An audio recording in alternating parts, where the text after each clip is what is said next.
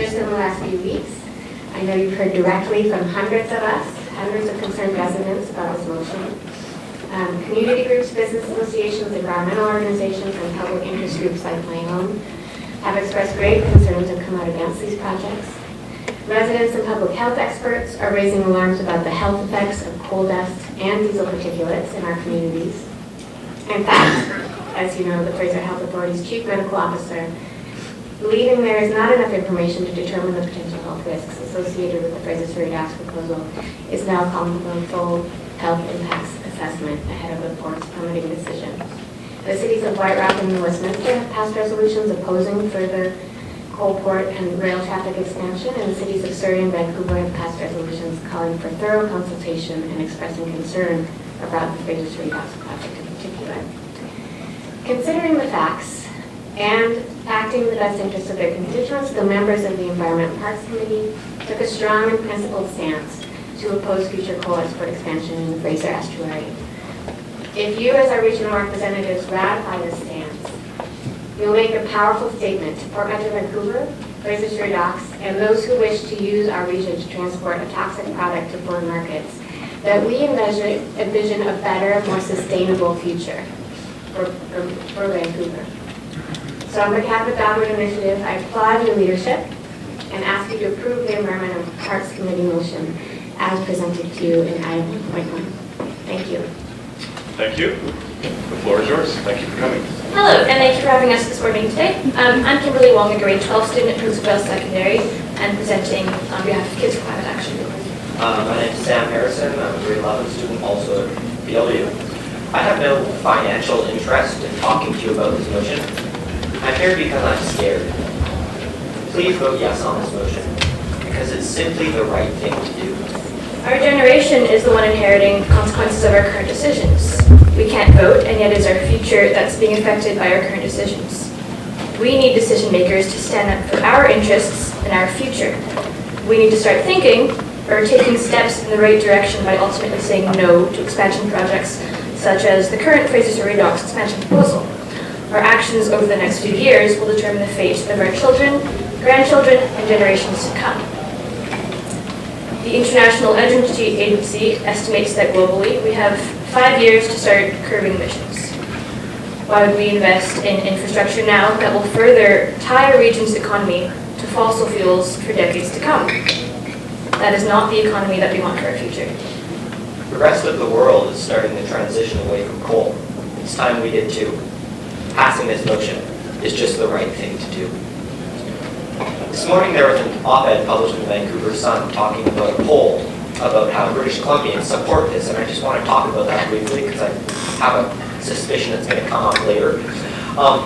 To talk about this poll, one of the questions on that poll was, if environmentalists are successful in banning coal exports from BC, they will then move on to other resources they don't approve of being harvested, like timber and other minerals, until our economy is devastated. Does that sound like an impartial poll? And second, based on experimental history, it's probably off by about 25% anyway. The greenhouse gas emissions when this coal is burned will affect all of us. It doesn't matter whether the coal is burned here or whether it's burned in China. We all share the atmosphere. Regardless of where it's burned, it's going to have the same effect. There's a concept called the social cost of carbon, and the US government actually just put out a report stating that each ton of CO2 we emit will cost about $38 in effects.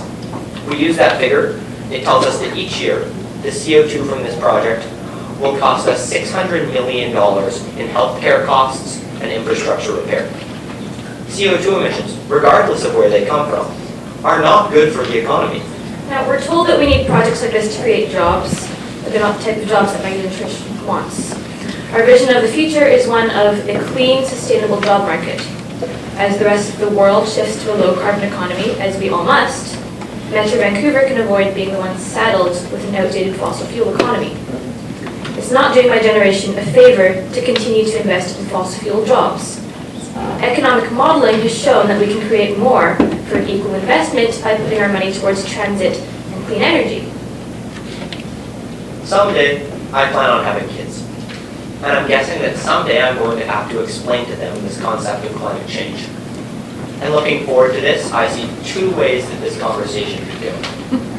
One, it could be me telling them how we left them with a disaster because we didn't have the strength and we didn't have the courage to prioritize their best interest above our short-term economic gain. Or it could be me explaining to my future kids how humanity overcame its greatest challenge and how my city did its part and led the way. So please, give me the hope that I need to keep fighting to get to that second option. The time has come that we stop throwing the economic and environmental interests of future generations under the bus for our short-term economic gain. The Fraser Surrey Docks coal port is a bad investment. It's an immoral investment, and it is not the investment my generation wants for our future. Please pass this motion. It's just the right thing to do. Thank you so much for your time and your presentation. We do have a couple speakers. If we today do not support your stand, and this goes ahead, and the decision won't be made by us, it will be made by the court, but if the coal expansion goes ahead, and the rate on farmland that most of you aren't aware of, thousands of acres that are being auctioned in Belgium right now, today, this very moment, goes ahead, how will your generation judge this? Well, I imagine that, it would be a positive judgment. I feel that this has been the status quo. Excuses like it's not our problem. If we don't do it, someone else is going to do it. Which is just, I think, a bad excuse because we judged all our decisions on, hey, look, that guy over there is doing it. I think I don't know where we would be left. If we keep deciding these things based on, oh, it's only a small percentage of global emissions, that there is never a big increase. It's always just a tiny little increase and they add up. And now is the time that we have to draw the line in the sand and say that we stop increasing. We're not trying to shut down fossil fuels tomorrow. We're trying to say that now we need to stop increasing, and then later we can think about reducing, because it's the right thing to do. And if we don't take that stand now, I don't know if it's going to be too late, or if we're not going to ever be able to do it. Thank you very much. We have one more question. Alternate Director Ferguson. Thank you. Kimberly and Sam, thank you very much for coming. It's great to see young people here, and it's also good to know that you're planning on having kids. I did want to say, I don't want to take much time. It's important to note the commodities and economics and the balance of current commodities with world demand and world challenges. I did want to ask you, and it's something we'll be discussing in your presentation, will be not taken lightly by this board. But I did want to ask you a simple question. How many members are in your group? The children? We had a core group of about 10 people, and we have lots of volunteers that come out to our events. So we've got a volunteer list of about 70. We've spent many Thursday afternoons talking to strangers on the street about the pouring rain, about issues like this, and then we've got a mailing list of about 2,500. Very good. I'm sure you get your position out to many more people today. Thank you. Thank you very much, and I think the city councillors in Vancouver need to worry because I think this is our next politicians in Vancouver. My name is Tim Takaro. I'm a physician scientist and a professor of health sciences at Simon Fraser University with a keen interest in the health effects of climate change and also occupational and environmental respiratory disease. I'm a member of the International Joint Commission on Water Issues, the Health Professional Advisory Board, the Canadian Association of Physicians for the Environment.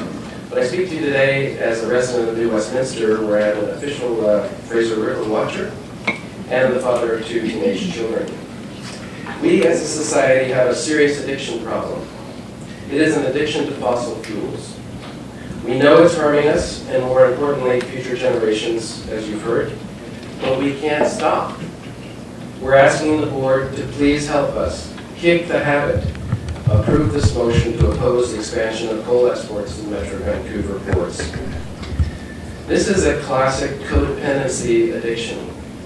We have energy companies feeding us the cheap stuff while funding junk science to confuse the public about the risk of greenhouse gases and the unstable future climate linked to that habit. We have a federal government dependent upon the industry too, and hell-bent on destroying Canada's preeminent public science capacity, as if what we don't know won't hurt us. It's not surprising that we have a largely complacent citizenry, addicted to a product we know is hurting us, but unable or unwilling to wean ourselves off our addiction. That's exactly what the government and industry want. Someone has to stop us. There is not time here for me to address in any detail the economic value of protecting our health and ecosystems and the appropriate tax for polluting this commons. But this economic valuation is now widely discussed and is almost everything available online. But we are talking today about the most fossilized of the fossil fuels. It's an 18th century fuel. Most people think we've stopped burning it here, but it is both deadly and an economic dead end. A colleague of mine from the Harvard School of Public Health, the late Paul Epstein, calculated that the life cycle of effects of coal power and the industry's waste stream, including the large burden of illness from heart, lung disease, and cancer, which is caused by coal plant particulate, are costing the U.S. taxpayers between $1/3 and $1/2 trillion per year. North American coal burning is decreasing rapidly in face of these realities. The International Energy Agency is predicting the decline in global coal burning will begin in 2020, but we should help accelerate this process by saying we will no longer enable the use of this unhealthy, outdated fuel. Control of greenhouse gases is a classic wicked problem. It seems to be beyond the ability of our current government structures. UN Framework Convention, please prove me wrong. This makes it easy for political and business leaders to hide behind jurisdictional boundaries, as we see the Port of Metro Vancouver doing today when they say that taking a stand on climate change is, quote, not in the scope of what the port does, end quote. This is terribly convenient for the port, but it is a fabricated impotence. The port is not shipping opium or even BC bud. It chooses not to ship explosives, nuclear materials, or other hazardous products. To say that the port can't control what it ships is ludicrous. Almost as ludicrous is to suggest that the federal government will be the jurisdiction to address Canada's greenhouse gas emissions. This is the same government that embarrasses us repeatedly on the international stage with regards to these emissions, tossing aside agreements that most nations strive to meet, and showing only the addict's desire to get more fossil fuels to market as soon as possible, as if there is a race to burn it up and cash in before economic conditions or stronger political forces stops us. I don't buy the argument that this threat is outside the jurisdiction of players around this table. Someone has to stop us, and who better than the aspiring greenest city in the world by 2020, this jewel we call home. We crave environmental credibility. Our body politic runs on clean air, clean water, and the promise of a sustainable future. Metro Vancouver is the logical leader at this time and in this place to begin the necessary retreat from coal. We must revoke the social license to ship coal from our ports. We are better than this, economically stronger than this, and environmentally smarter than this. Instead of growing this sector of our energy industry, we must shrink it and fully embrace the modern energy era with sustainable policies that account for the needs of future generations who will inherit this mess. Thank you very much for your presentation. Thank you. Thank you to the board for having me today. I'm Jeff Scott, President and CEO of Fraser Surrey Docks. Fraser Surrey Docks respectfully urges Metro Board of Directors to reject the motion of the Environment and Parks Committee related to the coal exports at our terminal. We request that the board carefully consider all of the facts related to the motion before making a decision. And the purpose of my briefing is to provide you with an overview of our proposed project that will enable us to safely handle coal through our terminal and the mitigation steps we have put into place to address the concerns raised through the public engagement process. Fraser Surrey Docks has been operating for over 50 years on the Fraser River, and we have a proven track record of safe and reliable terminal operations. We have handled a variety of products over those years, and the safe, responsible, and sustainable handling standards that we have applied to those products will be applied to any new products that we handle, including coal. The economic crash of 2008 resulted in a significant downturn in business and have forced us to look at new opportunities. A shortage of port capacity and increasing demand has created an opportunity for an existing deep-sea marine terminal with existing infrastructure such as Fraser Surrey to capitalize on growing coal opportunities, especially thermal coal. We are proud of our relationship in the community and we believe ourselves to be a good corporate citizen. We understand our obligations within that community and will continue to work responsibly to ensure we are continuing operating for another 50 years. FSD has applied to Port Metro Vancouver for a project permit to build a coal handling facilities within our existing terminal operation. This application process includes thorough environmental and technical assessments and requires the implementation of stringent environmental monitoring processes. The facilities will allow for the direct transfer of coal from trains to barges via an enclosed conveyor system. We are permitting to handle 4 million metric tons of coal, with 2 million metric tons expected in the first year of operation, but the facility will be built to handle 8 million metric tons of coal. We have undertaken a public engagement process in 2 phases. We initially notified the community last September through a community newsletter mailed to 3,200 households with a request to contact us for further questions and concerns. Regardless, we reached out to the community and began meeting with several groups, with residents groups, stakeholder groups, municipalities to discuss the project and listen to their feedback. We reconsidered various components of the project and implemented further mitigation in some cases. And recently, we've conducted a phase 2 consultation process and broadened our scope and outreach to 8,900 residents and households. And we held 2 open houses in May, which focused on providing additional project details, and we shared our comprehensive mitigation strategies for the majority of concerns that have been raised to date. Fraser Surrey is committed to operating in an environmentally responsible and sustainable manner. We take our responsibility very seriously and have engaged a group of our own experts to help address concerns that have been raised. Some of those individuals will be speaking today, with the exception of Dr. Len Ritter, who is one of the world's leading toxicologists. We fully accept our social and environmental obligation to minimize coal dust. This is my community too, and the safety of my family and my employees is as equally important to me as it is to all stakeholders. We have taken great care and caution to ensure we can appropriately control the dust throughout the entire supply chain. BC terminals operate under strict environmental and air quality regulations and meet some of the highest standards in the world. BC terminals have been safely transporting and handling coal for decades. We have worked with air quality experts to address any potential impact on air quality. And at Fraser Surrey Docks, I must reiterate, our operation will be in a fully enclosed operation with full suppression system.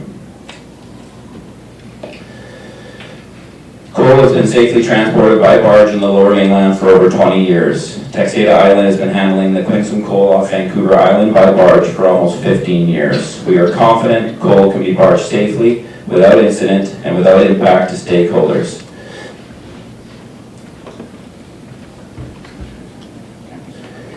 In summary, Fraser Surrey Docks is committed to using the best practices to create a safe, efficient, and reliable direct-to-barge facility. We have mitigation steps in place to eliminate the concerns that have been raised. Questions, and to all of the people asking questions, because there's quite a long list, we only have 5 minutes, so if you could just get to the question and hold your comments, because I'm sure this will come out on consent agenda later. So having said that, Director Steves. I have 3 questions. First, who owns Fraser Surrey Docks? A company called Macquarie Infrastructure Partners. And who is Macquarie Infrastructure Partners? Macquarie Infrastructure Partners is a global company that invests in infrastructure around the world. We are a private terminal operator, and we have a long-term lease with the Port Authority. And how much land are you leasing from the Port Authority? Just roughly about 160 acres. Okay, that answers that question. My second question is, well, one question. It's a 3-part question. Go on and get the answer to one question. My second question is the question I asked you at the Environment Committee and you did not answer. You stated in here that the air quality impacts are expected to be negligible in transit of barges to Texada Island. You did not say that the quality of the estuary would not be affected. Now, coal contains heavy metals, arsenic, and all kinds of things. There is a dead zone, a black zone around Deltaport. The dust spreads onto the ferries, onto the boats, and everywhere, and has to be cleaned off. Crabs caught in that area are filled with coal dust. And you have not told me how you're going to stop the dead zone, the black zone from expanding from Deltaport to west of Island, where the coal dust will impact the farmland, the food, and the Fraser. Okay, so can we let him answer that, because we got a long list of questioners. That's my question. So you have not told us how it's going to prevent the coal dust from damaging the flora and fauna of the farmland in the Fraser River. We have taken extensive time and energy to ensure that our project keeps coal where it needs to be kept, and that's within the facility, within the rail cars, and on the barges. We are very confident in our ability to control the dust and ensure that it does not impact the stakeholders along the Fraser River, and the coal remains in the barge. We put mitigation steps into place in terms of how we load the barge to ensure that the coal is profiled, that ensure that we have operating protocols that ensure that we don't load the barge or move the barge in high wind situations, and we're very confident that we can control any emissions off that barge. At the environment meeting, you said 40-kilometer winds, and I said to you that 40-kilometer winds more than that can whip up within 10 or 15 minutes after your barge leaves. If the barge is going down the river at 8 knots and the wind is coming up the river at 15 knots, that's a 40-kilometer wind, so you don't take much of a wind to start blowing the coal dust off. Are you going to be putting water on that barge the whole trip from Fraser Surrey Docks to Toxicology Island? We don't believe we need to. We have the standard operating procedures that will ensure that that coal remains on the barge through its entire transit. In addition, we will be adding monitoring stations to the barge to ensure that we are adhering and complying with that standard. We will monitor that on a continual barge movement basis, and if there is an issue, we will review and rectify the situation. So, Director Steves, I got to move on because I got 6 other people in 2 minutes. So, Director Ray. Thank you very much. Mr. Scott, my questions are quite simple. There's 2 of them. I see you have a storage area, and how you're going to control what's in that storage area, and how big is the storage area, and how much coal will be there, and will it be inside of a building, or is it left as a pile outside? Currently, the project proposes an external emergency stockpile area. That area can accommodate up to 30,000 metric tons. That area was originally established as an emergency provision in a supply chain failure. We have since spent the last year looking at how we can improve that operation, and are very confident that we will not require external stockpiling of the coal. We've made some changes in terms of how those rail cars are arrived, received and delivered on the terminal. We've implemented a 48-hour rule that would look at in ensuring that we have a provision in the supply chain that would allow us to unload a barge, return an empty barge, so that we would not have to stockpile coal on ground. We put provisions in terms of how many times the stockpile can occur within our contract with the customers, which is once a quarter, and we're very confident that worst case scenario, we would have a stockpile in the dock for less than 48 hours. But we're taking the position now that we would not have to put coal on ground. Thank you very much. Director Rizzotti. Thank you very much, and Jeff, thank you for the outline of how you're going to attempt to mitigate all of the issues for our Bridgeview residents. However, we've heard very loud and clearly from our residents, both in Panorama and Crescent Beach, about not only the train traffic, as Councillor Gilligan's outlined, but also as that train travels through our community. So again, can you go over how you can mitigate the train and the coal dust from the thermal coal that will be taken off the trains as it moves through all our community? And again, again, an affirmation that you will also participate in making sure that we're having more dialogue with BNSF in terms of how they're committing to our community, making sure that the train traffic isn't debilitating parts of Crescent Beach. Okay. We'd like to start out by saying for this particular operation at 4 million metric tons, that would equate to about a train a day. And to put that in perspective, prior to 2008, we were handling 4 trains a day. We currently handle 1 train a day, and I think that's important because even with the growth of this project, we will be half at what we were historically. The second component is we've been working very closely with BNSF, are very confident in their control mechanisms. They will be, and our customers have contracted to using 3 components. One is to ensure that they profile the coal, which is flattening the coal out on top of the rail car. The second component is that they would use a topping agent, which is a control agent that's applied to the top of the coal to bond it and secure it to ensure that no dust escapes. And the third component is that they would be using a body agent. The body agent isn't specifically for coal dust, but it's oxidization, but it helps bond the coal together and prevent it from dusting. And studies that BNSF has undertaken has proven that they can reduce the coal dust by 85% if they implement those. Again, we are working with BNSF. Our customers are contractually obligated to apply those standards, and we're very confident that we will not have an emissions issue from the rail cars. Thank you for coming. Thank you very much for hosting this. It's a very important issue. I think it's going to be one of the most important issues that your board is going to make. Metro Vancouver, Surrey Docks is virtually in the absolute dead center of Metro Vancouver. The Port Metro Vancouver has always expressed concern about shortage of industrial land. And here is 160 acres of prime, probably the most prime industrial land in the lower Fraser Basin. And the plan to create, and I've been told 16 to 20 stevedoring jobs, 50 jobs in the entire chain from the United States to Texada Island. Is that a good use of probably some of the most prime industrial lands that we have in the lower basin? With such a shortage of land and so few jobs, that is certainly a primary concern. The other concerns are certainly with regards to the product itself. It's a very volatile product. It's a very dirty coal. It's actually the lowest priced coal on the coal market right now. It's about a third of the coal that comes next to it. It sells for $10, and it's trading today for $10.55 a ton.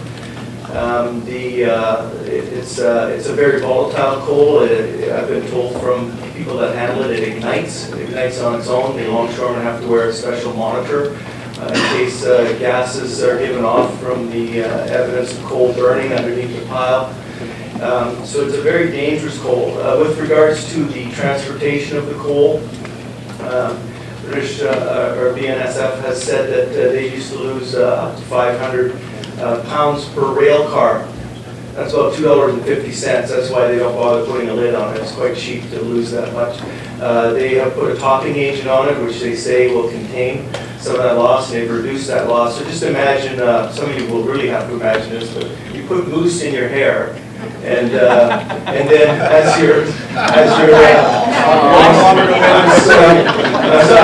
was looking at my mare. As you're heading down the track, eventually, it's going to loosen up. They say that the greatest loss is in the first 1,000 kilometers, but that's not true. The loss of the product is seen all the way down the line, and remnants of coal dust from the mine in Montana will show up everywhere. The health hazards are real. The health officer has put out a document with concerns. These are issues that I don't believe can be mitigated. Their dust will continue to affect us. One thing that really troubled me, I was on Almanac the other day with the Anita Huberman, who's the Surrey Board of Trade CAO, and we're trying to defend whether or not 20 jobs or even 50 jobs was worth it, whether there'd be a net loss to tourism, which we think in New Westminster there will be a net loss to our tourism industry, and certainly along White Rock and Crescent Beach. There will be a net loss of jobs, probably a severe net loss of jobs. And her comments, and she repeated that about 3 times when we questioned her, she said that her information from Port Metro and Surrey Docks is that it could be up to 200 jobs. Well, West Shore Terminal's coal facility, which is a fairly major coal port, takes freighters up over 300,000 tons. That's 100 jobs.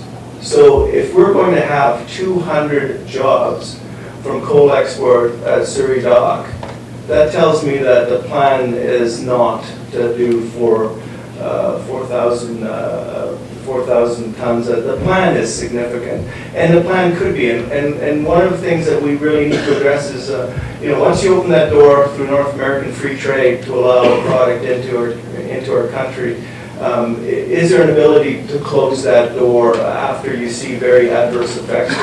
Westminster has rebuilt their Pier Park. We've won multiple awards for it. We're very big on industry. We've actually lowered one of the light industrial taxes in Westminster. We believe in a city that lives, works, and plays together. And this dock right across the water from us will affect us extremely adversely. And it will counter everything that we're doing to build a community that is modern and that still respects the workforce, but also respects the direction that we need to go. So I ask you, please, this is going to be one of the most important decisions you make it the right way. Thank you. Thank you very much. Councilor Quickmeyer, we appreciate your time coming out and chatting with us. Is there any questions? Seeing none, thank you. Move on to Andrew Murray from the New Westminster Environmental Partners.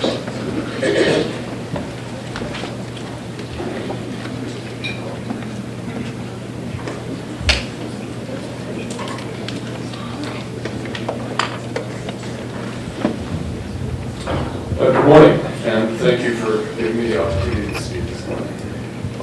As a member of an environmental organization in New Westminster, we are greatly concerned about many aspects of this project. When we look at the risk-benefit analysis, the benefit is 50 jobs, half of which are here and half of which are in Texade Island. The risks, there are many, and there are very serious consequences. I would first like to talk about the trains. The route that those trains make through White Rock, Delta, and Surrey pass over within close proximity of 12 schools, many of which are elementary schools. And we would argue that the increased exposure to diesel particulate matter and coal dust every day to thousands of kids along that route is, in contrast to 50 jobs, it's our position that that simply is not worth the risk. When we talk about the coal facility itself, the proponent has talked about not storing coal under normal conditions. We believe as this project ramps up to 8 million tons a year that there is going to be coal stored on this facility, uncovered in the 2-acre site, which will grow as through this convoluted process of trains and barges. It's inevitable that coal will be stored on that facility. The barges itself, the barges are open. I attended the Fraser Surrey open house and asked the Lafarge representative who will be doing the barging, why weren't these barges covered? And his response was it wasn't economically feasible. We find that unacceptable. We find that cutting corners to increase the profit margin of this project at the expense of the environment, quality of life of people in my city, in Surrey, Delta, and the depreciation of our natural capital is unacceptable. These barges will, as already been indicated, will be towed in winds up to 39 kilometers an hour. There will be a steady sheen coming of coal dust and coal being blown off that, regardless of whether they're being wired. And that, again, is a great concern to us.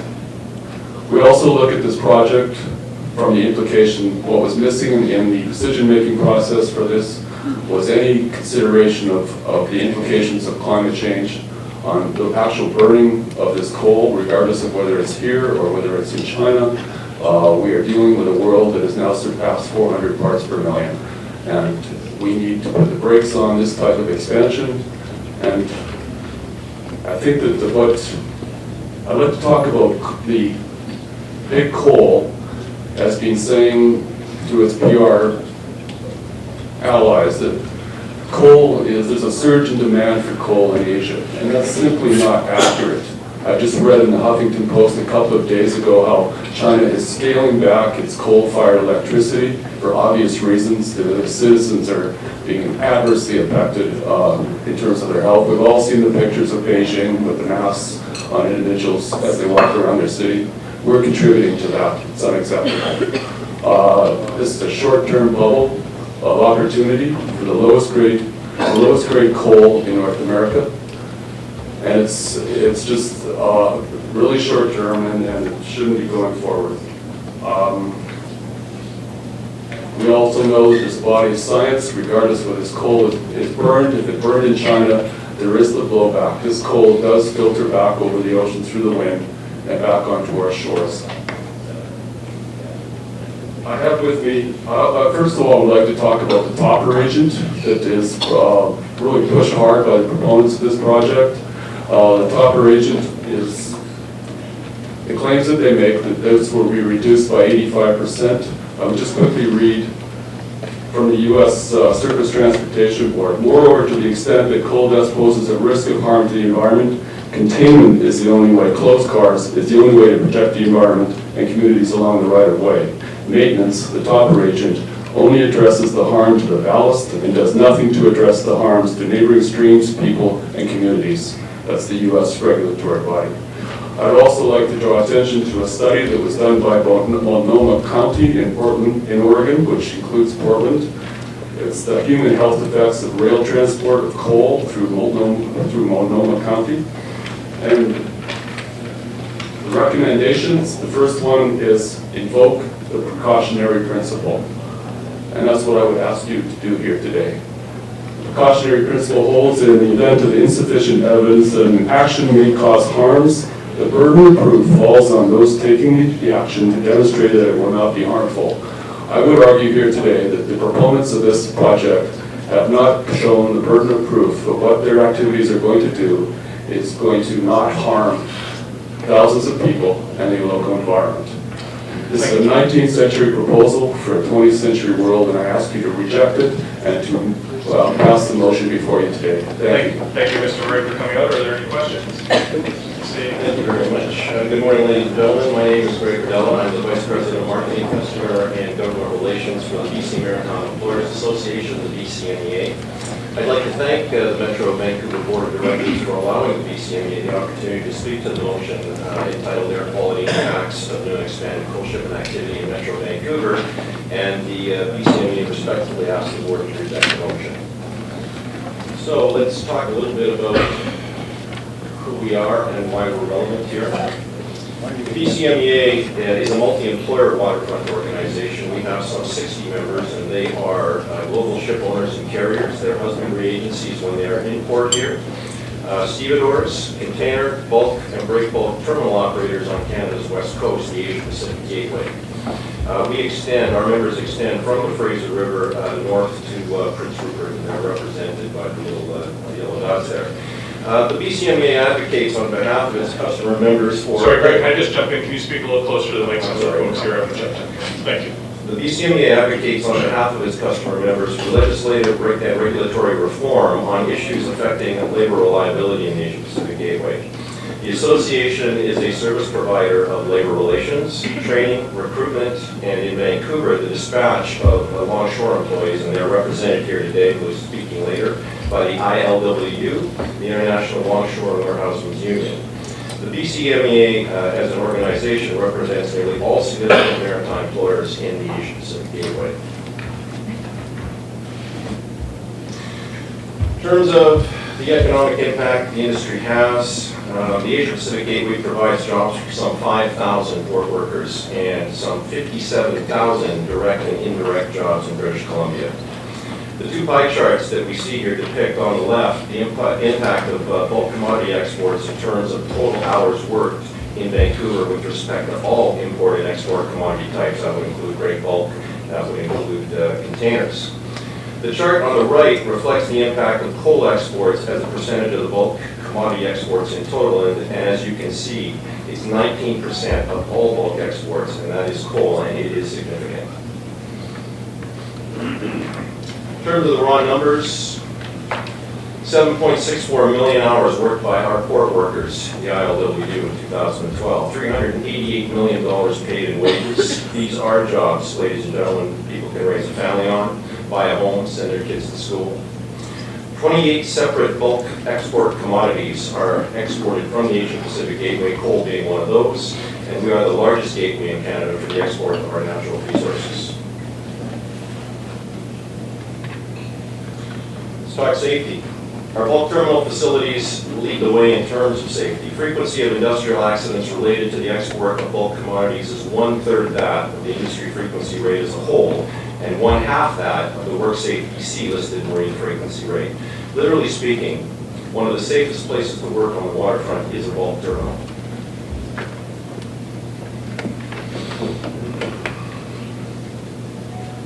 people are experts. The ILWU port workers are experts in the handling of bulk cargo. That's because they're experienced and extremely well trained. In 2013, we'll be spending some $2.5 million training some 836 ILWU port workers to safely and securely handle bulk commodity exports to the world. Of the budgeted amount for training in 2013, we've already completed 60%, so we're well on our way. And approximately 40% of our entire budget is in fact dedicated to train safe, competent, and reliable people to work at our bulk terminal facilities. To sum up, BCMEA trained employees who are employed at our bulk facilities have successfully passed many levels of operational competency. They're extremely experienced and adhere to many levels of regulatory compliance, as do our bulk terminal facilities themselves. Some of these listed below under the Canada Labour Code Part 2, the Mosh and Kosh regulations, Canada Shipping Act, Transportation of Dangerous Goods, and the WMIS regulations. Again, to some, the Asia-Pacific Gateway and the export of Canada's bulk commodities is a significant contributor to Canada's standard of living. The safe, secure, professional, and environmentally conscious manner in which these exports are facilitated by the marine community, we believe sets standards for the world to follow. I'd like to thank you very much for your time and attention. I'll be happy to answer any questions. Thank you very much for your time. We do have some questions. Alternate Director Robinson. Thank you, Chairperson Moore, and thank you, Mr. Verdella. Since we're focusing on Surrey Fraser Docks, page 3 of your presentation does show a total payroll area of $388 million. Do you have the total payroll for Surrey Fraser Docks at the current rates, the current number of jobs, what the projected payroll will be, and the projected increase in those jobs? Yeah, Councilor, I'm sorry, I don't have that information with me, and to tell you the truth, I prefer to leave the answer of that particular question to Mr. Jeff Scott to be able to give us that. And just a secondary question, as economic gain, what is the net gain per area, either in taxation, in royalties? How does Surrey Fraser Dock contribute locally, economically, other than wages? Once again, I don't want to appear to be ducking your questions, but that's not my particular area of expertise. I would call in for Metro Vancouver in the form of Laura Benson to help with that one, as well as Mr. Jeff Scott. Thank you very much. Thank you. Director Meigs. Thank you. If I understood the table correctly, the hours work, which is the job argument you're focusing on coal, is about 4% of the total hours work over the entire port operation. So it's 19% out of 22%. Correct.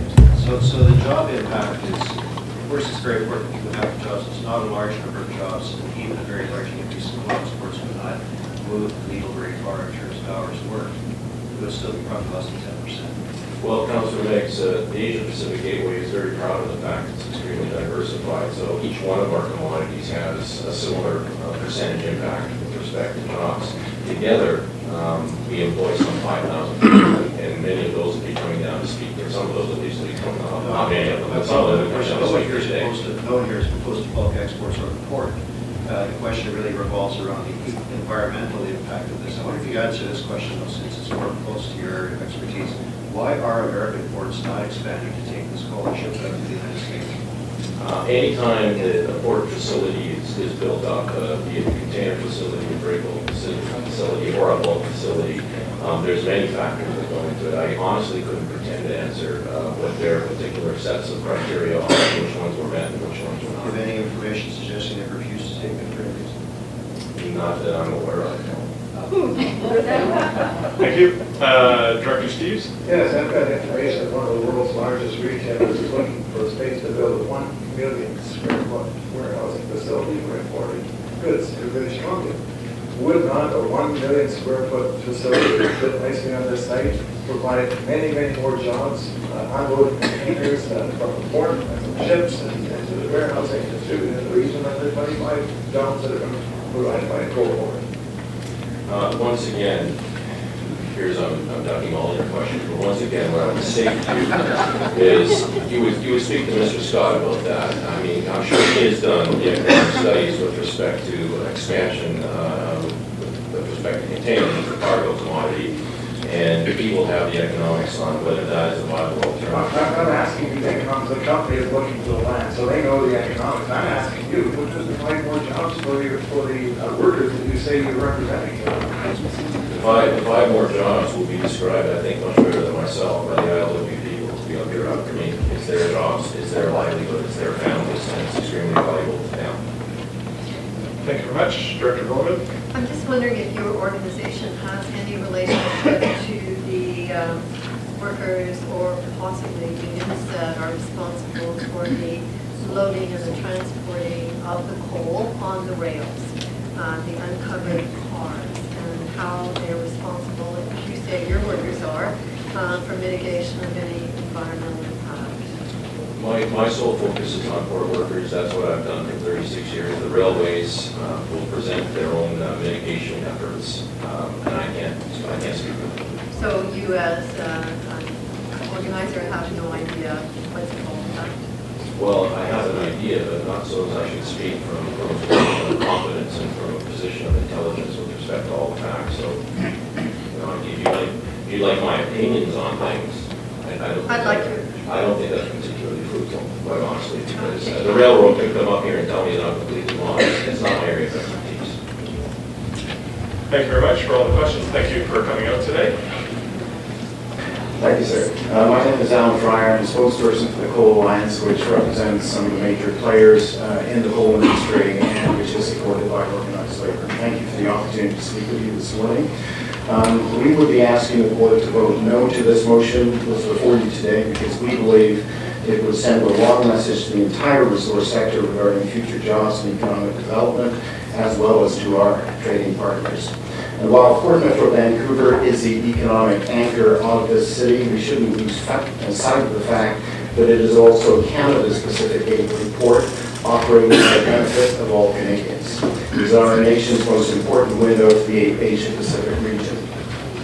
Here in BC, our industry supports 26,000 skilled and well-paid jobs and produces a product the world needs: coal, to produce steel that goes into mass transit and high-density housing and into practically everything we touch and use every single day, and thermal coal, primarily from the U.S., which is used to provide basic electricity to 4 out of every 10 people on the planet today.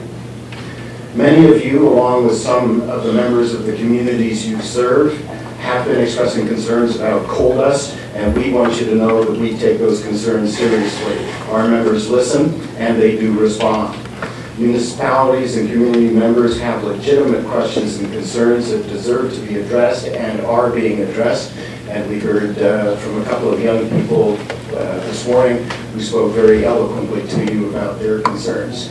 But I think it's also important to understand, and as councillors and mayors you do, that there are groups in the United States and here in Canada as well that have gone to certain local issues to push a much broader agenda.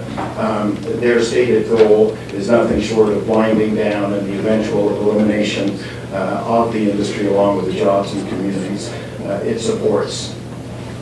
And as the Business Council of BC has said in its submission to you, why would British Columbians who have an excellent environmental practices deny themselves the ability to mine and export a product that consuming countries would easily source elsewhere? The men and women in our industry work tirelessly, and our partners invest significantly in new systems and technologies to keep dust where it belongs, inside the rail cars and the terminals. When things do go wrong, when a problem is identified, our members don't wait to be told to take mitigation measures, they respond proactively. This commitment has paid off. We have seen steady improvements in air quality in Metro Vancouver, even as activity at our terminals has increased to the benefit of all British Columbians. Issues of health, safety, and the environment are priorities for the industry. The question of a health impact assessment has been raised and is part of this motion. We have heard that Port Metro Vancouver has been in discussions with the health authorities, and the Coal Alliance believes that is the appropriate venue for those conversations to take place. It is also important to remember that ours is already a heavily regulated industry with 10 government agencies responsible for oversight. Our job as an industry is to work within legal regulatory frameworks and to play by the rules, and we do. Further to the motion itself, at least one director has questioned whether the motion itself is ultra vires, beyond the scope and powers of the board. The Parks and Environment Committee chose not to deal with that question, but we believe the board should. So what we hope and what we ask of you is to take a balanced approach to this issue, one that takes into account the proven experience and commitment of our industry partners to responsible operations, as well as to the economic significance of the industry to the national, provincial, and local economies. Thank you. Thank you very much for your comments. We do have some questions. Director Long. Thank you, Mr. Chair. Now, you said at the beginning that you, and many have said that they would like us to oppose this motion that's on the floor, but what you're doing is saying that Part A and Part B and possibly Part 2 are okay, because we're asking for more information to be part of a process, etc. It's really C that's got you concerned. Am I correct in assuming that? Because C is the one that says we oppose the shipments from the Fraser estuary. That is the part that troubles us, yes. And that's the part I think that we should all be cognizant of, that this is part of this moment that's a bit of concern. So in that respect, in that we have a concern about the estuary, would it not be prudent just to cover the barges? Is there no way with technology or some kind? I saw some pictures here of some barges that moved down the Mississippi and they were covered. If the coal was covered, would that not solve the issue for most of us? You know, again, Jeff Scott, the proponent, has addressed those questions, and he's the appropriate person to put those questions to. But in terms of the Coal Alliance, would you not be perhaps in favor of that mitigation? The Coal Alliance is confident in the mitigation techniques that all our industry partners take, from the railways and the terminals. We go to great lengths to make sure the coal dust stays where it belongs and away from where it doesn't. Okay, and just finally then, in moving coal by barges in other regions in the world, are they not covered in other regions of the world? I don't know. Okay, thank you. Thank you very much. Director Meggs? Thanks. I'll be very brief. Thanks, Mr. Fryer. Good to see you again. I get troubled by the suggestion that the entire industry be rocked by a motion which just expresses opposition to shipments from the estuary, only the estuary, other than the existing Roberts Bank coal port. I mean, we've seen many cases in BC history where policy levels of government have taken decisions to regulate the production of coal. For example, former Premier Campbell prohibited the use of coal for generating energy in the province. Right? We don't mind uranium, but I just want to say that can we not see a situation where this motion could pass and actually the coal industry would dust itself off and step up and march forward? I mean, it's a very Now, again, I think expressing opposition to job creation, to a development project does send the wrong message, because we don't believe it's based on fact. We don't believe that it's based on legitimate health concerns.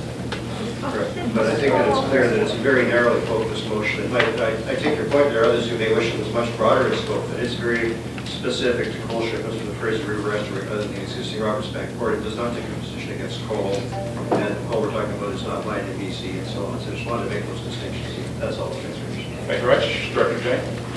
Thank you very much, and good to see you again, Mr. Fryer.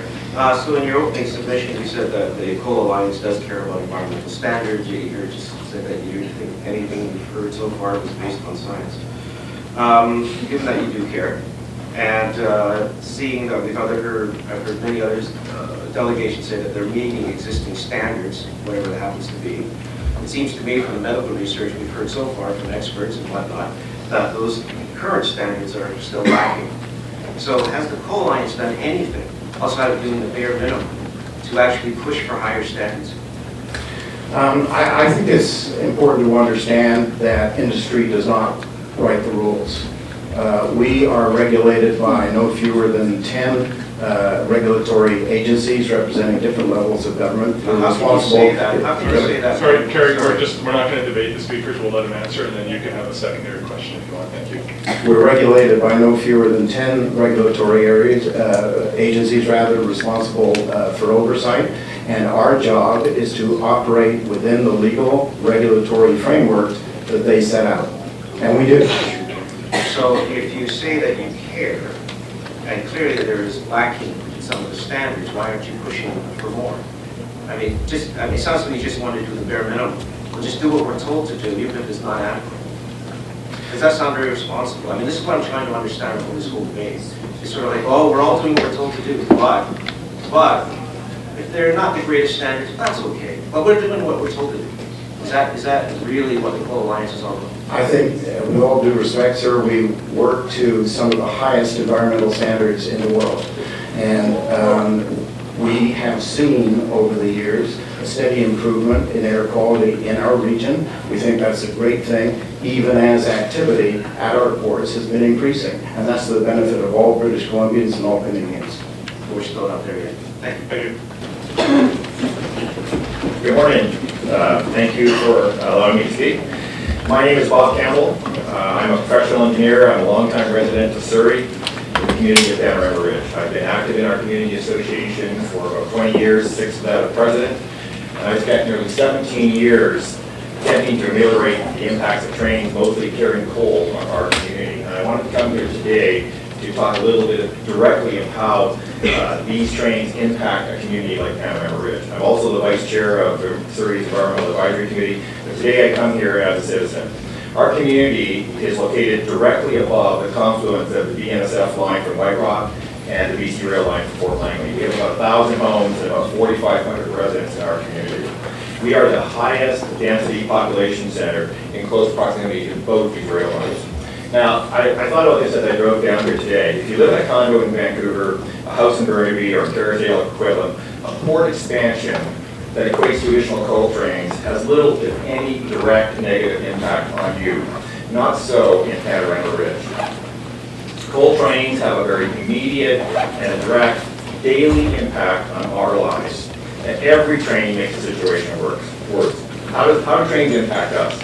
First of all, just generally in home values. Our home values of property in Panorama Ridge are significantly lower for equivalent sized properties and homes because of the cumulative impacts of trains.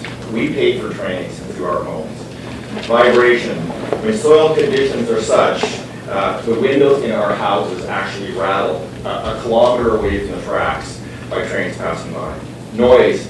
A full kilometer from the track, train whistles in our area are 94 decibels. That's a grown man shouting at you 1 foot from your face. We hear locomotive noise, wheel screeching, car shunting. It's just 24/7, 7 days a week. Pollution in the form of coal dust and diesel fumes. We've seen coal dust completely obscure trains as they pass. We constantly wash it off our decks, our cars, our houses. Let me give you a quick story. My neighbor refinished his kitchen cabinets in the basement. And after applying the Verathane, he left the cabinets to dry, but decided to crack a window in his basement open a few inches to dissipate the fumes. In the morning, he discovered all his cabinets had black speckles on them. Black speckles from coal. It's unfortunate for my neighbor, but the scary part is that we're breathing that same air and we really don't know the impacts. A couple of days ago, I listened to Dr. Frank James of Bellingham, a physician and university professor who leads a group of 204 Washington State physicians conducting a science-based study of train emissions.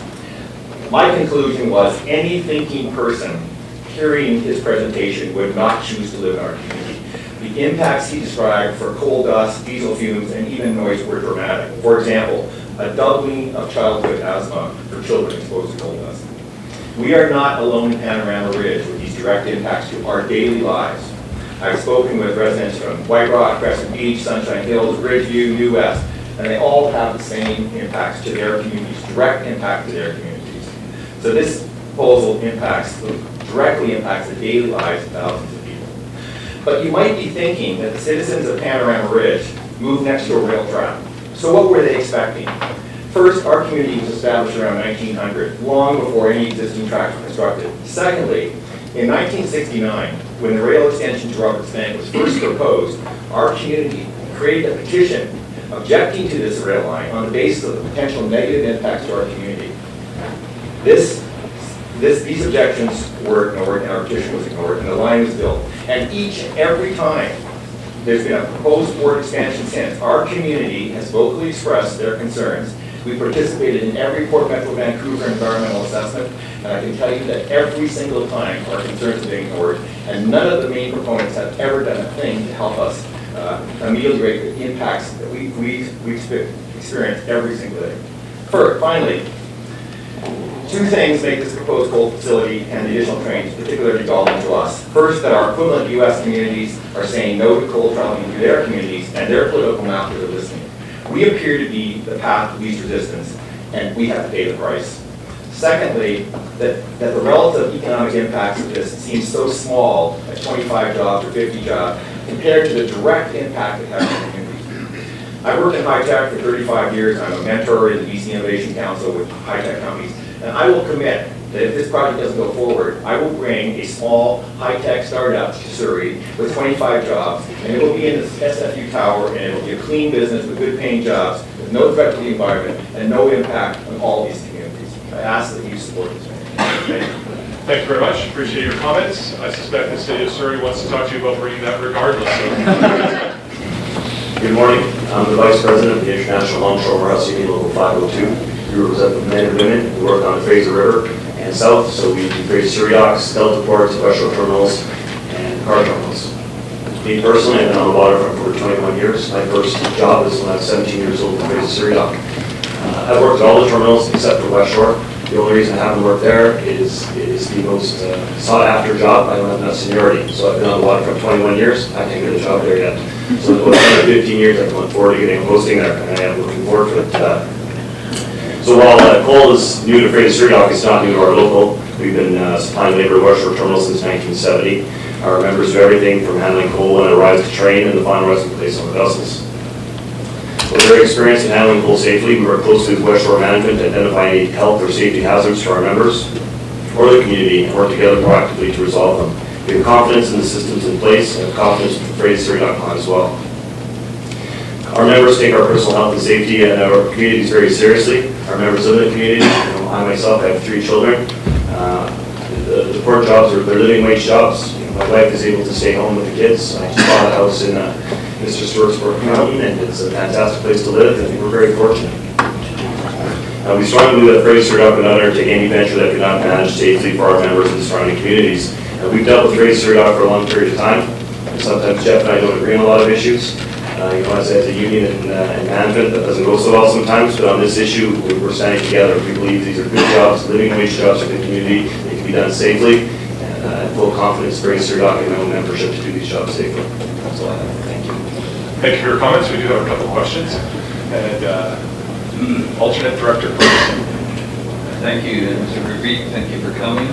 Thank you for your presentation. I'll be very brief. I did want to say your committee, your organization probably have health and safety committee, and I was just wondering if you could tell me about any issues or concerns regarding coal dust or the lake within your membership. There was actually a comprehensive study done in the 1990s. In 1970, we had a bunch of guys my age who started, and in the mid-90s, they did a study. There were some doctors that came in and was checking for black lung or any coal-related issues. There was none, 0. So we don't have any higher rates of cancer within our membership than the regular workforce, which is amazing considering everybody smokes, except for me. Maybe it's offset by all the pressure. That might be masking the concern. My next thing would be more academic. Have you submitted any of these facts to the submission to your employers? No, we haven't. I think Dennis Racer from West Shore, he's probably more aware of that study done in the mid-90s. So if you'd be the guy to ask for that. Okay, thank you very much indeed. Thank you very much. We do have a couple more questions. Director Steves. Thank you. I heard my question earlier. You heard the discussion about climate change, about the damage to the Fraser River estuary or coals. If you had a choice between a 1 million square foot warehouse that provided a couple hundred jobs, unloading containers at the Delta port and trucking them over to the facility, 1 million square foot facility, which would you choose? A couple hundred jobs or 25 jobs that may harm the environment and may harm the way automation is going to containerization, I don't think there's going to be hundreds of jobs in container ports very soon. I think bulk are good jobs and they're not going anymore. I think container jobs are going to be going. Then why would this company be trying to find a land to build a 1 million square foot warehouse? All I'm saying is we loaded on those containers. Right now, it's a very labor-intensive Delta port employs by far the majority of our membership. That's going to change in the next 10 to 15 years. And we're very concerned about that, quite frankly. So you prefer to ship coal? There's no containers in Fraser Surrey Dock as long as you guys want to get rid of the tunnel, the big bridge. You prefer to ship coal, is that correct? Yes, we prefer ship coal because they're jobs, yes. Director Miller? I just want to clarify, because I'm just knowledgeable about not knowledgeable about the different grades of coal, but I understand the coal that's being shipped from Wyoming and through the states. That's one reason Portland and Oregon and Washington was wanting to make these resources into the lowest grade of coal with the highest dust levels. So my question is, I know that there's been a coal port and we have been using the resources in British Columbia, but it's been a harder coal. And so this coal really is the coal that's most adverse to being smelt.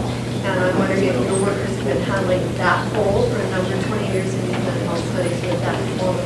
I don't know how long they've been handling it. Since I've been in office, which is 8 years, West Shore's been handling it, but that is definitely a question for Mr. Morgan. Mr. Morgan. Yeah. Thank you for your question. Thank you so much for your time. We appreciate it. Thank you. Oh, sorry, I do have one more question that just popped up, and we have 1 minute. Director Harris. Thank you very much. I just wondered, you're talking about health impacts of handling coal in a port. A lot of what we've heard is about the health costs of coal in motion. Have you looked at the differences there? And are what you put, is anything that you've told us relevant to the coal in motion and the health impacts of that? Well, all I can say is, I've been working at Deltaport basically since 1997, and we get the dust every day at Deltaport. They're all white machines. If you wipe your hand on anything, yes, there's coal dust there, but there's no higher, no significant increase in cancers or anything within our membership. We're all breathing it every day. Good morning, my name is Carla Graff, and I work for Triton Consultants.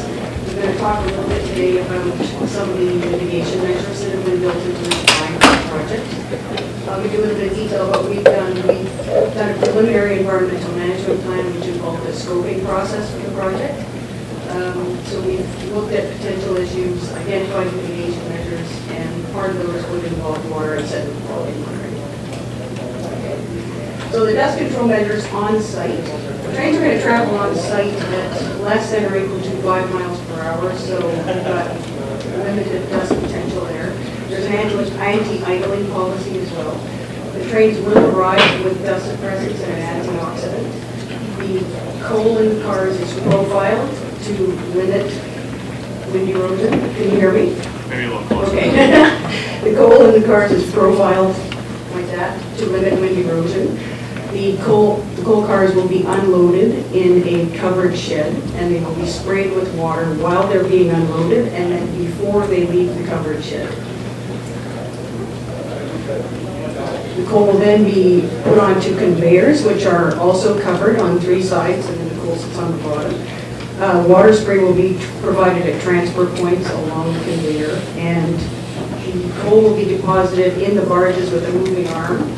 So the coal is not being dropped from a height where it could generate a lot of dust. It's a controlled discharge into the barge. And there's also an ability built into the system to wet down the barges as needed. Stockpiling, which has been of interest to many people, as Jeff has said, coal stockpiling is not anticipated. It's an emergency stockpile. We expect it to be on site for 48 hours maximum. The coal stockpile will be behind a lock block wall on 3 sides, which will provide a bit of a windbreak. It'll also be lined, so if there's any coal in there, you won't have it, and it's raining, for example, you won't have any leachate coming out of that stockpile. It's not controlled. The stockpile is also going to be about 3 meters in height maximum. It's going to be flat topped, and that's deliberately done that way to limit wind erosion. And there will also be multiple sprinklers at the dust pile. Or pardon me, at the stockpile. That was a good one.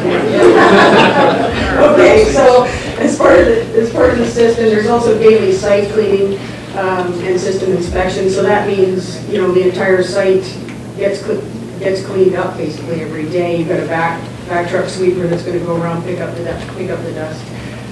There's going to be weather monitoring, which will help direct when barges are loaded. And that'll primarily be associated with wind, as we've discussed. And Chris Kosher will talk about the air quality monitoring program a bit more. But we're going to have a permanent station on site, a permanent station off site, and there will be air quality monitoring on the barges as well. And again, Chris can provide more design information on that. And there'll also be pre-operational monitoring to set up a baseline to compare the operational results. So water management, this is another important one. So the site runoff from rainfall and dust suppression, because water is going to be used for dust suppression at all locations basically on the site, it's going to be collected, treated, and then redirected into the dust suppression system.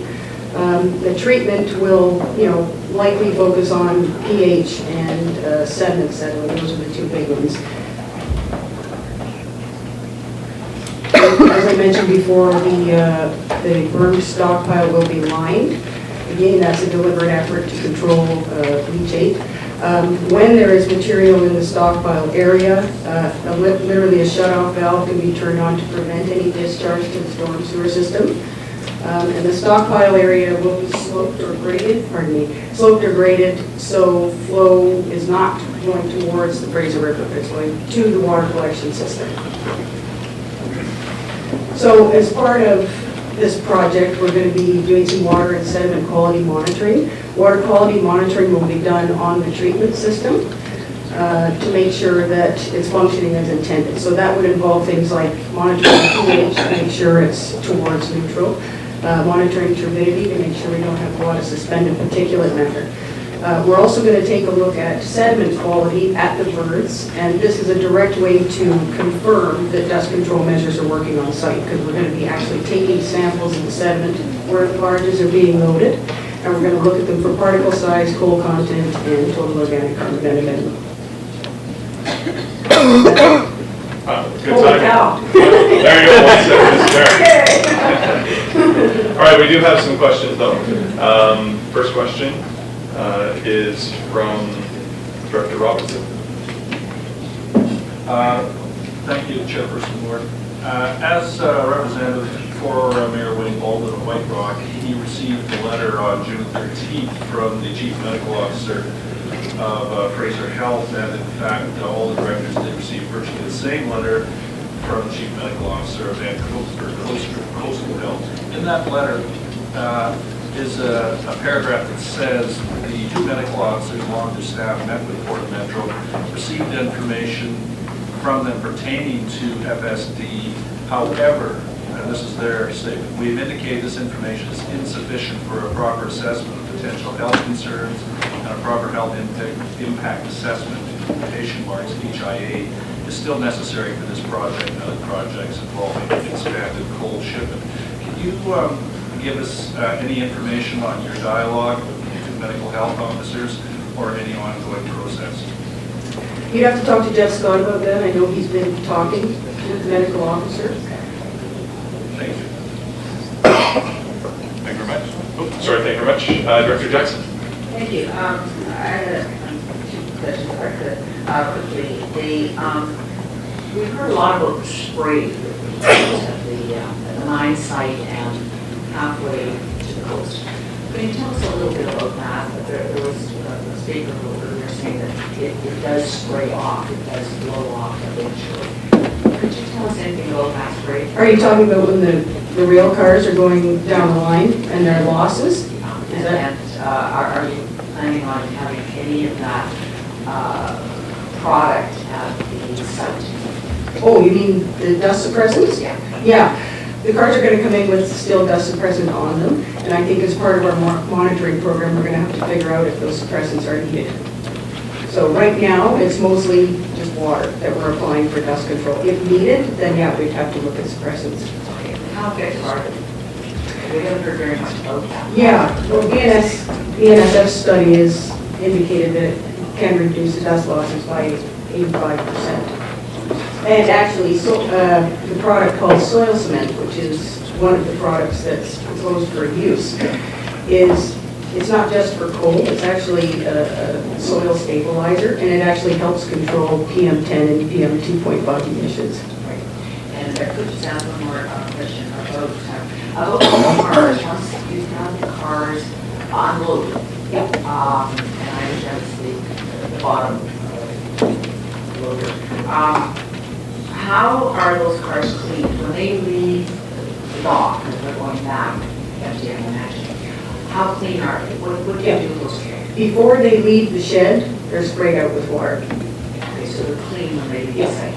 Okay, thank you. Thank you very much, Dr. Jackson. Alternate Director Ferguson. Thank you very much. I did want to ask you another question that came up earlier on. What about, in some ways, covering or sheltering some of the product either on the barge or on the railroad? On the railroad, too, you said, or?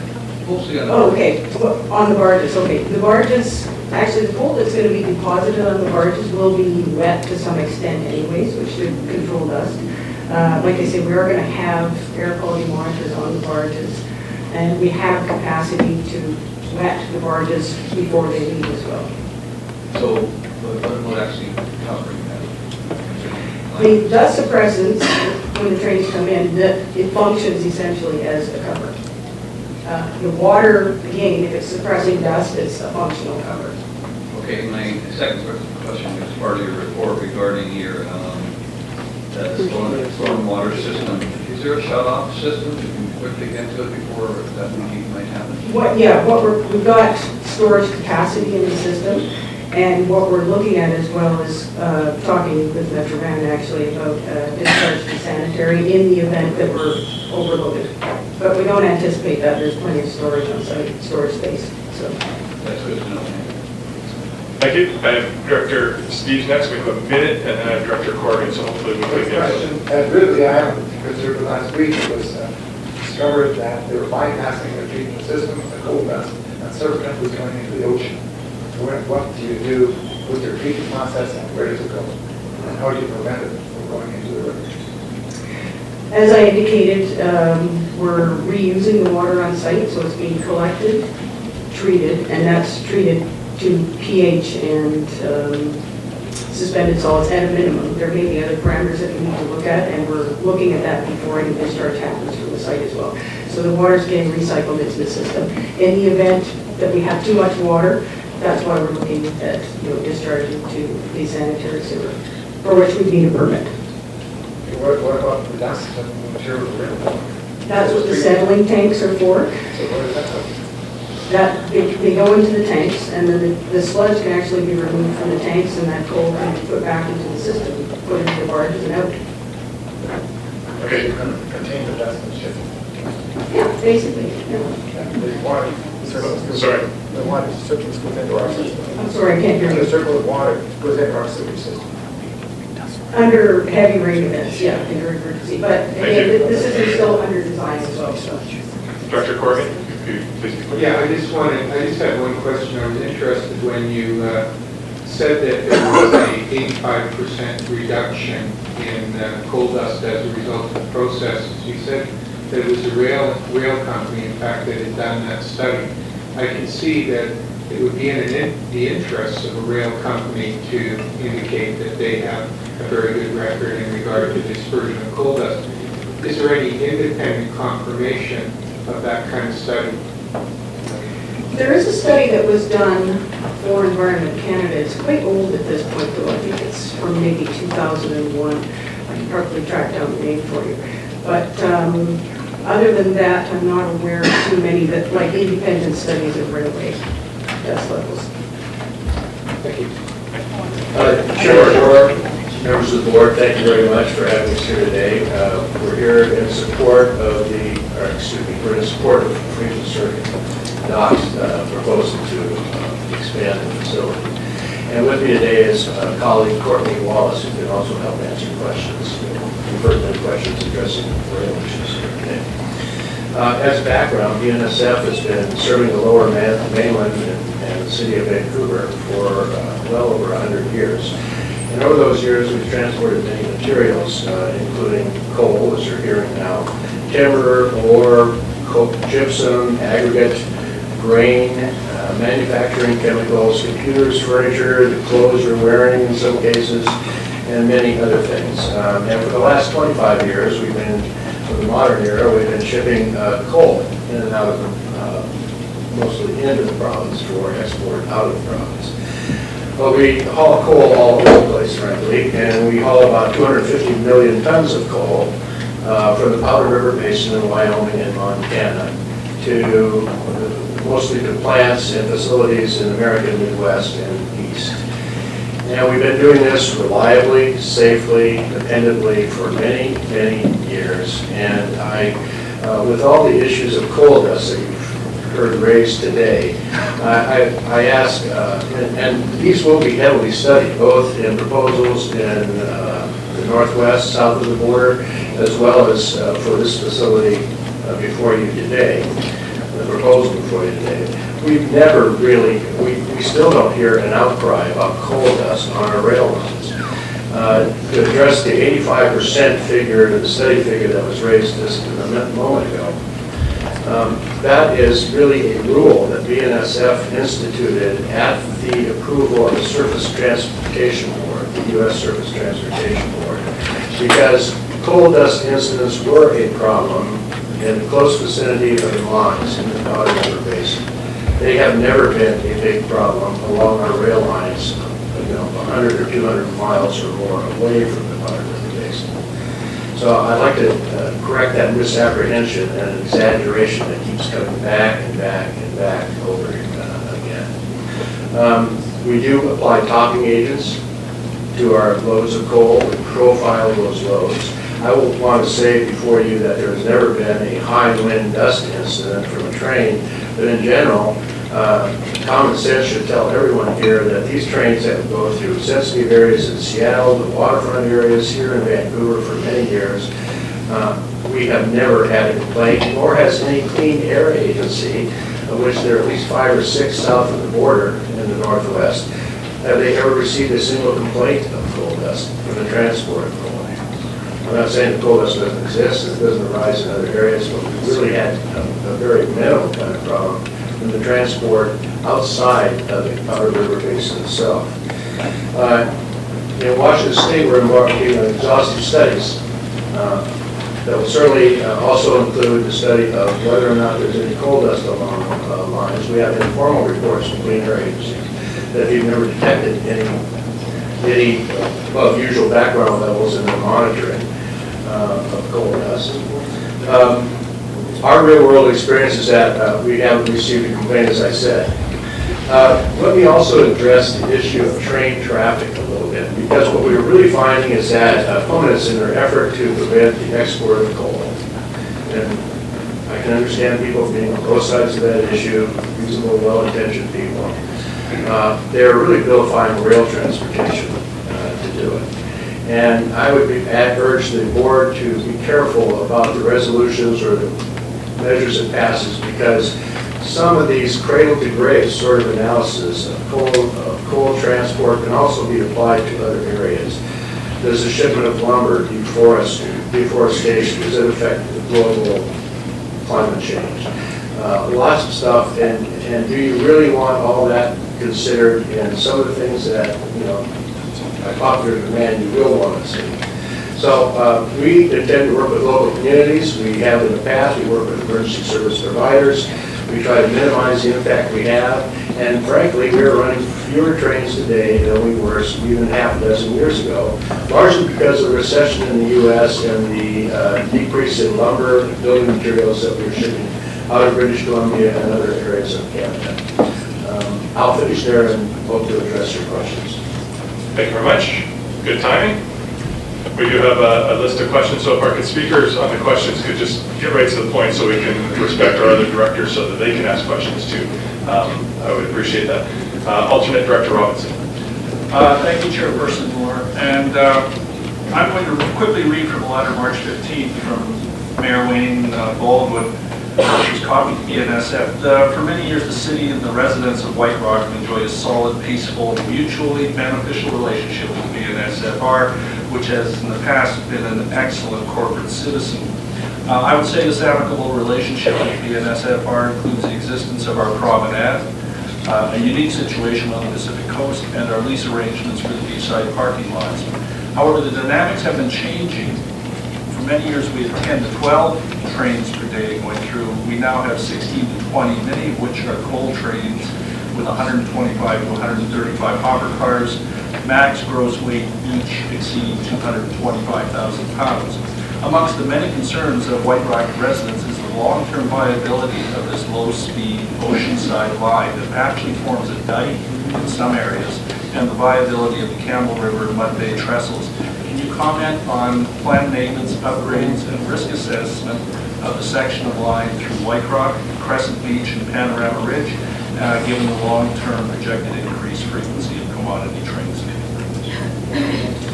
Well, as I said, I don't think we quite agree that there are more trains running today than there were 6 years ago. That's simply not true. And the largest increase in trains running into British Columbia, frankly, has been passenger trains.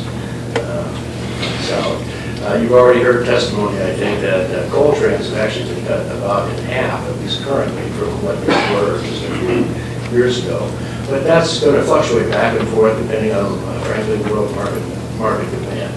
As far as the safety issues, I will say this, that White Rock is a rather unique situation with the fact that they have a main rail line right on the beach in front of their city. And so we've made special note of that over the years and tried to work with the city cooperatively over festivals, over various things so we don't totally block out their views of the water or anything else.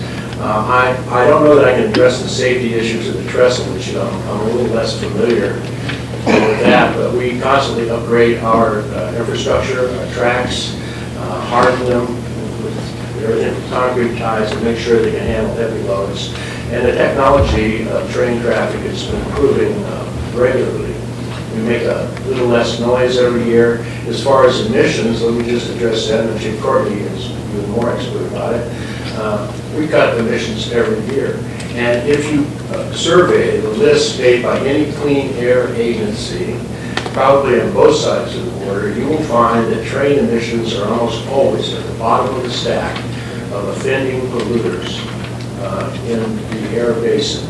And in most cases, train emissions are far less than, say, pollution from wood stoves, less than even in an area like this from recreational towing. Train emissions simply are going down every year, and BNSF Railway has the most modern, youngest fleet of locomotives of any large rail carrier. And just to add to that, regarding maintenance on the tracks, we've been working very closely with White Rock and other municipalities, having ongoing conversations, and as capacity does increase, we will look at making those investments. We do make investments on our rail lines, at least $5, and we'll continue to look at that if we see an increase, whether it is in coal, in lumber, or other products. And going back to the emissions, in 2012, we spent $2.2 billion in the U.S. just to upgrade our engines and to the highest tier standards, both by the EPA in the U.S. and by Environment Canada. So we are looking at like at least a 69% decrease in emissions versus our newer trains, our newer locomotives versus the older ones that they replace. Thank you very much. Thank you very much. Sorry, we only have 1 minute and a whole bunch of speakers. Director Harris. Thank you very much. It strikes me that there's an awful lot of mitigation costs being incurred because you take coal through heavily urbanized areas. What other alternatives are there? If these routes through heavily urbanized areas were not available, where would the coal go? I'm not sure that I understand the question totally. If you're talking about other alternative routes rather than passing through other ports of exit for this coal, other than the now increasingly heavily urbanized area with sensitivities that we've heard about, which may or may not be real, as you pointed out, but there's sensitivities and they are worries, and there's an awful lot of cost of mitigation. One thing I would say is that you can count on the railroad if there was a more direct, less impactful way to move products like coal, we'd be doing it. What would be the next best step? Let's put it that way. And frankly, we just to let you know, as local government officials, elected officials, we probably send out several hundred comment letters a year about land use and zoning issues. We've heard testimony today about the impact of residential communities. Well, frankly, it's, and I'll say this, south of the border and north of the border, it's rather undisciplined land use and zoning that brings residential development in some cases, or let's say incompatible development, right up to the edge of the railroad tracks. In most cases, which were in place long before that development occurred. That doesn't address, the situation is what it is now. Did I answer that at all? No, not at all. Hi, thank you very much for the opportunity to be here, and thank you all for their service to communities and for having this motion on the table. My name is Lynn Cornby. I'm a scientist. I'm a professor and chairman of the Department of Molecular Biology and Biochemistry at Simon Fraser University. But I'm here today really representing friends and neighbors and people that I interact with who are expressing a growing frustration with the lack of evidence-based decision-making in our country. And as a scientist, these issues are brought directly to me frequently. I hosted a Philosopher's Cafe 2 days ago and tried to keep it on the topic of cell biology, but people wanted to ask about climate change. People are very frustrated that our governments are not taking the lead, that there is no leadership on changing the direction. People are feeling that this country is being taken, railroaded, if you will, by the fossil fuel companies, and that they have no power. And so I'm just so pleased and excited and proud and happy that Metro Vancouver has this motion on the table today. One of the journals that I read as a scientist is Nature. It's one of the most prestigious science journals. Last week, Nature had an article about climate change with respect to China's new policy. That came up once earlier today, but China is instituting a city-by-city trial cap and trade for their carbon that is going into effect very soon and will peak in 2016, and at that time they plan to go for the whole country. Now, with cap and trade coming into place in China, we know that when China has a will to do something, it will happen in a big way. It's clear to me that, and clear to many people, that there is a narrow window of opportunity for a few people to make a lot of money on fossil fuels. And that window of opportunity is part of the reason that we're seeing such a big push for this to happen quickly. Many of us have been asking ourselves why the Port Metro Vancouver is so adamant about not holding public hearings. What could be the harm in holding public hearings? Could a delay be that harmful? And I would assert yes, a delay would be extremely harmful because there is a narrow opportunity for a large profit. Obviously, I think there should be a delay, and I think there should be an opportunity for public hearings. There's so much to say in such a limited time. I just want to skip to the issue of development. Those of us in opposition have frequently been accused of being anti-development in general, and this could not be further from the truth. There are countries around the world that are models of alternative paths of development. I would even say, at this point, embarrassing as it is to Canada, that China is becoming one of those. China is a world leader in the production of solar panels. They have the technology, and solar panels will very quickly be replacing coal in a lot of instances in China. So I want to address the issue of jobs. We heard a statement that really moved me not too long ago in the session from the union leader. These are the people that are really directly impacted by these changes, and I really have a lot of empathy for that situation. Change is never easy, and in this case, there's going to be a lot of pain. And I think as a society, we owe it to the people that are working in these jobs to start the transitions, not to go through a period where there might be 5 or 10 years of profitability and expand these jobs only to have them collapse then. We should be moving towards the transition now. So thank you all for having us on the table and for giving us an opportunity to speak. Thank you very much for your time and speaking. Are there any questions? Seeing none, thank you so much for your time. Good morning. My name is Mark Odienko, and I'm president of the International Longshore and Warehouse Union Canada, and I'm a resident of North Delta. I've been a longshore worker more than 40 years, and I've been president of ILWU Canada for the past year. Excuse me. I'll be presenting an overview of coal shipments from West Coast ports. Beside me is Robert Ashton. He's the Vice President of ILW Canada and a Port Coquitlam resident. Outside of Union office, Rob has spent most of his longshore career working on bulk sites and much time specifically at Neptune. He'll be presenting information on work conditions, dust control, pollution control at Neptune terminals. Beside us here is Jamin Sadhu, and he's the Secretary Treasurer. He's a resident of Surrey, close to the Delta Surrey border. And John has spent most of his nearly 35-year career working as a millwright and heavy-duty mechanic and worked as a steady employee of Neptune for many years. He will not be presenting due to time constraints, but will be available if any board members have questions. There's 3 existing coal terminals in BC, and they all employ ILW members. Neptune terminals operating since 1970, West Shore terminals also since 1970, and Ridley terminals in Prince Rupert operating since 1984. Over the years, other terminals have shipped coal, but mostly consolidated since Neptune and West Shore came into being. Approximately 500 to 600 workers employed in shipping coal. These are good paying jobs with long-term employment. There's a high level of experience and well-trained workers. Direct supervision of longshore workers by unionized and experienced foremen. Employees trained and responsible for operation of dust suppression systems. There's no evidence of any lung disease or other orders, although workers have worked at these operations for very many years. All 3 terminals have high level of safety instruction and very good safety records. ILW is concerned that this dust conversation is being blown way out of proportion, and if this project is not allowed to go ahead, it may scare away future investment dollars as our reputation as a world-class port will be earned. Rob.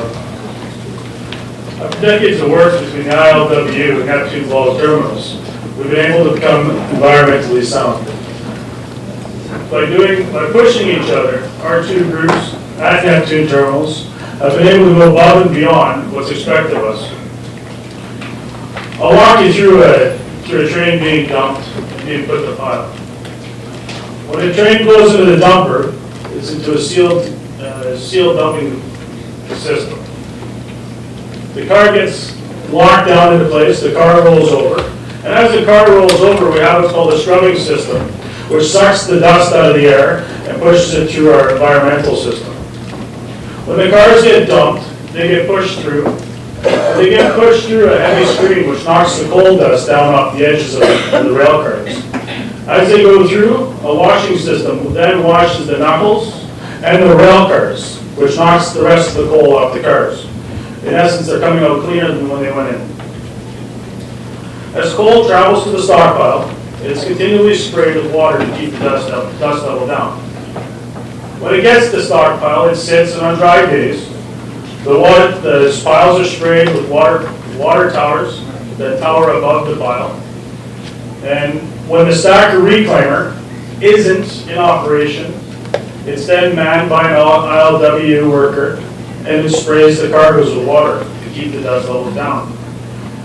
In connection with this, we have laborers that travel the piles and use water cannons to keep the dust levels down. Now, that's a lot of water being used. What happens with that water at the end of the day? It travels through the sump system, through pipes, and then eventually out into the system. But there's a question asked earlier, is what happens with the dust? When it goes into a sump, it settles to the bottom. And then heavy equipment, front-end loaders, bobcats, excavators, they clean that cargo out and dump it back in. Now, Neptune Falls terminals have spent millions of dollars on their environmental system.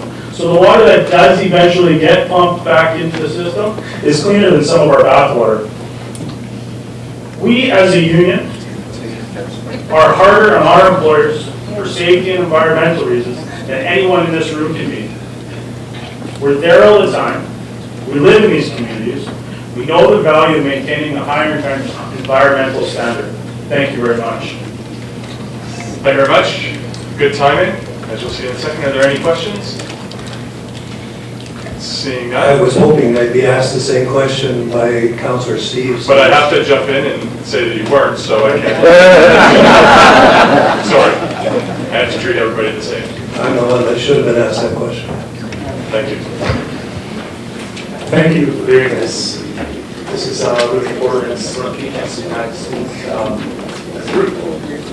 And I want to preface my comments today by saying that I appreciate that we live in a thriving farm community, and I like that. And I have, I value the movement of goods by rail and by boat. Those are important and they're very efficient. But we're talking about a very particular problem here today. This is my little boy. I love him a lot. He's actually bigger than me now, even though he's only 14 years old. And he just this month made it on the BC basketball team, British basketball team. And I'm still constantly amazed that I helped bring this person into the world that's doing things that I could really never imagine doing myself. It's his own being, living up there in the world, doing stuff. I need why I'm here today, because if we keep on doing what we're doing now, then Jess and my son is ready to head up into the world on his own, will have destroyed his future. Or maybe it's more appropriate to say that we'll have abandoned the future that's going to be filled with increasing levels of misery and suffering. The International Energy Agency says that on our current path of building fossil fuel infrastructure, including export infrastructure, that within 5 years we'll have built enough of that to ensure that we push ourselves past the point of no return into runaway climate change. All the alarm bells are ringing, all the signs are there, things are going wrong in terms of ocean ice levels, in terms of CO2, in terms of temperatures. And we know, we absolutely know what we have to do to avoid this problem. 2/3 of the remaining fossil fuels have to stay in the ground. Some say even more than that. And this isn't a problem that we need to deal with someday, it's a problem that we need to deal with now. And this isn't an abstract debate for us here in Vancouver. It's not something happening somewhere else. And there's no master switch where we're going to shut off this problem all at once. We're on the front lines right here in Metro Vancouver. And the decisions that we make on proposals for fossil fuel exports are going to help decide our future and our fate. If you don't get a free pass on this, well, everyone else solves the problem. So given what we know now, a proposal to build a new coal port in Surrey to export U.S. coal just makes no sense. This era is over. I sincerely hope the best for Mr. Scott and his company, his employees. But with all respect, Fraser Surrey Docks has to find a different solution to its growth problems. And we need to work with the rest of the world to find and implement energy solutions that don't put our future at risk. And we need to help other nations move beyond this era and not perpetuate the dependency on coal. In the long run, it only helps the coal industry, coal lobbyists, and coal exporters. And we've tried repeatedly to raise these questions with the Port Authority, and we've gotten nowhere. We say it's not our responsibility, it's not in our mandate. We're here to facilitate trade, take your concerns somewhere else, talk to the federal government. And as we've heard, when we talk to the federal government, they say, talk to the Port Authority. It's all about passing a denial and feigned concern and business as usual. The Port Authority really is acting more as a coal export advocate than a neutral public regulator. I'm frustrated because it seems to me that no one in charge wants to connect the dots between the urgent problems we face and this desire by American coal companies to find a backdoor export of the product. Why are we making decisions that reflect the urgency of the problems we face? Why doesn't anyone acknowledge that we're running out of time and we have to stop messing around? And the biggest question for me, who has a mandate to protect my son's future and my daughter's future and the future of all your kids and our nieces and nephews and grandkids? Whose job is that? Because no one's claiming that job. I really think it's our job because no one else is going to do it for us. And we're not alone, of course. We're only having this discussion because the U.S. needs to stop construction of coal ports down there. We know this vote today is super important. That's why we're all here. And it's about more than just air quality permits. It's about standing up to what is essentially a colonial power. It's about having a say in the decisions that are going to shape what kind of region we become. And it's about protecting our future. But mostly it's about leadership, I think, and having the courage to face the facts and say that things have to be done differently. So please, I urge you to do what's right for our kids and pass this motion today. Thank you for your time. Thank you for your time. We do have a question here. Director Robertson. Thank you, Chair. A question, do you flag your concerns, certainly heard to me directly about your concerns about coal dust and various other potential impacts? We heard from the representative from BNSF that they don't have any complaints related to coal dust. At the same time, I know I'm aware through the mayor of Seattle and mayors in Washington that there are legal challenges currently underway right now. Thousands of people complaining in Washington about coal dust and potential projects there. And I assume that you're connected to a lot of the activity that's happening in Washington, resistance to the coal infrastructure that's being proposed just down the coast from us. But we actually haven't had any of that context yet at this meeting, and it'd be interesting to start introducing that. I think regretting not asking that of some of our previous speakers. but there's been a lot of blowback in Washington, and certainly I hear that from other mayors. I'd be curious to put some of that in context from your contacts and your work. And I think there's all sorts of first-person evidence for the state system. We've heard from people like Bob Kemp and others here today that coldness is a problem in local communities, that people have issues with putting out their laundry and coldness on it. There's concerns about the exposure of kids in elementary schools and children in daycares to rail lines that are nearby.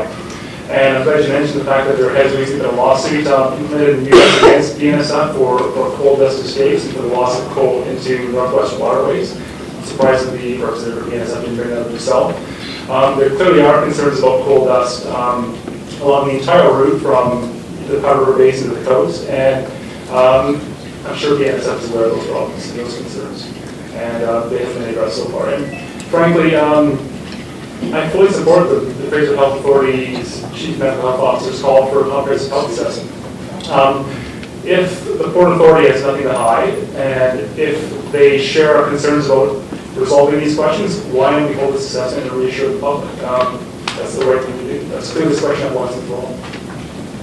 So in the Washington situation, are you seeing more of the concern flagged around coal dust, specifically the direct health impacts of communities where the rail line goes through, or the ports are potentially seeing the infrastructure, or are you seeing more of the climate-related debate? I think it's both, and I think that people recognize that this is a huge issue for our future, for the climate, but that it's also, a direct impact on quality of life and health in local communities. One of the previous speakers mentioned the Multnomah County, Oregon study that has basically confirmed all the arguments put forward by the Fraser Health Authority. There are unknown health questions. We know that coal dust causes problems in occupational settings. We don't know what the long-term health effects are and cumulative load of exposure next to railway lines. So the health authority there has said that we need to implement a comprehensive health impact assessment and answer these questions. The same situation applies here directly. We have coal trains running through White Rock, Crescent Beach, Surrey, and the plan is for more. So let's answer the questions. My name is Catherine Harrison. I'm a professor of political science at UBC. I'm also a member of UBC C350, a group of faculty, staff, and students committed to bringing attention to British Columbia's growing carbon exports. I feel compelled to add that I'm not opposed to economic development. I'm not opposed to trade. I'm actually a chemical engineer by training. I've worked in the oil industry. I heat my home with natural gas, and I own a car. That said, I do believe, as do those crazy radicals in the international scientific community and the United Nations, that in the next few decades we urgently need to reduce our reliance on fossil fuels. I presented last month to the Environment and Parks Committee and also published an op-ed in yesterday's Vancouver Sun with respect to Port Metro Vancouver's process for deliberation on the Fraser Surrey Docks proposal. Given that time is short, I'll just briefly summarize my concerns there. First, I believe that the Port's consultations have been deeply flawed. Secondly, that the Port has adopted an unduly narrow interpretation of its mandate with respect to protecting public health and the environment. And third, as a political scientist, I was stunned when I read the Port's letters patent, and in particular, that a majority of the seats on the board are set aside for nominees by the very industries that the Port regulates. It reads like a document from the 1940s. The implication of the Port's flawed process is that we are looking to you, as elected representatives of the municipalities that comprise Metro Vancouver, to speak on behalf of the public interest. Now, what are those interests?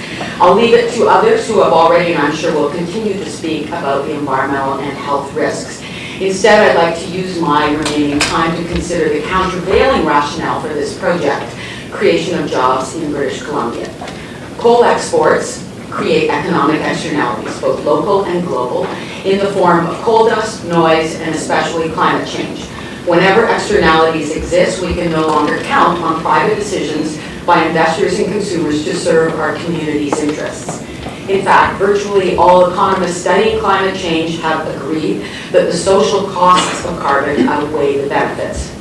The implication is that it is a smart investment to reduce emissions today rather than waiting to accept the consequences that will emerge over time as a result of those emissions. There are indications that countries are starting to make that investment. Quite apart from climate change, burning coal produces severe local air pollution. Historically, As countries have developed economically, their citizens have demanded a higher level of environmental quality. We're starting to see that now in China, just as we did in England a century ago when they were burning coal. The International Energy Agency reported just last week that we can still achieve a 450 part per million scenario, thus avoiding the most unpredictable and severe impacts of climate change. In the IEA's 450 TPM scenario, 80% of existing coal reserves must be left in the ground. Coal demand falls by 1.6% per year until at least 2035. Many existing coal-fired power plants, particularly in the developing world, will need to be mothballed prematurely at a loss to their investors, including those upstream who build facilities to extract and export coal. In other words, this is a bad time to be staking our region's economic future on expanding exports of coal, particularly thermal coal, which is the type that the IE projects will experience the steepest declines by far. If so, why would business people want to invest in the coal industry? Well, I see two possibilities there. The first is that whenever there's an expectation of declining demand, it's rational for an investor to try to get their coal out of the ground and off to markets before that good is devalued. That implies overinvestment in infrastructure in the short term and creation of jobs that won't be sustainable in the long run. Just ask the people who used to work in Canada's asbestos mines. The other possibility is that investors are banking on the world not getting its act together to address climate change. That's their prerogative, but I sure hope that you, our elected representatives, aren't so willing to write off our children's future. Metro Vancouver has expressed a deep and long-standing commitment to sustainability, and I hope that you will continue that leadership and vote in support of this motion. Thank you very much. Thank you very much for your time. We do have one question as well. We got a couple here. Director Steves. Yes, in your investigation of the directors of the board, are really the people of the 14 delegations representing the coal people, are any of the directors on the board? Are there people from the coal alliance on the board of the board? And various terminals that involved. I don't believe there's anyone from the Coal Alliance, and I don't believe there's anyone who's currently holding a position in the Coal Association of Canada. But just Googling on LinkedIn, it looks to me like one current member of the Board of Directors of the Port of Metro Vancouver is a former director of the Board of the Coal Association of Canada. Thank you very much. Director Corrigan.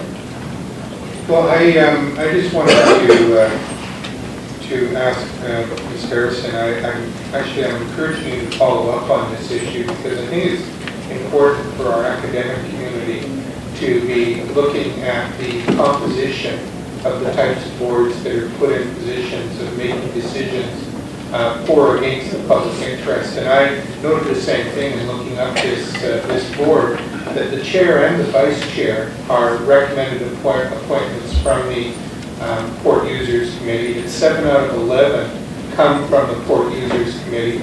It seems to me that it's virtually impossible to have a board that's impartial when in fact the very people who will profit from the activities in the port are appointing the members of the board. And as a political scientist, can you comment on that point?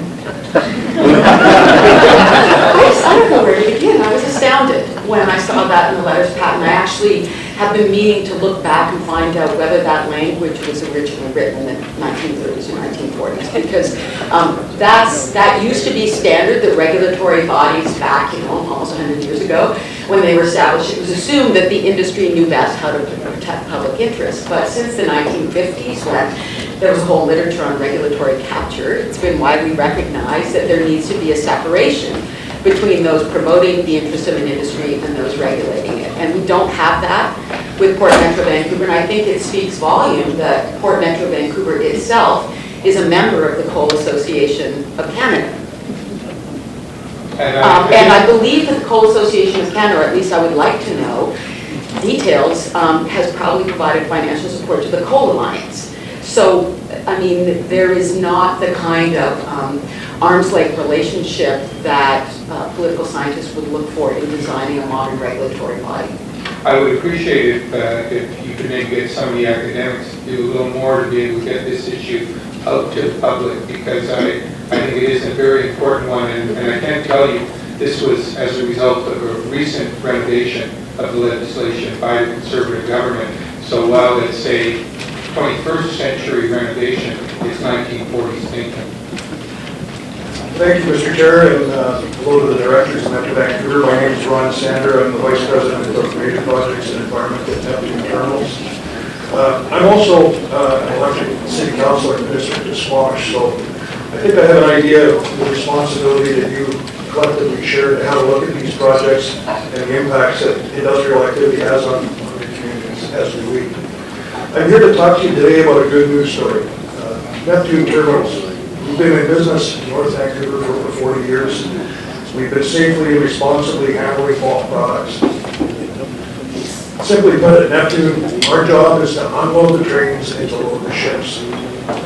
Neptune only handles Canadian steelmaking coal going to the steelmaking mills in Japan, Korea, Brazil, and more recently China.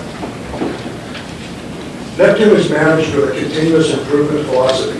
We utilize the best and newest proven technologies to improve our systems. Some examples of this would be installing electric coal indexers. So these are machines that move trains rather than the locomotives move the trains ahead. Buying hybrid, ultra-low emission diesel engines. So these are effectively the Priuses trains. Upgrading our mobile equipment to the latest in Tier 3 standards on an ongoing basis. We have micro weather stations that control our spray poles so that the dust collect or the dust mitigation systems come on in any kind of weather event immediately.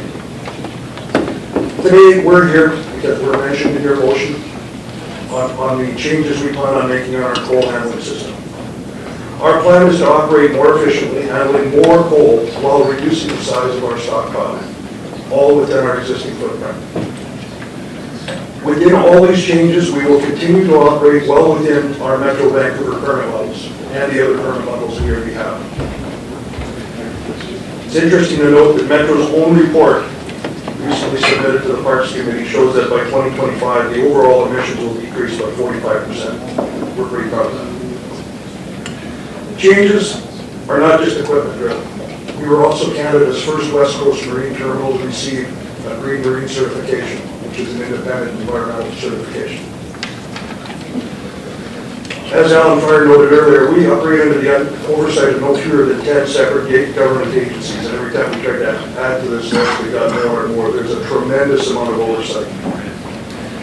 We follow all the regulations that are set out for us, and we don't wait to be told to talk to the community or talk to the regulator. We consistently reach out to the community through newsletters, open houses, one-on-one meetings. We participate in numerous community events. When we do receive a complaint, and we do receive very few complaints, on average one a year over the past 5 years, we engage an independent environmental scientific consultant to go and take samples. And the best proven testing technology allows us to say with 95% accuracy there is no coal in the samples that we take. At the end of the day, Neptune is a good news story. We spend millions in the communities across the province. We create jobs, we invest in our local community. We recently spent $20-some-odd million building a stack reclaimer in Sydney, Victoria. We do this with integrity, responsibility, and commitment. Thank you. Thank you very much for your presentation. We appreciate it. We do have a couple of questions here. Director Wright. Yes, thank you, Mr. Senator. Could you explain to me the difference between the coal you're handling now and the coal that's going to come into the Fraser Docks? The coal that we handle is through our owner and only as metallurgical coal mined in Canada. I can't really speak to the exact specifics of which particular area the coal is coming from to the Fraser Surrey Docks. I'm more concerned with the types of coal. One's anthracite hard, less powdery, and what's coming to the Fraser Docks. It's a totally different. My understanding is their proposal is based on thermal coal as opposed to the metallurgical coal that we have. Okay, you don't handle any thermal coal? We do not handle thermal coal today. Thank you very much. Director Hilleman. Thank you, that answered one of my questions. The other question is, are you regulated authority or are you a tenant of Fraser Docks? I was surprised that they here in We are a tenant of the Port of Metro Vancouver. Are you owned by an international company? We are owned by our three shippers. So the company itself is owned by the shippers. The land that we reside on is owned by the Port of Metro Vancouver, and we have a 4-year lease with them. And so who are you directly responsible to? I am directly responsible to my boss, but to be honest, our board of directors is comprised of, on coal side, Tech Coal is the owner. We also have a potash owner, which is Canpotex, and a coal owner, Chips Canola. Well, I'm just trying to understand, the Port Authority says it does all this work and oversight. I'm becoming more confused because it seems to me these terminals are not actually under the Port Authority. We have obligations to the Port Authority that are established in our lease around permitting and expectations. We have to provide them an annual or environmental audit every certain period of time. We have to abide by the conditions that are under that lease. Most of the regulatory regimes, things like Transport Canada, things like Environment Canada, DFO, Metro Vancouver, we're directly responsible under specific permit conditions. When we do approach the port to do a project, if we're going, we've recently completed a stack reclaimer which was permitted. This particular issue, I believe, is around the next step in our coal revitalization. We are obligated to participate in the port permit project process, which engages First Nations, engages local government, engages numerous other things as well. Thank you. Thank you. Sorry, we have one more question for Director Steves. Yeah, I'm trying to figure out why you're here to support another coal terminal in Fraser River Rescue. And my first question is, how much acreage is your facility? We're on 77 acres in total, and rough justice, half of that is coal, about half of that is potash, and then there's some canola oil things.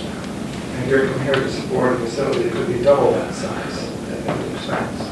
We're here because we're named in the motion, so we thought it would be appropriate to show up and be available. So you're not supporting this proposal?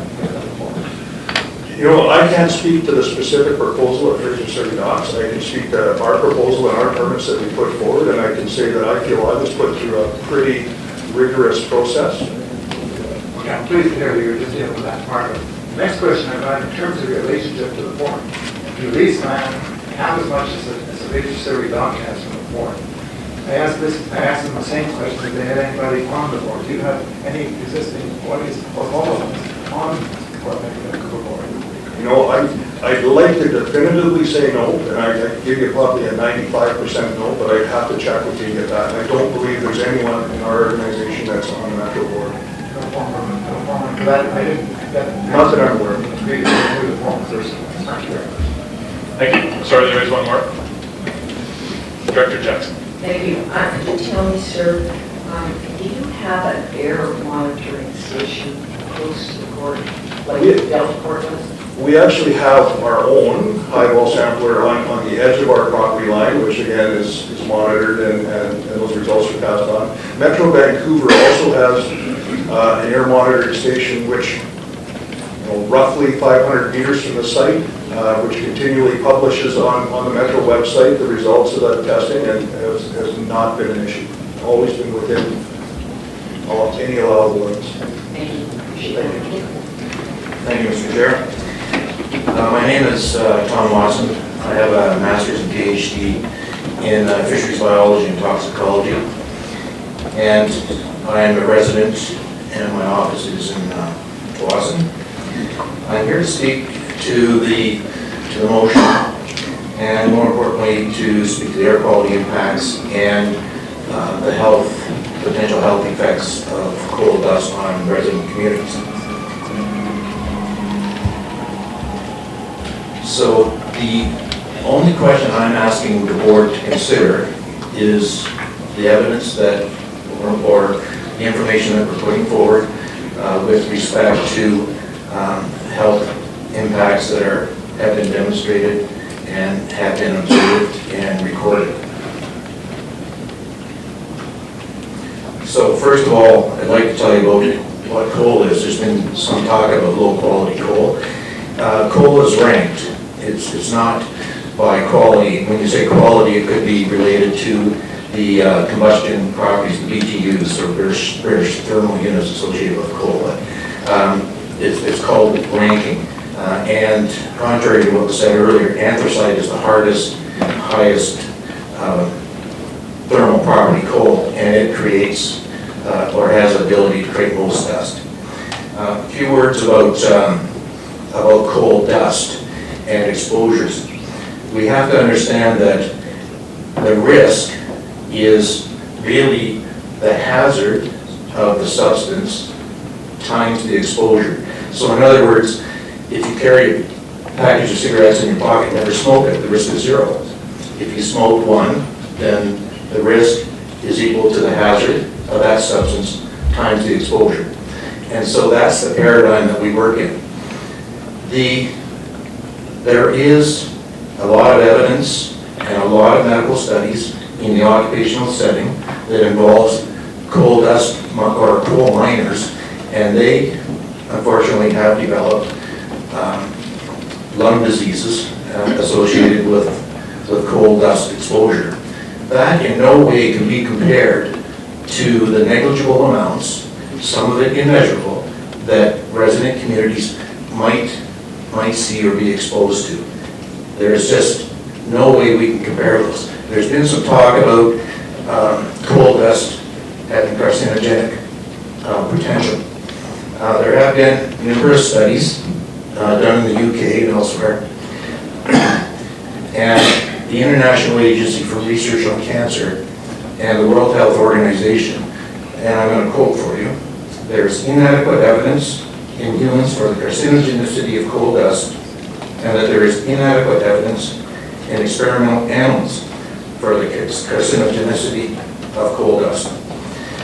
So in my view, the means and methods of coal handling and coal dust that might occur at Fraser Surrey Docks in the proposed plan is not going to create the risk paradigm where we have a hazard times exposure that is going to create adverse health effects. And there was an earlier study done at West Shore terminals, and I'll quote that too. Studies do not indicate a significant problem in the South Fraser Valley or Delta, and that it is unlikely that there's any health risk to the residents of South Delta from the operation of West Shore terminals. So that was work done several years ago, and according to evidence that we've seen and presented from Ron Stander and others, that appears to be something that can be relied upon and believed. So in conclusion, the measured and predicted levels of coal dust from this facility, and my colleague or our colleague from Littleton will discuss this further, but those levels are 20-fold less than the 8-hour occupational limit. And that the 8-hour occupational limit is for a worker exposed to that level for his entire working life or her entire working life.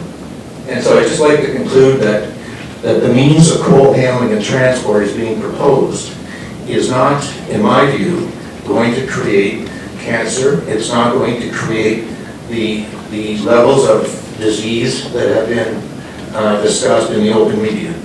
Thank you. Thank you, Dr. Watson. Do you have some questions from Dr. Harris? No?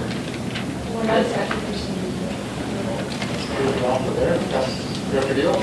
Yeah, just briefly, I'm just trying to clarify who you were speaking on behalf of. I'm sorry, I could hardly hear you. Who are you speaking on behalf of? At the end, you referred to us as Littleton. Oh, well, I've been asked to speak to this. My client is Fraser Surrey Docks. I'm an independent consultant and a one-man show. Thank you. That's thank you. Thank you. Those are your questions. Thank you for this opportunity to speak. I'm Deborah Jones from Cougar Creek Streamkeepers in North Delta. We are a nonprofit volunteer organization that's been working since the 1980s to ensure healthy salmon habitat and salmonid survival in Cougar Creek. The BNSF track to FSD parallels our creek's salmon migration route for a distance of about 3 kilometers from Westview Drive north to the Fraser River.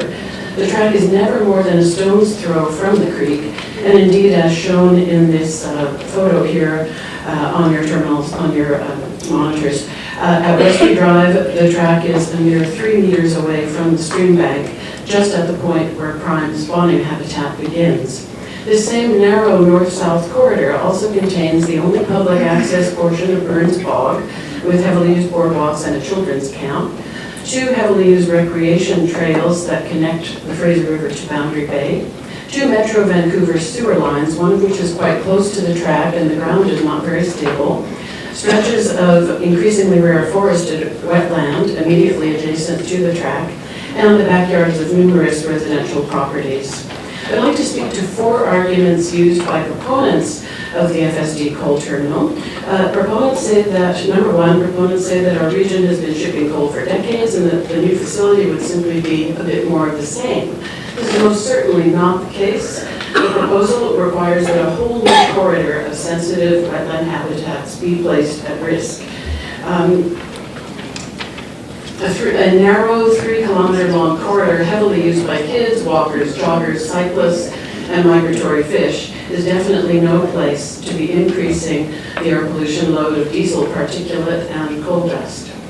Argument 2, proponents say that coal dust losses from rail cars have been reduced by 85%. All this means is that it takes about 7 trips to cause the pollution that was formerly caused in just a single trip. Using BNSF's own figures, I calculated that each rail car loses, on average, 1/4 pound of coal dust per mile traveled. When I queried BNSF about this at their open house, I was told that most of the losses actually occur long before the trains reach Metro Vancouver. Beyond this blatant appeal to NIMBYism, the BNSF representative could not say exactly how much coal dust is being lost here. It was suggested that I ask my municipality to do some monitoring. I'll bet Delta's budget is a fraction of BNSF's. So I'm hoping to hear that they would be monitoring. Small amounts of pollution add up over time to hugely significant amounts. For example, stormwater runoff is the largest single source of oil pollution in the oceans worldwide. No, not tanker accidents, not oil blowouts, but stormwater runoff, because it's continually washing tiny amounts of oil off pavements, parking lots, into storm drains, and out to the ocean. There's no reason to believe that small amounts of coal dust released over long periods of time won't also become hugely significant, not only in the air, but also when rain washes that coal dust out of the air and into soils and aquatic ecosystems. Argument 3, we're assured that there will just be 4 additional trains per day. Have you ever seen an infrastructure investment of this scale that doesn't want to increase in size? So that translates to more coal dust, more trains, more coal combustion pollutants that arrive here with our weather systems from Asia. Furthermore, the 3-kilometer BNSF track through North Delta is subject to undermining caused by groundwater, creek overflow, and possibly underlying peat. We're right on the edge of Burns Bog, and that's where your sewer lines are. The ballast on the train track spreads out, as you can see in this photo, is rather low, the gravel that supports the track. In vulnerable stretches, this is particularly noticeable, and BNSF will be in court next February for having illegally dumped, not even during the fishery window, a whole bunch of riprap into Cougar Creek to shore up their track. Yes, the ballast spreads out and sinks, and if you're running extremely heavy coal trains along these stretches, you're going to need major repairs, major upgrades over time. That's going to cause further air pollution, destruction of carbon sink capacity in these wetlands, and hydrological disruption of sensitive bogs, marshes, and riparian areas, not to mention it could also impact your sewer. Proponents argue that our local proponents argue that our local economy needs the additional jobs that a new coal terminal would provide, and I would join with other people in saying, yes, we need more jobs, but not this kind of job. In closing, I urge you to support the motion before you. Thank you. Hi, I'm Eric Sykes. I'm the president of the Pleasant Beach Property Owners Association. There are 2 main rail arteries in the Lower Mainland. One is east-west, the other is north-south. They carry different product, they're entirely different in the way what the product is in terms of coal and how it's brought to Port Metro Vancouver's ports. The north-south BNSF line runs from the Peace Arch border past White Rock and through Crescent Beach. 18 trains now travel the single track each day. Many are 2 kilometers long. They pass through the level grade crossings in Crescent Beach, 2 of them, spaced only 500 meters apart. At these crossings, 150 whistle blasts are made day and night. Heavy trains enter from the south at 45 kilometers an hour. They break through our community, slowing to 15 kilometers an hour before easing over the Nickel-Necky trestle. In the other direction, engines slowly cross the trestle, then punch the gas pedal and strain to bring trains up to 45 kilometers an hour before leaving the beach area. Freight trains have 4 or 5 locomotives that produce exponentially more exhaust and vibration while accelerating. This pattern is outdated and it's cruel. For many, sleep has become impossible. It has made renting their homes impossible. Residents on the east side of the track report repeat accumulation of black film on their houses. It is not known if this film is from diesel emissions or coal dust or other pollutants. Black film doesn't seem to be a problem for homes on the west side of the track, likely due to prevailing winds. People needing to power wash decks on one side of the track but not the other does suggest that the railway may be a source of the problem. Hundreds of millions of dollars have been invested in infrastructure improvements for the east-west Roberts Bank rail corridor. Pacific Gateway benefits can be seen in Langley, Panorama Ridge, and along Highway 99. While the east-west line received lavish upgrades, the fragile north-south line quietly exploded to now carry almost 40% of lower mainland rail, including U.S. thermal coal, and I believe that's exclusively U.S. thermal coal. All of that goes up that line. Despite a 300% increase in traffic, there has been no fundamental infrastructure upgrades to the BNSF corridor, no quality of life improvements for local residents, no recreational improvements for the thousands of visitors crossing the tracks each day to enjoy Surrey's only beach, no underpass, no whistle cessation, no train speed limitations, no bike or pedestrian paths. There has, however, been a 300% increase in whistle blasts, in brake noise, in diesel exhaust, in ground vibration, and traffic congestion.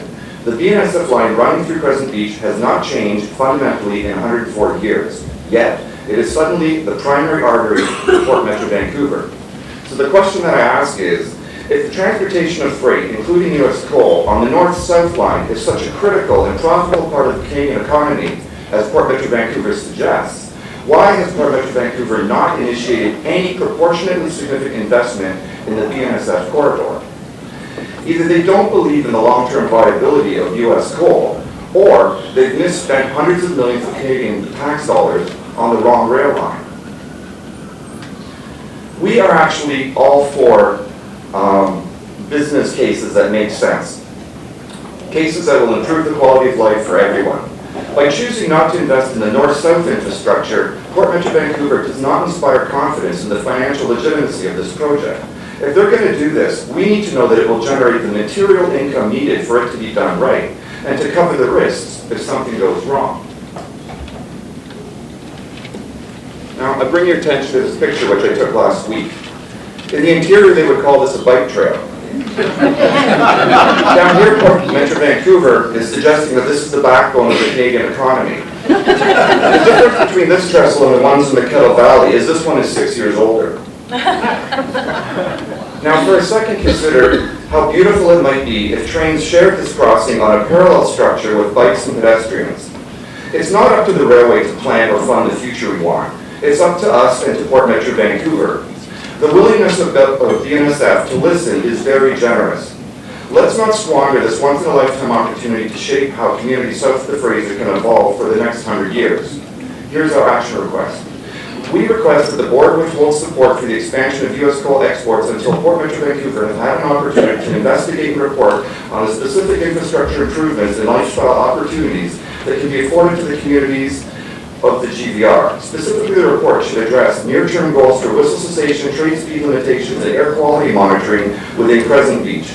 Also included should be a strategy for an underpass in Crescent Beach. Finally, there should be a provision for a bike and pedestrian bridgeway over the Nickel-Necky and Serpentine rivers. This bridgeway would link the Surrey and Delta Greenway networks, creating a boundary big trail, a world-class recreation and cycle community corridor connecting all people south of the Fraser to the beaches, to Point Roberts, and to the new George Massey Tunnel, and ultimately Vancouver. Thank you very much for your presentation. Director Bill.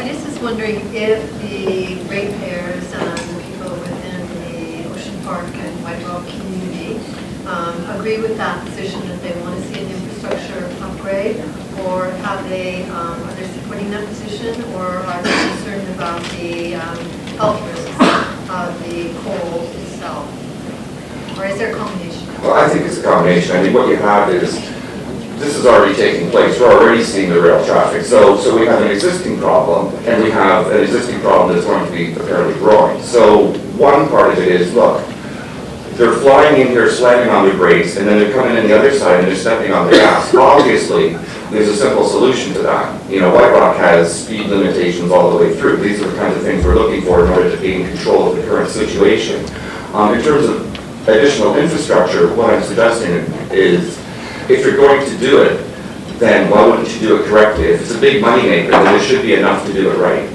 Second question is, the representative from the rail said that there's actually been a decrease in trains, and I can't believe that statement is accurate. I think I agree with you that there's at least 18 trains and a longer. Yeah, from their own presentations, I believe it went from 5 20 years ago to currently 18, so that's where the and that's those are slides provided by them.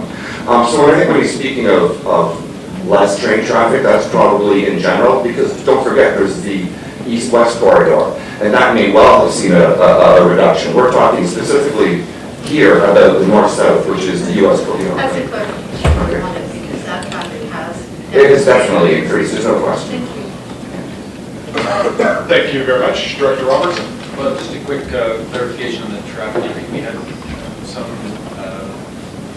debate about this around how many trains are going through White Rock. As far as we know on the Vancouver side, the passenger train service has gone from 1 a day to 2, which we're all thrilled about, to Seattle and having a lot more action there. That obviously doesn't have a massive impact.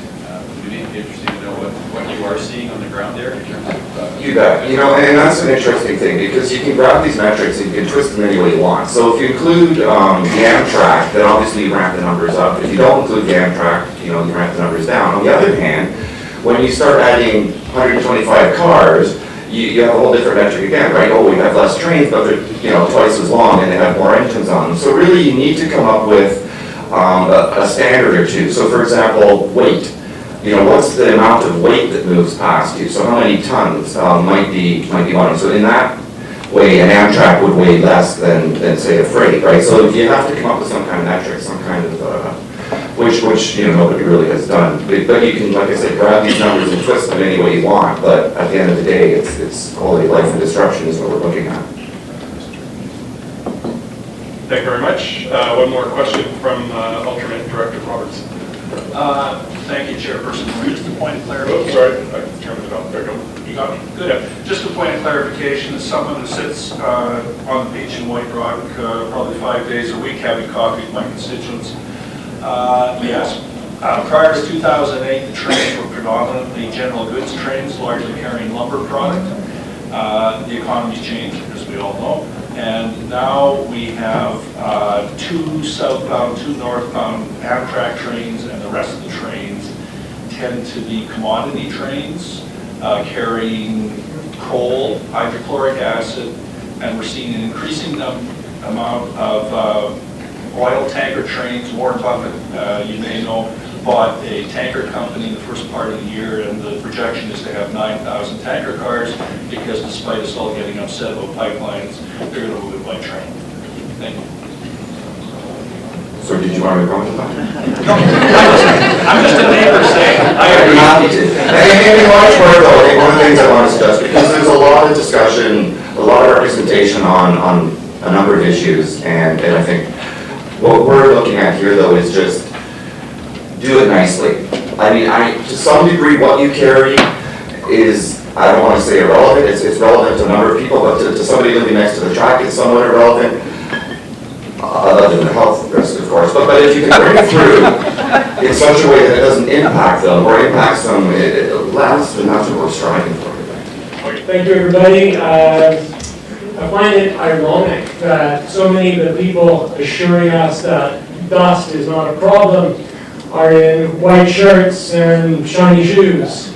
And I wonder how many have spent a day or a week on the coal piles. Now, I spent a lot of my life on construction sites, and I'm very well aware that dust is a huge issue. And the dust is a huge issue that usually doesn't get reported. And the reason it doesn't get reported is because somebody's job would suffer. So on construction sites, people stay quiet and they say, I really hope no neighbors report us.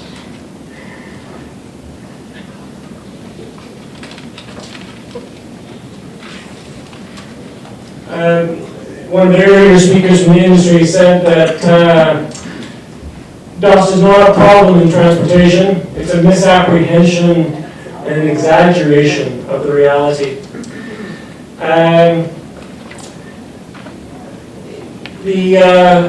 In Rupert, Prince Rupert, there's the Ridley Terminal, known as RTI.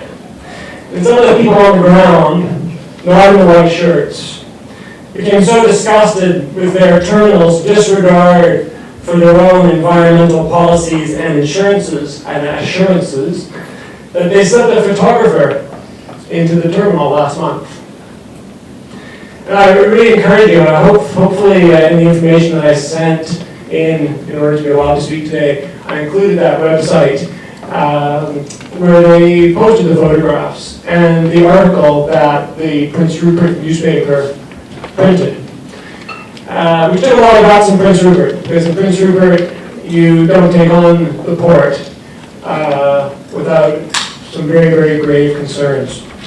If you haven't got the information there, just Google under news, Ridley Island Terminal coal, and it'll pop right up, published in May. So as a result of the amount of coal and coal dust that was flying around that terminal and spilling into the sea, a reporter asked the president and chief operating officer of RTI about these dust and spillage concerns. And his answer is very familiar. It's quite similar to the ones we've been hearing today. Quote, coal is sprayed as the dumpers handle it to kick the dust down. When the dust goes out onto stockpiles where it is virtually impossible to stop the wind from moving, then the dust goes out into stockpiles where it's virtually impossible to stop the wind from moving some dust around. In June of 2000, end quote.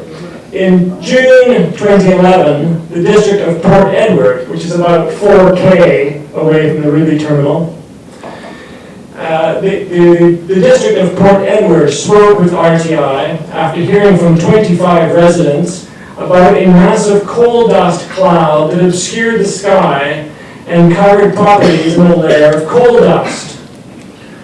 Dorsey, right, he's the chief operating officer of Ridley, Dorsey responded that RTI has a policy in place to assist the terminal's nearest neighbors in Port Edward in cases such as this. Dorsey said that RTI will assist residences by having their homes power washed. Mr. Dorsey said, usually there's some time in the summer when it's hot, dry, and windy, when dust will settle, and we have people to clean that up. It's not the norm. So maybe really it's just a little two-way operator, a little road operator, unlike the sort of quality we get in Vancouver. So I looked up their website. Ridley Terminals, the most advanced of its kind. It's a federally owned, federal crown corporation. Owns and operates the most advanced coal unload and loading terminal, making it a world leader, etc., all the things we've heard. Right? I really wonder, does the most advanced facility of its kind really have to have an arrangement with its neighbors 4 kilometers away to power wash their homes? Thank you very much for your comments. We appreciate them. Are there any questions for Mr. Gordon? Director Steves. Yeah, just one question. We heard on the report earlier that this will not be a problem here, that they'll spray the coal goes on your boat and it'll get all the way down the river, if the wind blows up to 40K or more, and it won't blow into the water to the farms, and when they go to sand heads, it won't spread over the estuary, and it won't blow off the Texas Island. How does what you're telling me about Ridley Island compare to that? Because they say it won't happen. Right. Why is it that it happens at Ridley Island and it's not going to happen here? It's a new question, and it makes me wonder why they don't cover their coal cars or barges.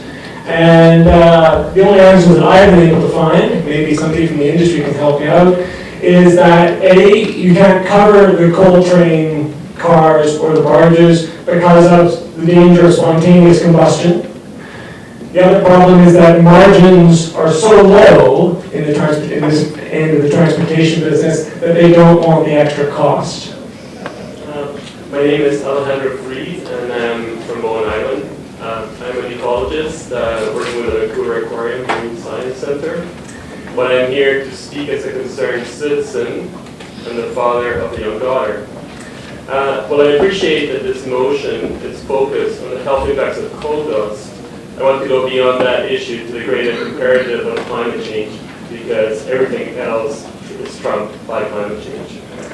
I am particularly worried about my daughter's future because climate change is here already and getting only worse. 2012 marked the 333rd consecutive month of above average global temperatures, and the 6% rise in global food prices that occurred that year was not a coincidence.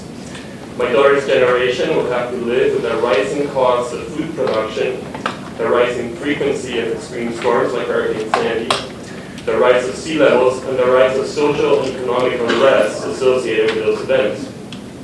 Now, under current emission trends, we're heading towards a greater than 4-degree increase in temperature by 2100. And as a marine ecologist, I'm well aware that 30% of all that extra carbon dioxide in the atmosphere is absorbed by the oceans, where the change in chemistry already threatens marine life, threatens global fisheries, so we're talking about food security issues. Yet a shift towards a low-carbon economy is unlikely to even begin without a moratorium on new infrastructure for fossil fuels. Coal is a fossil fuel with the greatest global warming potential. You can see that repeatedly in the climate change literature.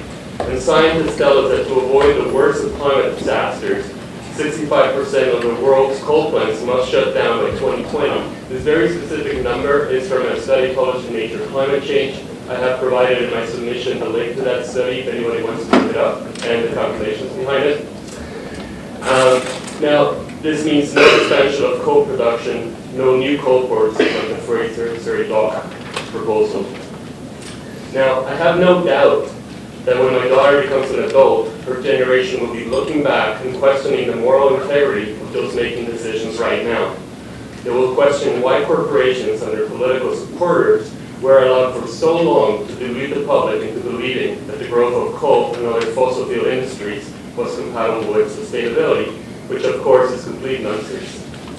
Calculations by Stanford engineer Mark Jacobson show that very large-scale use of renewable energies are primarily social and political, not technological or economic. And I encourage everybody to look up Mark Jacobson's studies in the journal Energy Policy. I have provided the link to these studies in my submission.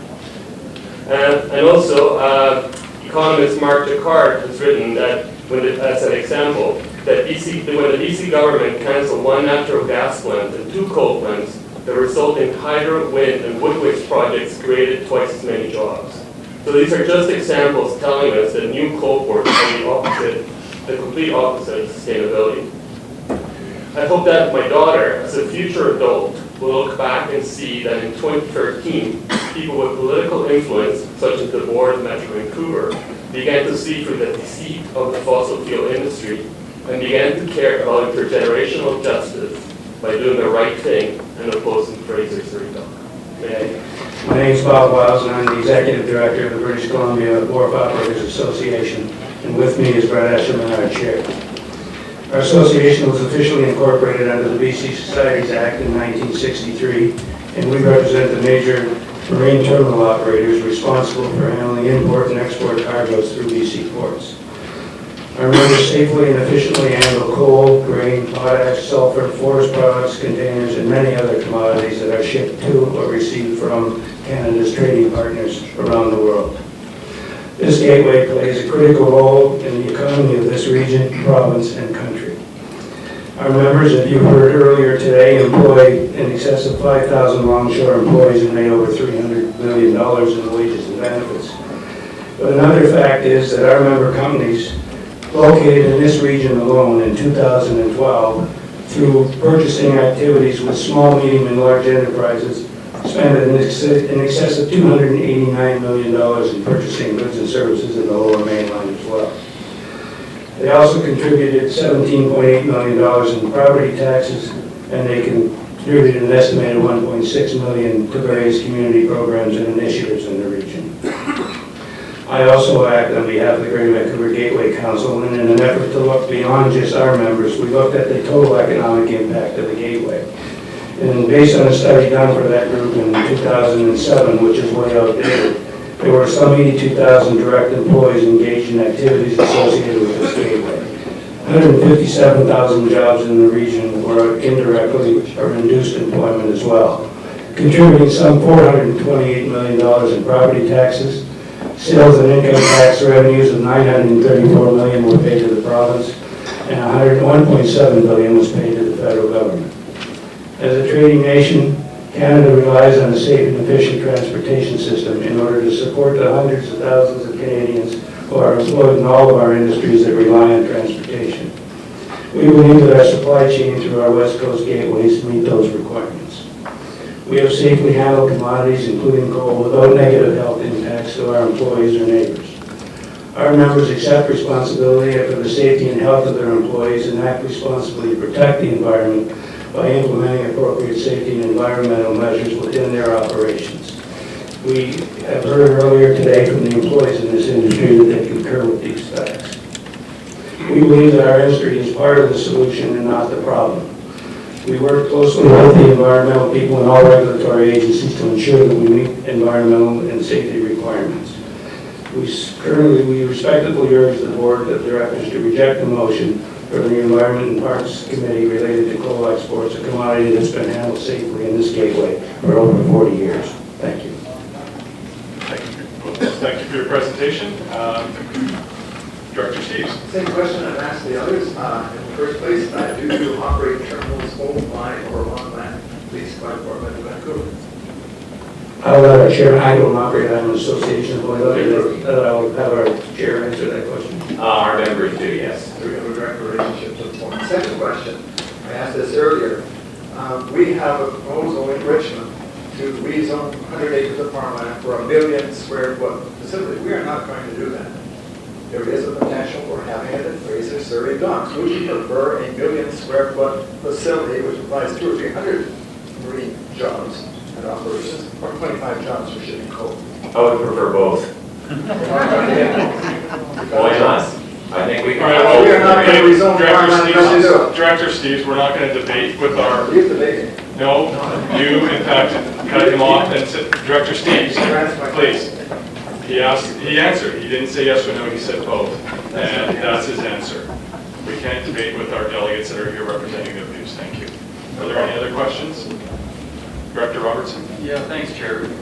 Maybe just on a related note, I mean, I'd be concerned hearing the information around the lack of job density of 160 acres, whatever it is that. I'm sorry, I can't hear you.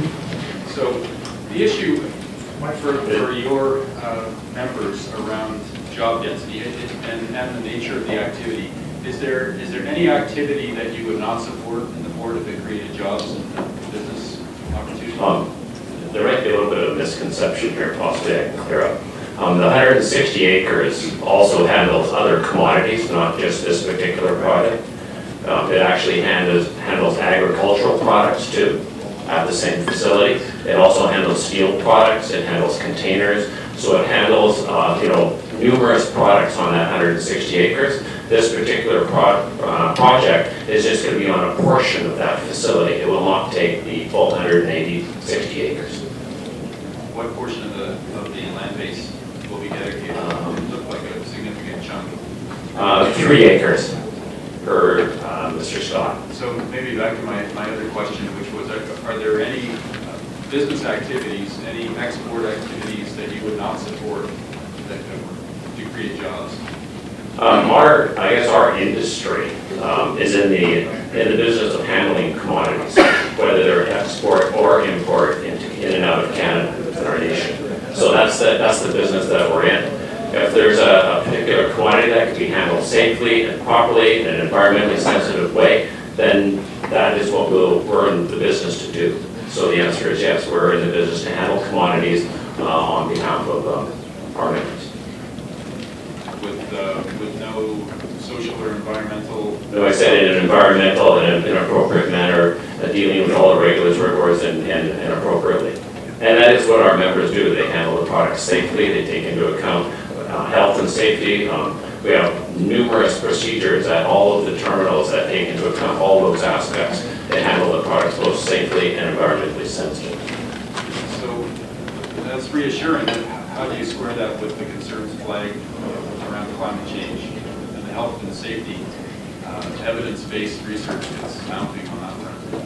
Yeah, this is my first observation of this particular subject in here, and I can see the issue is climate change. The issue is not handling the product necessarily, or how the facility is going to handle the product. There's been a lot of questions on that, but quite clearly the issue that is being brought forward here is in climate change. And that is a big issue. I agree, an emotionally charged issue for the future. I'm not an expert on climate change, and I don't need to be ducking the subject on that. I know it's a big issue for the future for the world. There's a lot of nations have developed their countries and brought people out of the poor also. So part of the issue too is the coal is going over to developing countries because it's the cheapest way to get electricity and bring people out of poverty. So there's a whole number of ways of looking at this but it is an emotionally charged subject. So I'm not sure if I actually totally answered your question, but I think I'm not sure if this is the environment to stop it and penalize a terminal operator because of concerns over climate change. I think they need to, and Fraser Surrey Docks I think has demonstrated they're going to do it in an environmentally sensitive way, and they're going to be respectful of how they handle the product, and they're doing a lot of work to try to demonstrate that to everybody. Hello, thank you for allowing me to speak here. My name is Paul Magnus. I'm a resident of Richmond and father of 3 kids. I would like to relay my concern on an objection to the expansion of coal exports from the Lower Mainland, and promote and prompt the board to support the motion therein. My main objections to this coal export expansion are due to the impacts that this has affecting climate change, global warming, and ocean acidification. I would like to highlight the very real and costly impacts of exported carbon emissions to our local communities, emphasizing the need for these to be considered in the process for assessing port expansion projects. Our regional executive should be encouraged to adopt a unified and cost-effective approach to tackling man-made climate change and ocean acidification. Port Metro Vancouver implies that it is not in their mandate to consider climate change and carbon emissions. This is clearly not the case and is unacceptable. Global carbon emissions do have negative impacts on our health, safety, and even now hugely impact the BC and Canadian economy. Here are a few of the main impacts of BC. Pine beetle infestation, devastating our forest industry due to warmer and shorter winters. Extended, more frequent, larger, and more intense forest fires in its seasons. Our shellfish and fisheries industry affected by increased acidic oceans. Flooding due to higher sea level and bigger and more frequent intense storm surges. Here we have Vancouver seafront with the last storm surgery we had. Pretty impressive.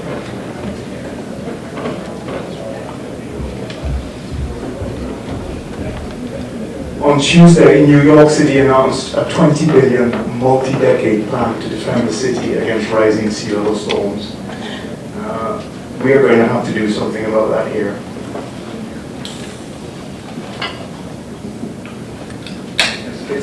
Here's Kitts Beach with the same surge that we experienced.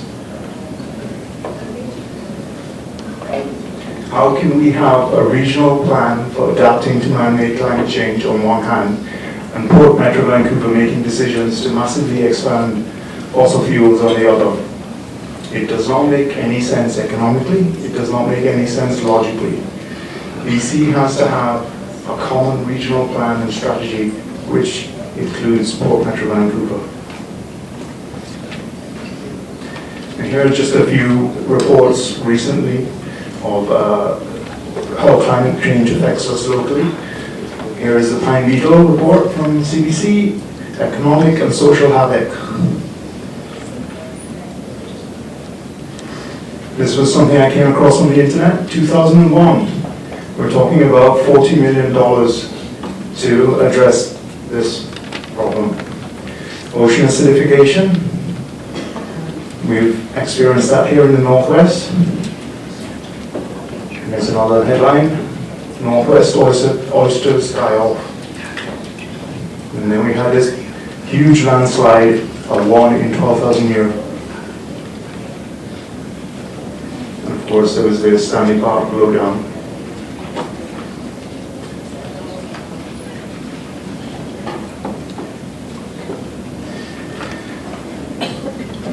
Port Metro Vancouver, although it has put some effort into shaping its business decisions and practices along sustainable principles, refuses to recognize that carbon emissions have to be part of that philosophy. Many organizations have no official mandate to act on addressing global warming and carbon emissions, but this problem is progressive and critical. It is essential that we all, every one of us, our institutions and corporations, pitch in and do everything we possibly can to mitigate and adapt to our warming and acidifying planet. Thank you. I'm Bill Winder, and I live in Vancouver and work as a teacher here. Let me start with a quote from the Port Metro Vancouver CEO, Robin Silvester, that is published on the Port Authority's website. Quote, in 2011, Port Metro Vancouver handled more than 122 million metric tons of cargo, including more than 32 billion metric tons of coal. This makes Port Metro Vancouver the second largest exporter of coal in North America. Total coal exports through Port Metro Vancouver have grown by 35% from 2009 to 2011. End quote. So I think we should be clear that the port has already expanded its coal exports by 35% without any consultation. It now wants to expand again. Thank you this time for allowing us some input on the air that we breathe and the water that we drink. It's common reflex to applaud economic growth. I'm sure Mr. Silvester is proud to have successfully expanded Vancouver's coal exports. Like any CEO, he is sincerely proud of that 35% increase, and he thinks we would applaud the port becoming the leading coal exporter in North America. He wants to become number one, as if this were a hockey league of coal exporters.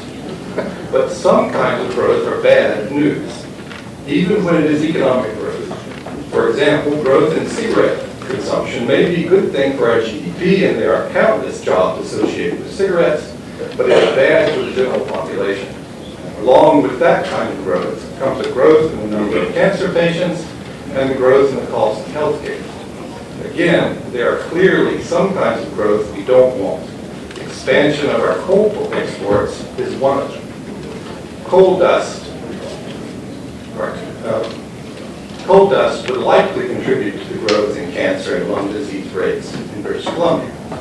I'm sure you've read the Portland report, which concludes that simply moving coal through the state, not even unloading it, cannot be deemed safe, principally because of the various effects of coal dust and diesel exhaust. If we expand the port, we would be putting British Columbians at a significantly higher risk of major catastrophe, from catastrophe like the fertilizer plant explosion in Oklahoma or the fires that raged after Hurricane Sandy in New Jersey. We live in an earthquake zone. Piling up metric tons of coal next to major population centers should not be part of our earthquake preparedness plan. Along with damage to safety and health in BC and the growth in real health costs and suffering here, we would be contributing significantly to the problem of global warming. The fossil fuel industry has produced junk science to say that there is no climate change. We saw the same kinds of campaign in the asbestos industry in Canada and on a larger scale by the tobacco industry. No thinking person can believe the bogus science of industries that have everything to gain by pretending their product is safe. The tobacco companies told us that tobacco has been around for centuries, just like coal has been around for centuries, and therefore could not cause cancer and could not be addictive. The asbestos industry told us asbestos is safe. We have nevertheless passed laws against secondhand smoke and stopped exporting asbestos. Climate change is a bigger battle because the causes are so pervasive and the effects are so diffuse. But like for tobacco or asbestos, our future welfare is at stake. More coal will be putting our lives and livelihoods at risk locally and globally and tying our economy to a doomed economic engine. We should learn a lesson from the collapse of the American automobile industry of the 90s. They ignored fuel efficiency, continued to build SUVs, and went horribly bankrupt. Moral bankruptcy leads to financial bankruptcy. Our focus on coal and other fossil fuels is short-sighted and morally wrong. There is no pride in being the number one polluter in the world. In fact, there is no long-term economic future at all. So I hope you will listen to the Portland report, which rejected increased coal traffic in Oregon. Here is their conclusion, which you've already heard, of course. The precautionary principle holds that in the event of insufficient evidence that an action may cause harms, the burden of proof falls on those making the action to demonstrate that it will not be harmful. Under the precautionary principle, it is reasonable for our policymakers to call upon the coal industry, including rail companies, who would be transporting coal, to demonstrate that coal transportation would not be harmful to the public's health and safety. Thank you very much for your comments. I see no speakers, so thank you for coming forward. Thank you very much. My name is David Bevasser, and I'm a rabbi.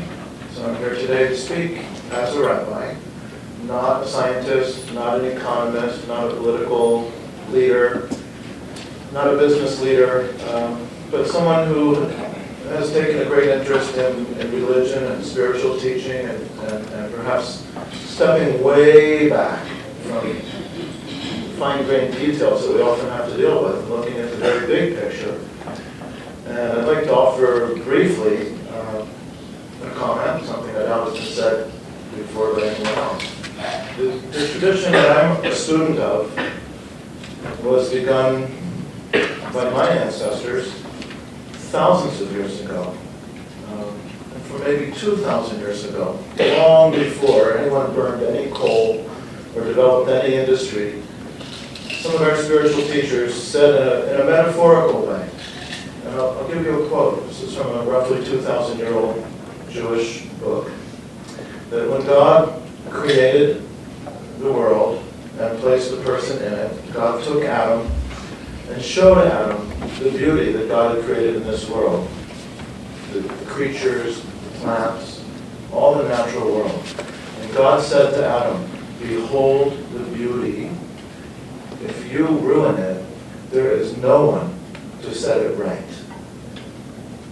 And I'll just leave you with that teaching. I think the implications are rather obvious. And also thank you very much, Metro Vancouver, for allowing us to have this hearing and to have some open public discussion about this critical issue. Well, thank you for that beautiful, simple message that we just heard. Mine's a little bit more complex. I have a PhD student at Fraser University, sociology, and I'm studying the social and political impacts of climate science. So here's the science and the threat. Over the past decade, a widespread scientific consensus has emerged that warns of human-induced, extreme, intractable, and imminently catastrophic ecological crisis. We are now facing what recent scientific article calls critical transitions on a planetary scale due to threshold effects and forcing mechanisms that now far exceed in both rate and magnitude the last epochal geological transition. Over 4 degrees Celsius warming is now predicted this century under business as usual conditions by a wide range of mainstream scientific bodies and international institutions. All of these stats are referenced in the piece that I submitted to you. By a wide range of mainstream scientific bodies and international institutions, while restraining global warming to only 2 degrees Celsius rise is a prescription for disaster. Rising temperatures will lead to a dangerous acceleration and sudden shifts in the Earth's system so that tipping points fed by amplifying feedbacks could irreversibly set within decades at most. The climate crisis refers to what could be the final terminal crisis and death of what scientists call the Holocene, a period of human flourishing on the planet, generating weather extremes that some argue are already directly responsible for hundreds of thousands of human deaths annually.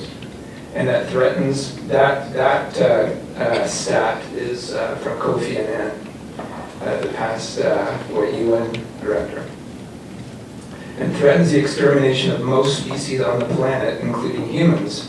Changes in surface temperature, rainfall, and rises in sea levels are largely irreversible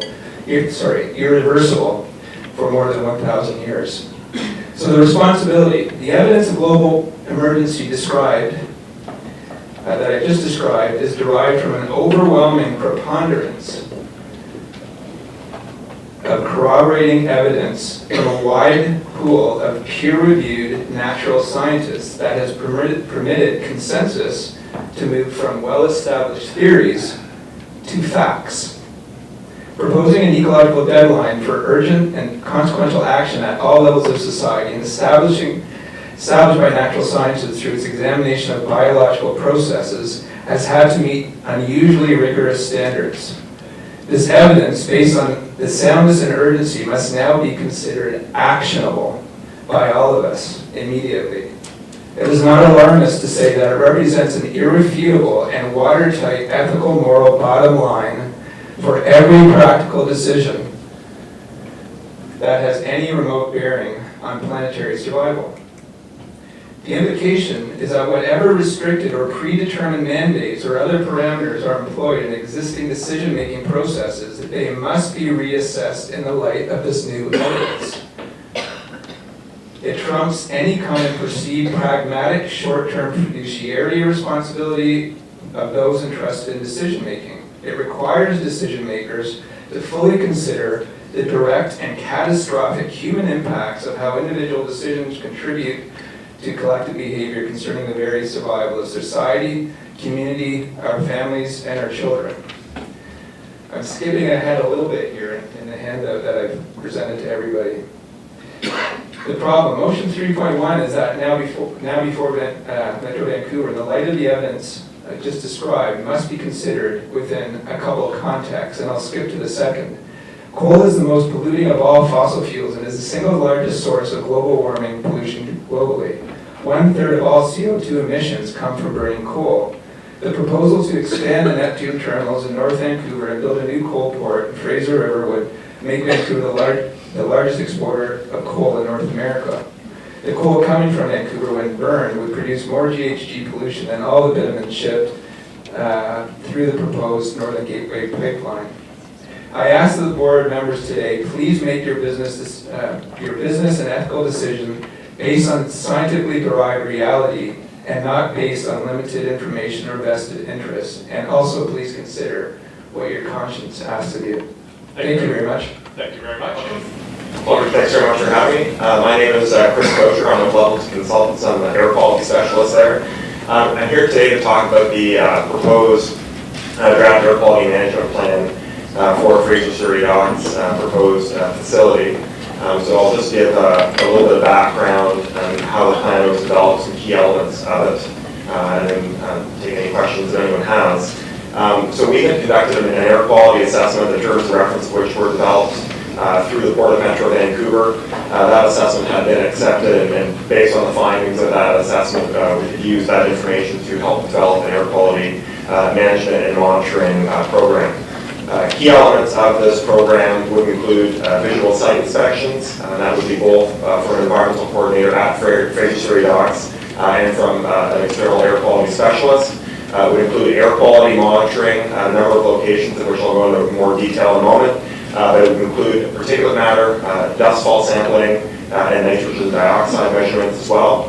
The monitoring program would include the collection of background data in advance of the project, so a minimum of a 6-month period to determine the air quality locally within the region, and that's currently for the air quality assessment. We could use Metro Vancouver's air quality data to develop the background, but we want to specifically understand the background air quality in the adjacent community and also around Fraser Surrey Docks a little more intimately. It would also include a tracking and complaint management system. I think that's a really key element so that people can have input and issues can be tracked and resolved. It would also include quarterly reporting. That would be to Metro Vancouver, Port Metro Vancouver. And there would be a public website set up that would include the monitoring data and the reporting data as well, and also tracking the effectiveness of that program. I guess just one other item to mention as well is that the air quality management plan would also be reviewed, and there would be other elements that would be likely included going through Metro Vancouver air permitting process as well. So this draft plan, additional elements could be added to this program. So the two stations that we proposed that would be on site, one would be next adjacent to the barge loading operations. That would be a full monitoring station that would monitor the meteorological data, so winds, rainfall, so really key parameters that would impact your mitigation measures that you would have at the facility. Would include particulate matter monitoring, dust fall. Another station on land will be included at the nearest residential receptor. That would include particulate monitoring and also dust fall monitoring as well. Two air quality monitoring stations would also be put on barges to monitor dust emissions coming off barges during transit, and part of that plan is that we want to gain a better understanding to ensure whether or not the water and mitigation measures at berth and then being, as the cold transit, are those mitigation measures working, and if not, what changes would need to be made there.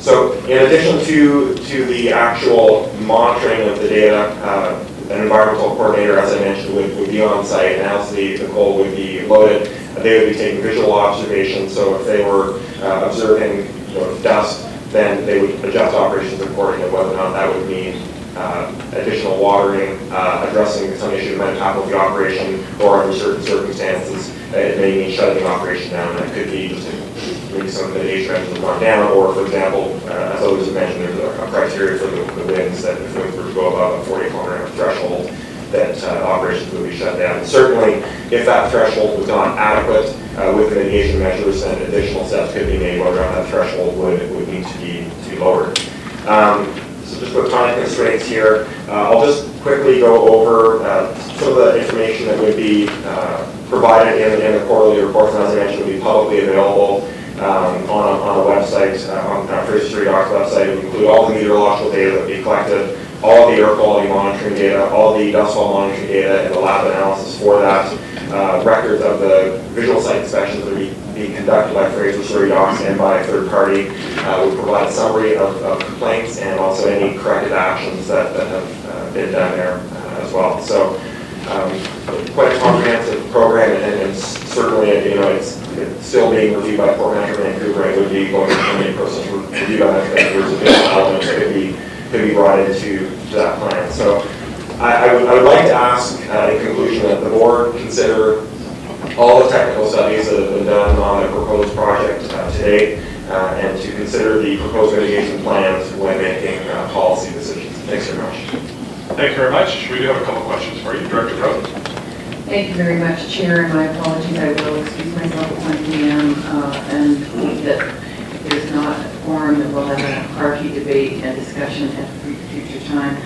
Thank you very much, Mr. Gosher. I have a couple of questions for you, just briefly.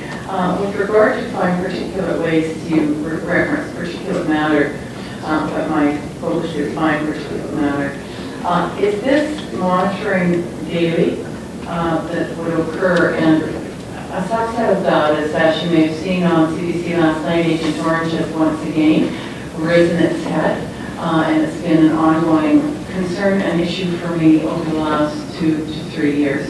And I would want to know around the concept that when we look along the rail lines, is there any deficit of green zone? And that may be something that you can't comment on right now. And then I have a second question for you.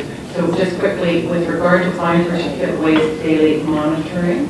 Yes, it is. It's continuous monitoring. Currently, and this would be consistent with other monitoring that's being done with terminals, we propose total particulate matter, but certainly that could be adjusted to include finer particulate matter, whether that be PM10 or PM20. Okay, so just again, it's not a fine point, but it is about fine particulate matter. Are you monitoring for fine particulate matter? Currently, we propose total particulate matter, but as I said, it's just an adjustment of the monitor to monitor fine particulate matter. And certainly feedback from the regulators, that may be determined between 2.5 maybe a more appropriate parameter. Okay. So currently you're not monitoring for fine particulate matter? The proposed plan will be monitored total particulate matter. Thank you. The second one is regarding dust emissions. And you may not be able to answer this, but one of the unanswered questions in my listening today has been very interesting and many different good points from all stakeholders. But looking at the mitigation, you've referred to dust emissions and if the mitigation doesn't work. You haven't referred to solutions should it not work in my listening carefully to you. But one of the mitigation suggestions that came forward was around covering coal, and then a later speaker wondered if it would be combustible to cover coal. Are you aware whether it would be realistic as a mitigation, and two, whether it would be combustible? With the certain specifics of the coal, I couldn't comment on that, but certainly what I was referring to in terms of adjusting the mitigation measures could be things like additional watering with the barging. If watering wasn't sufficient, is more watering required, or would something like using a suppressant on barges perhaps be an alternative? So there's concerns now that if you're spraying a suppressant in a marine environment that you have overspray that could potentially go in and have impacts to the marine environment. So the preference from the experts that have looked at the potential marine impacts is to be using watering for the barges. So it would be, sorry. If there was canvas covering, I'm so sorry to be so specific, but if there was a covering, not water covering, and not suppressant covering, but a material covering of some sort, would that cause a risk of combustibility? I'm not the right one to Okay. answer that question, sorry. Thank you so much, and thank you, Chair. Thank you. Director Steves? I just posed the same question I asked earlier. I read your report, and it doesn't answer the question. You are going to monitor the barges, you're going to monitor the things, but it does not say what you will do to mitigate it when we know there's going to be dust blowing. We've seen it happen at the West Shore already, and it's terrible. Then my question as well is before you came. If a boat barge, I'm using the Ks instead of knots, which I used earlier, if a barge is going down the river at 12 Ks, it only requires a 28 K from Sandheads to make it 40 K. I don't know if you're aware or not, but Sandheads had 10 K stronger winds than the winds monitored at the airport. It's the strongest place on the entire south coast and best place for putting wind winds. So my question to you is, where how are you going to know when you leave the port that you're getting a reading of, I guess, less than 28K at that port, because you have to compensate for the speed of the river and the boat? How are you going to know what the wind distance hand is when the airport doesn't monitor? Well, we'll be monitoring the dust that would be coming, the monitoring station we put on the back of the barge. So we would get an indication of the dust that would be coming, potential dust that would be coming off the barge. We currently do not propose to be monitoring the meteorological data. It's something that could be considered. But really the wind will impact what will be coming off the barge, so that would be captured within the monitor. But then, what are you going to do? If you find every time a barge comes out, the stuff is blowing on. Are you going to cover the barge, or are you going to stop shipping? You haven't said that. The program that I was describing is strictly looking at the monitoring of the air quality data in terms of what mitigation measures would be implemented. That would be determined through the regulatory process, whether there's a requirement through Port of Vancouver or the Metro Vancouver air permit, what would be done there, or what's feasible to be done in terms of mitigation. Thank you. Thank you very much.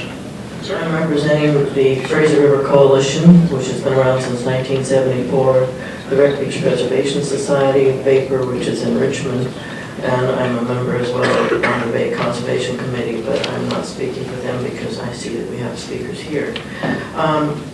The Fraser River and its wetlands, such as Burns Bog, must be protected as one of the world's top 50 heritage rivers and the world's major salmon-bearing river, to the protection of our airshed and the ALR lands. Coal dust from Roberts Bank is known to be blown as far as 5 miles distance. This board is to be commended for its 3.1 motion, and we would hope you will not bow to the iron fist and the velvet glove that was expressed earlier to you when it was suggested that this motion is beyond your scope. Don't listen to that. The entire public input into the expansion of the coal port, either in Surrey or Neptune or at Roberts Banks, has been woefully inadequate or non-existent. Currently, the federal government environmental assessment process does not consider the effect, short or long term, that millions of tons of greenhouse gases from coal burning would have on climate change. The EAO must factor in the climate change factors. The more coal sold to coal burners in Asia, the more planetary increase in greenhouse emissions. Coal storing, loading, and transportation has caused serious issues to our airships in many communities where it is handled. I personally have chronic bronchitis. I was raised around a pulp mill and coal trains, and I think that's my legacy.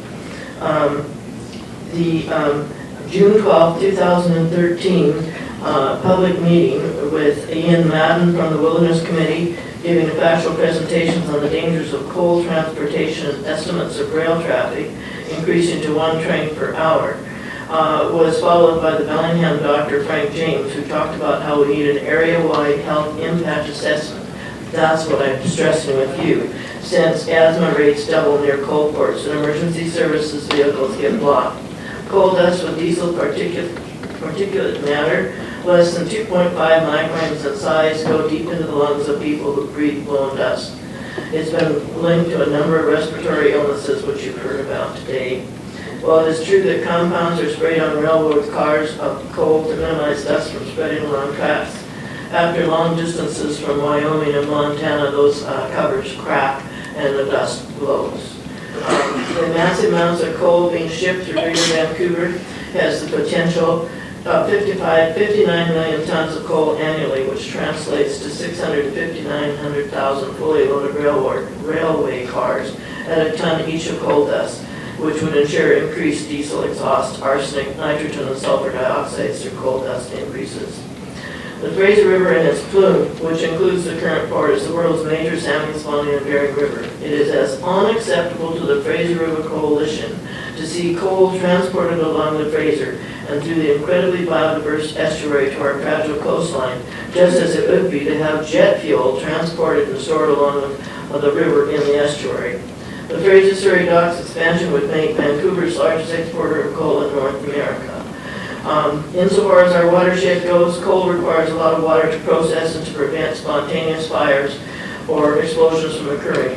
From where will the water come? Is it going to come from the Fraser or the aquifer? And have any studies been done about how much water is in that aquifer? And if it's going to be so clean as it's going to be reshunted, then I challenge the people at Surrey Fraser Docks or anywhere else where you have a storage facility like this to drink the water downstream. Good morning.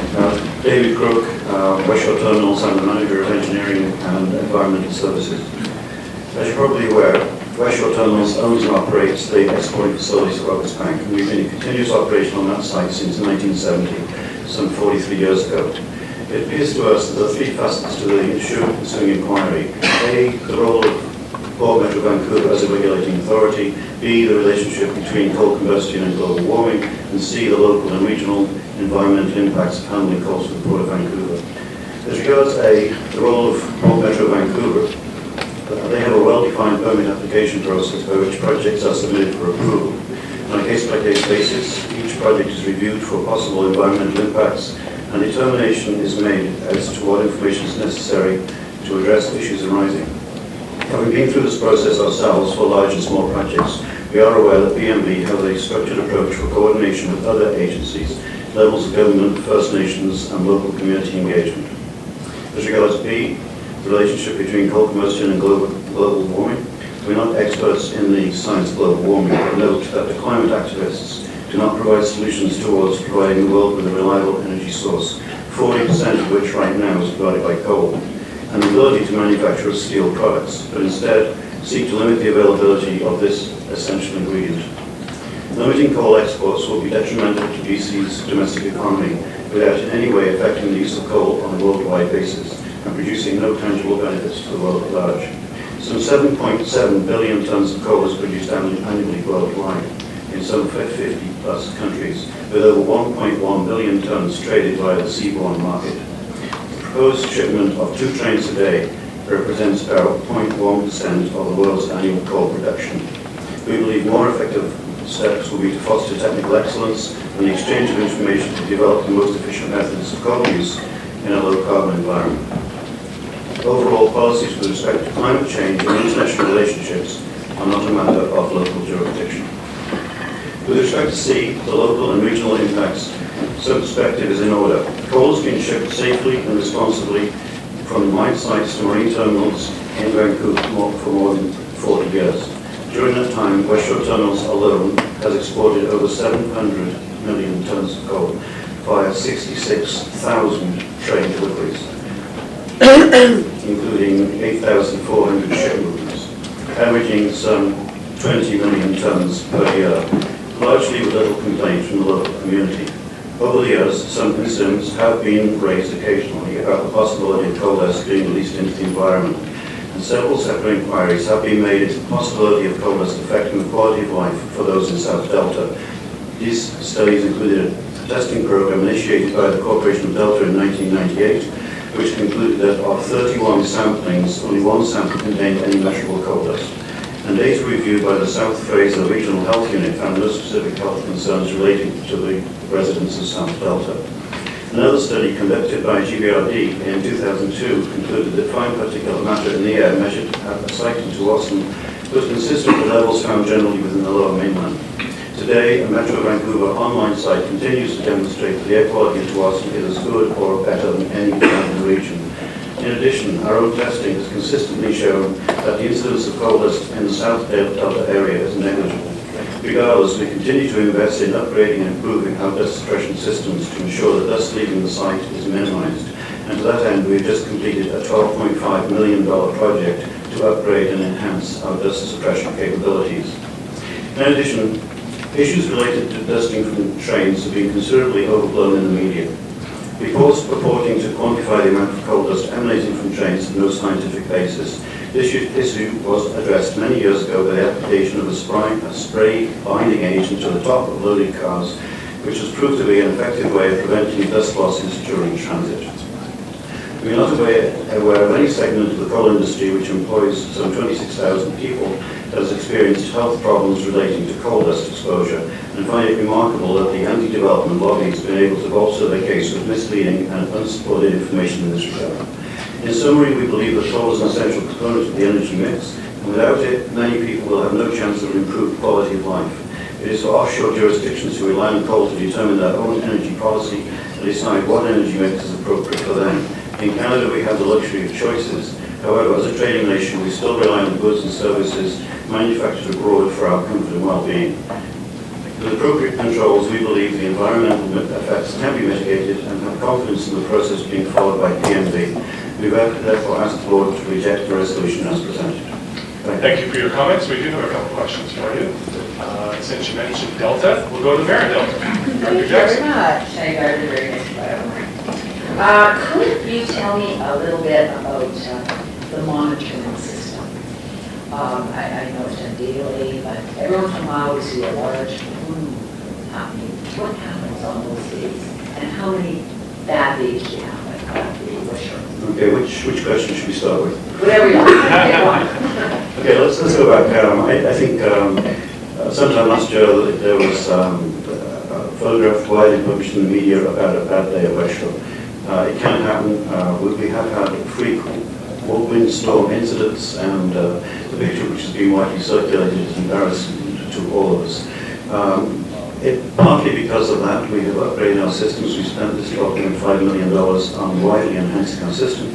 Up until that time, the systems were good, but they were aging infrastructure and became less responsive to our needs. So we think we've taken care of the issue of the sudden freak storms. With regard to monitoring, we have an online monitoring station located at the ferry terminal, which provides us with feedback on weather conditions and dusting. And wider afield, there's a monitoring station in Swanson. This information is used for our spray control programs on an as-required basis. Thank you. If I can be afforded one more question. There was some comment made about the water quality around West Shore and in terms of fishing or any of the other things that would happen in a water environment. What kind of water quality do you have around West Shore? Actually, I know it's not a debate, but I take issue with the comments made by Councillor Steves earlier on. There is no black zone around West Shore terminals. That's completely come out. During the time when we lost a section of our trestle with the unfortunate accident when a ship collided with it, before we could get the debris out of the water, there was already plant life growing on that debris. So the whole contention that the surrounding is a black zone is completely out of context. The port regularly monitors it. They have divers that dive to the reefs that are fish enhancement reefs, which are very productive. We have an active population of birds, seals. It's an environmentally vibrant area. Thank you, Mr. Chair. Thank you very much. Director Wright. Thank you. I was just wondering, what did you spend the $12 million on? We have an existing spray system. What we were finding was aging infrastructure that you're probably all aware of. It was not responsive to our needs. So what we've done is we've completely replaced it with these are new rain guns, which are the kind of agricultural sprays that spray high volume water. And we also constructed high mast towers. These towers are 130 feet tall with cross arms 100 feet wide. So we're able to blanket the site with water. That was the substance of what was component. Thank you very much. I do have a couple more questions. A minute and a half to go. Alternate Director Robinson. Thank you, Chairperson Moore.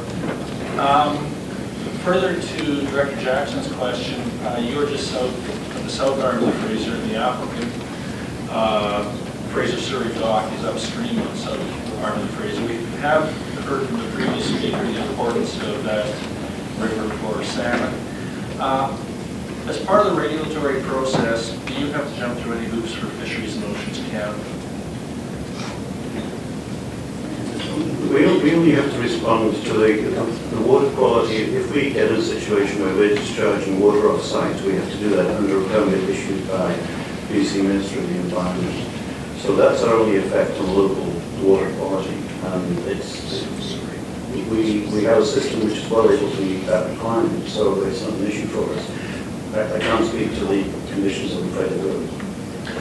As part of just normal regulation, though, are you inspected by Fisheries and Oceans Canada, or do they wait for an incident or for reports? No, we report, monthly reports. Thank you very much. And we have 30 seconds to go, so Director Steves, if you could right to the question, that'd be great. I was not referring to a black zone, but nothing was growing there. My concern is that coal dust is settled there, and I want you to tell me it isn't. And the plants do grow on and absorb the terrible chemicals that are in the coal dust. That is my point. That is a black zone, not a dead zone. But they have life. Lots of them, I've seen the coal dust in the farms. And the question is? That's the question. Explain that there's no coal dust settles on the bottom. The water is clear, but the coal dust settles on the bottom. Does it or doesn't it? The question about coal dust in the water, certainly I would not disagree with the fact that there is some coal dust in the water. But the effects of it on the environment, I think, are still to be studied to make any conclusions. I think your contention is quite wrong. Sorry. Thank you very much.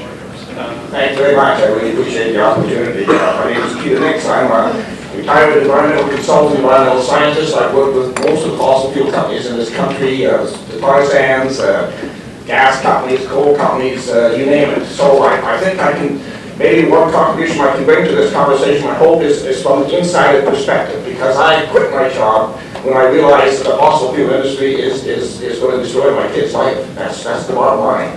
And the outrageous comments by the previous speaker attest to the fact that they cannot speak truth to power, and I'll get into that.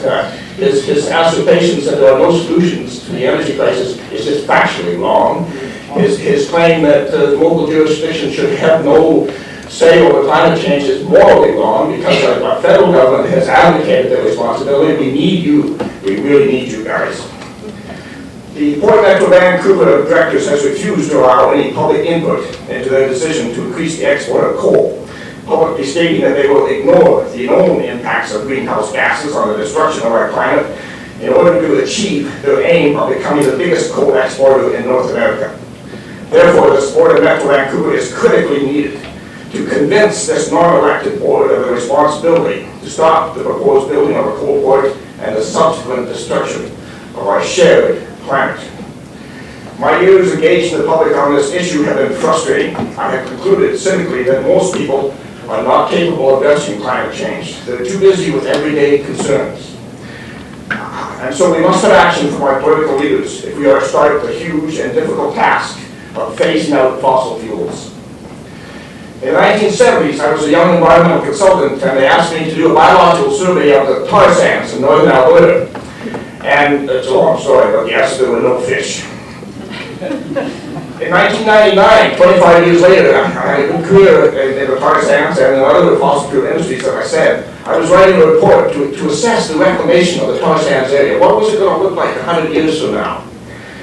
And I looked at my latest draft of that report, and in my executive summary, somebody had changed the words to say, had written new words to say the reclamation program will succeed.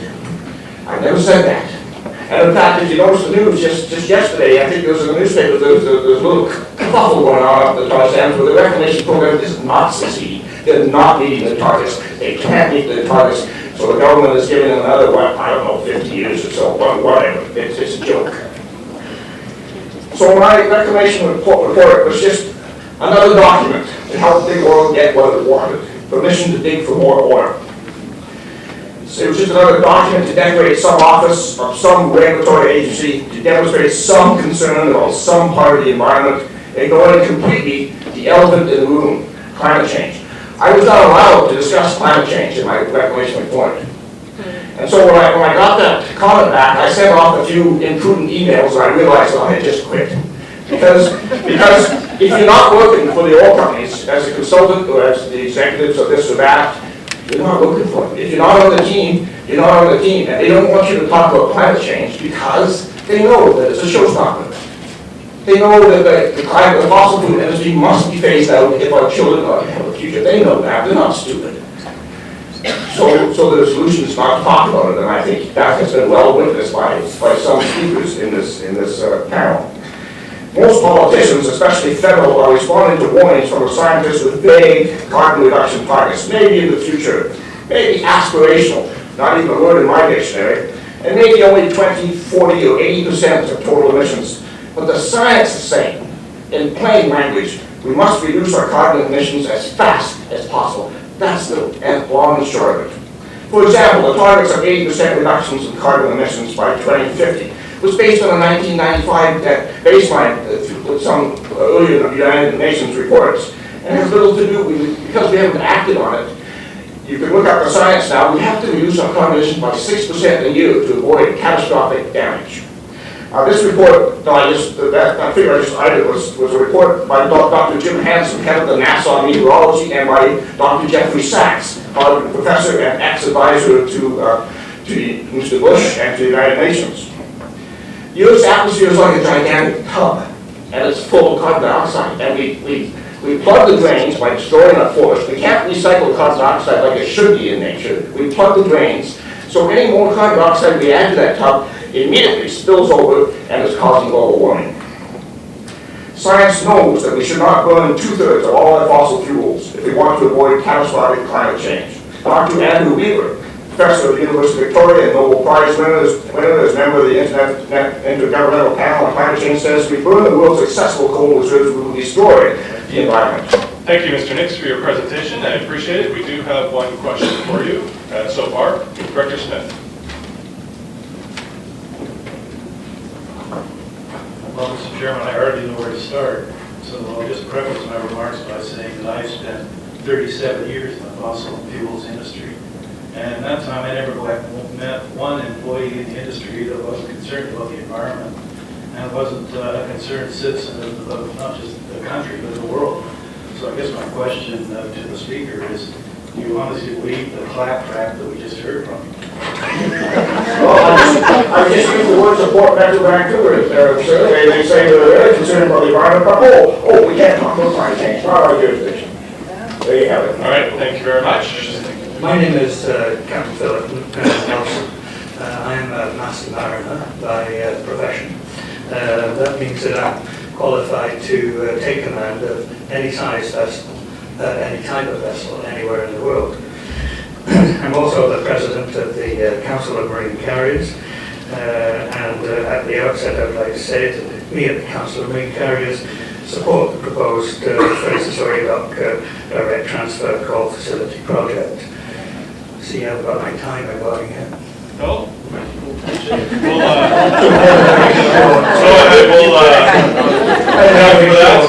Presentation. We'll give you 4 minutes to go since you have a little time. Thank you. Oh, look, it's already read. No, we're really messing it up. There you go. All right. Well, I understand you have a very difficult decision here to make, and one of the things that I'm almost hesitant now to bring to the fore is the question of marine safety. I'm not here as an environmental commenter. My issue is that of marine safety. The Council of Marine Carriers, to give you a little bit of background, our role is to represent our members and work alongside appropriate governmental and industrial agencies to formulate policies, legislation and regulations respecting the marine industry. We also work with our members.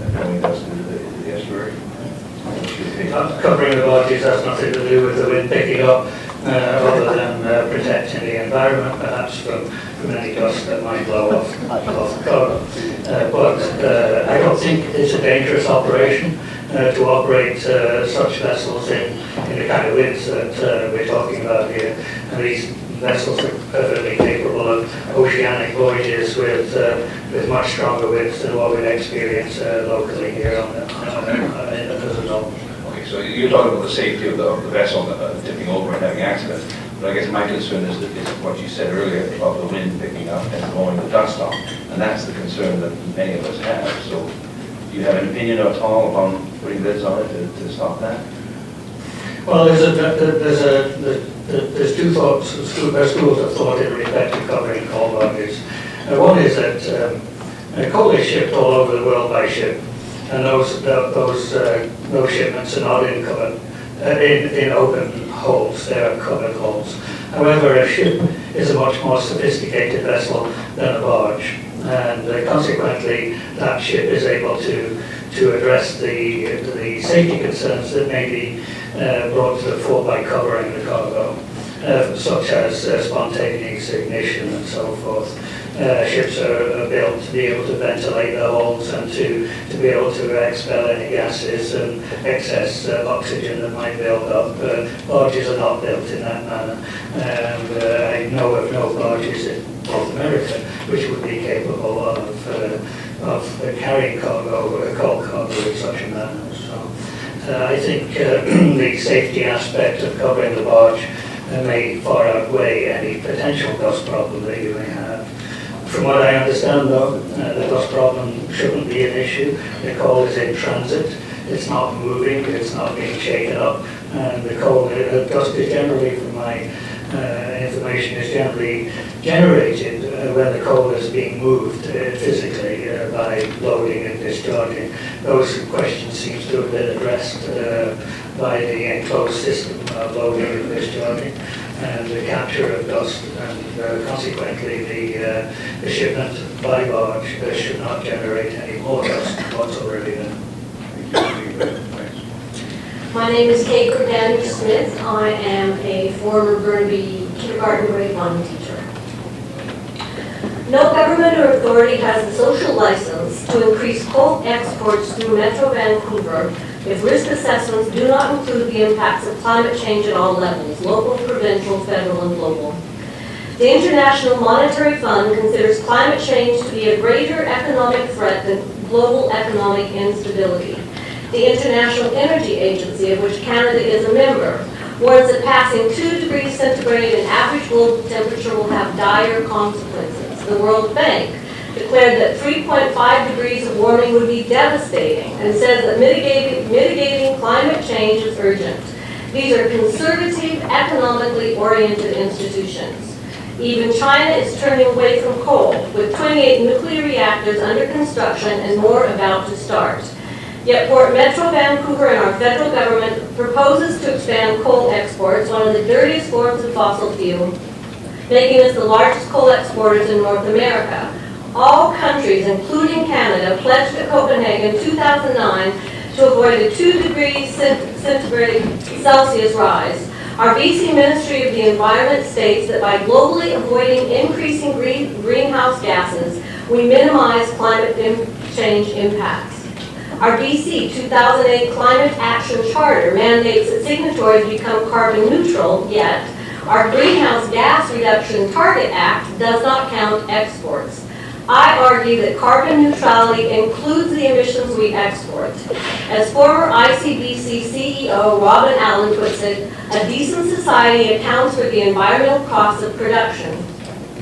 Royal Roads estimates that municipalities have the potential of providing 15 to 40% of Canada's 2020 emission reduction target. Metro Vancouver can lead the way. To oppose this coal expansion, which would eclipse our region's green reputation, Metro Vancouver needs to show great courage. There are huge economic costs to Port Metro Vancouver's attitude of business as usual when they state it's not in their mandate to oppose coal expansion. Locally, based on a series of articles published in Science, the Sierra Club predicts that with a 6-meter sea level rise, flooding will hit 91% of Richmond, 76% of Delta, 32% of New Westminster, with our airport and Swanson Ferry Terminal disappearing into the sea. So much for our gateway investment. Globally, the Insurance Bureau of Canada estimates that worldwide insured losses from mainly extreme weather events over the past decade range between $10 to $50 billion. In Canada, the National Roundtable on the Environment and the Economy estimated in 2011 that climate change could cost the country between $21 and $43 billion per year by 2050, equivalent to 0.8 to 1% of GDP. The Insurance Bureau of Canada tells us that since the 1950s we have 20 days more rain annually, an 8% decrease in southern stream flows. Forest fires are predicted to increase by 25%, and between 1948 and 2007, temperatures warmed by more than 1.3 degrees Celsius, twice the global average. Severe weather events cost Canadian insurers $1 billion in both 2009 and 2010, and $1.6 billion in 2011. Even smaller weather events result in significant damage by overwhelming our aging sewer systems. In BC, the Ministry of Education reports that the fires of 2003 destroyed over 334 homes and businesses, costing an estimated $700 million, and fire seasons are expected to lengthen. In 2009, temperatures at Vancouver International Airport soared to 34.4 degrees Celsius, and health authorities registered 455 deaths, significantly higher than the average 321 during the same periods in 2004 to 8. By 2050, an estimated 3,000 to 12,000 BC coastal homes could be flooded, and British Columbians could suffer more than 2,000 climate change-related damages per person per year. The BC Wood Trade Association estimates that the pine beetle infestation will put an estimated 16 major sawmills out of business and reduce Canada's share of the U.S. lumber market by 50%. The City of Richmond estimates a new dike standard will cost $180 million, and the Liberal government's 10-year, $100 million flood protection program is already oversubscribed. Presenting the expansion of coal exports as pure economic benefit without factoring in these risks and many more resulting from exporting higher emissions is irresponsible and against our regional and national interests. I urge the Metro Vancouver Board to approve this motion. Parliament has already created an all-party clean tech caucus. Let's invest in research and innovation. New jobs in fossil fuels cannot save our children's world. Thank you. Thank you for your presentation. Many of whom have made this their home for 50 years. While we have lived in relative harmony with our port neighbor, respecting their role as a working port and a large employer, over the past 3 years we've been fighting a losing battle with them to have the health and safety implications of their enormous expansion addressed.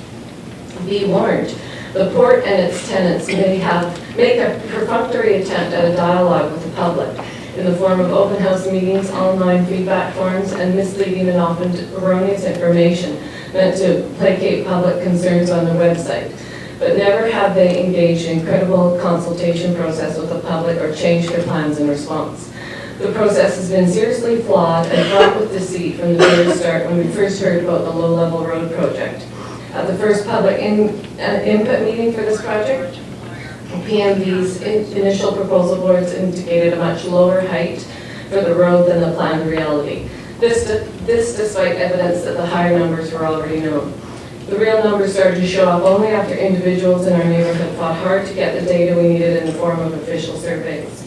While the height was slightly mitigated, the port maintained that they had to build a road to the height almost parallel to our back lanes to keep the cost down. However, to this day, we have no cost estimates to prove why they had to build this high. Soon after the road proposal was approved by the city, in which through a series of negotiations, the city turned over the land to PMV to expand the road and reinforce the bank, we were immediately faced with Richardson's plan to add 28 silos to the existing grain terminal. Although we have no evidence that PMV knew about Richardson's plan, we believe they intentionally kept it hidden from the public, waiting until they finished negotiating the road project and the land acquisition with the city.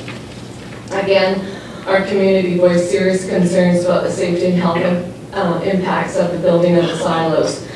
Our safety concerns were well founded. In 1975, the same facility exploded, killing 4 workers and spreading lethal debris through the air and forcing an evacuation of our neighborhood.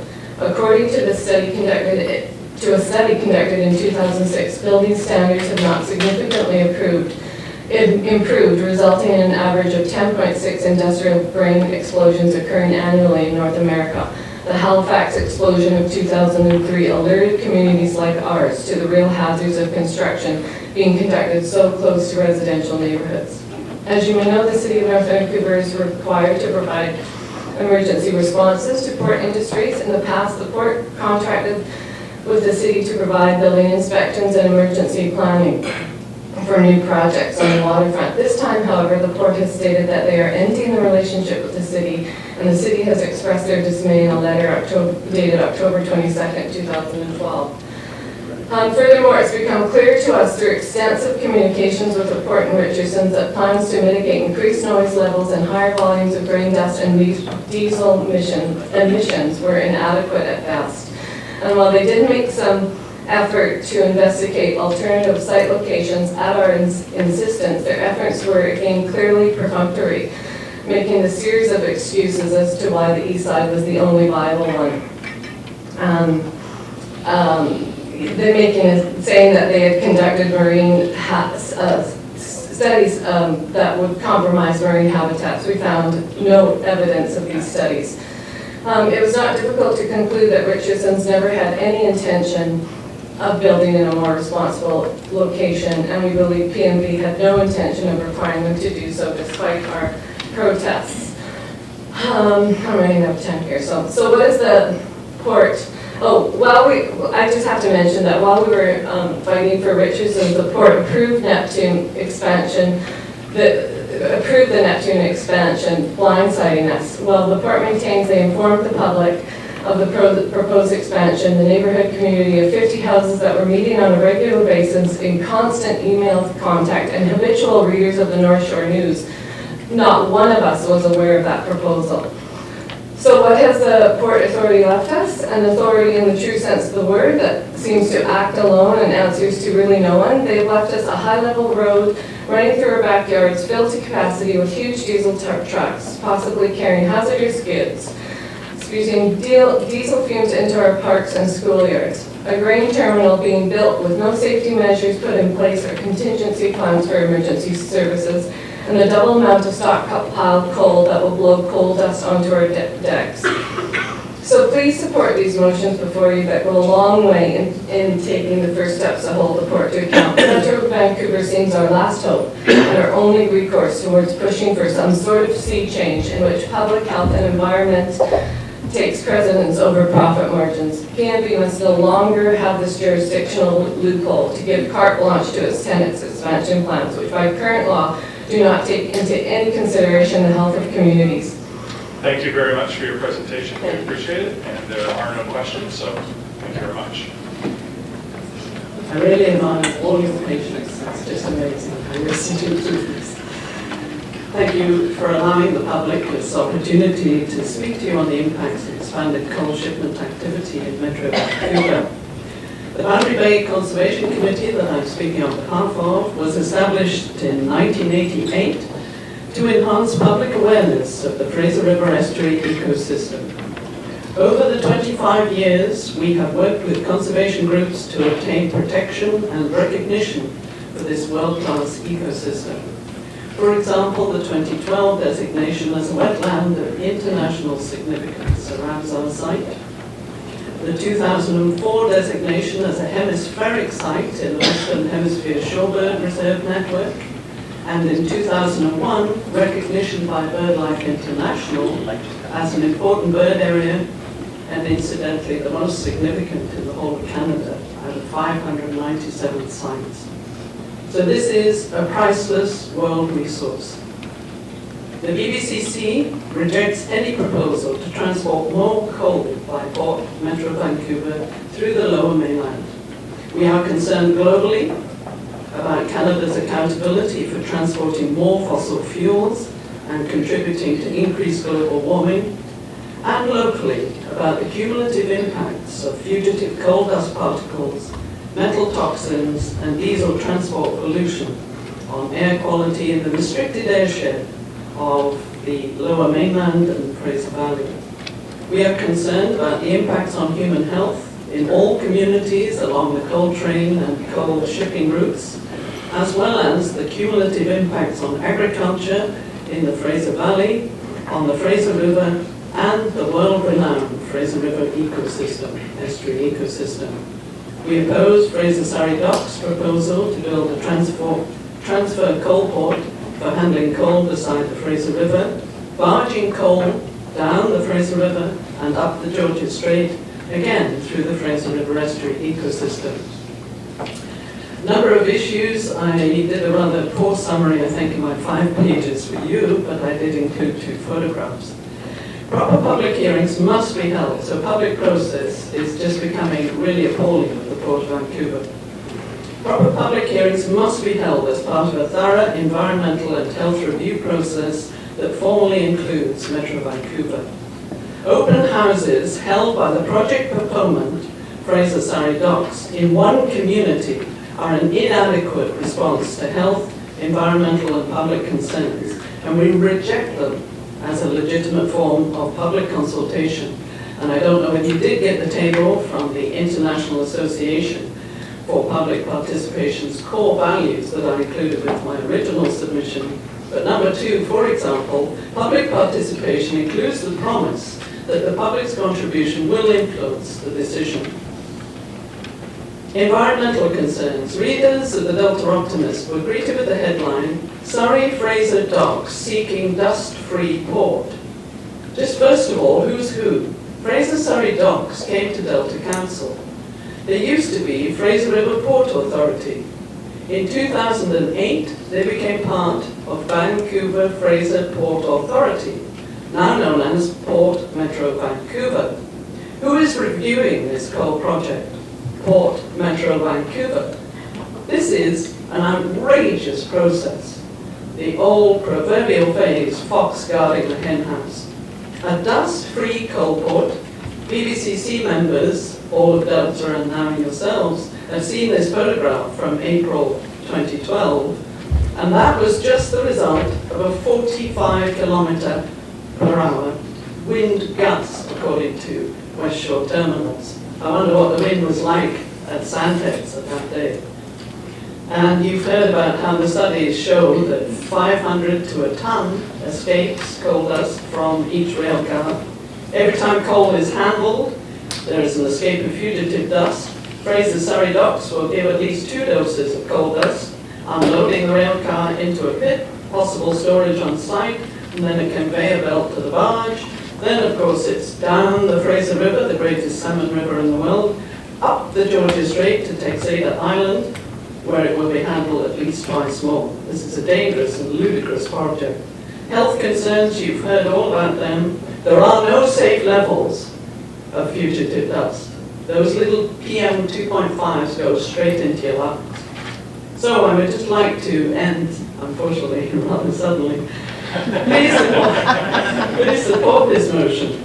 As Albert Einstein said, those who have the privilege to know have the duty to act. Thank you very much indeed for hearing us and for your patience. Thank you very much. We do have a question, Director Steves. Yeah, I have 2 questions. My cold doesn't have a bit. You said, I asked the question of the Fraser Surrey Docks people who they were, and they gave me some I would think I've never heard of, where you say that they were actually an offshoot of the Fraser River Port Authority. Could you explain that? Yes, I mean the whole Fraser, all the ports became one in 2008. Right? But that's not the... North Fraser. But let's just, can I clarify that? The Fraser Port Authority merged with the Vancouver Port Authority to create the Port Metro. That's the authority. Surrey Fraser Docks is an independent, operated, owned company. It's not the authority, so maybe that clarifies it for you, Director Steves. Okay, the second question I've got, the picture you've shown, and it shows the coal dust blowing. If you got on the river in a barge, it's blowing off the barge on west of Island, or the Sturgeon Bank, where actually I might farm, will that blow ashore? And how far does this stuff blow? This stuff, the PM10s, the PM 10.10s and the 2.5s are stay in the air. They can stay in the air for days, the 2.5s, and that's why the Fraser Valley airshed is so important, hemmed in by mountains. Anything that's coming off here in the Lower Mainland just goes up the valley. And they've established crop losses, etc., because of the polluted air going up the Fraser Valley. So what you're saying is what's shown in the picture is it'll be bad for certain distance, then it'll disappear and it'll dissipate into the regular airstream and just go everywhere. That's what I understand, that some of this can potentially go well away from West Shore Terminals. Yeah. Thank you very much. Thanks for your time. Thank you very much. I really appreciate the opportunity to speak here, and I think that Port Metro Vancouver could probably learn some lessons about public dialogue and reaching out to the public. And I also want to thank Mayor Wright for hosting that event on May 30th. It was very well done. The Chief Medical Health Officer was there. Perspectives from both sides of the issue, very vibrant discussion, and I think it's important that this happens. I just want to give a little bit of context. I live about a kilometer and a half away from the Fraser Surrey Docks, directly downwind. We formed a ratepayers association in 2003 prior to the expansion of Fraser Surrey Docks, or sorry, the whole operation there. It was called the Fraser River Port Authority at the time. They spent $158 million in expansion at that time, adding a couple of cranes, and the cranes are obviously for moving containers. That expansion that occurred then also included ramping up to 10 kilometers of track. This expansion, by comparison, is only $15 million investment. One of the things that we did back then as a community association, we met with the Fraser River Port Authority. Their offices were on Columbia Street. There is now a great disconnect between Port Metro Vancouver and Cole Harbour and communities in our neighborhood.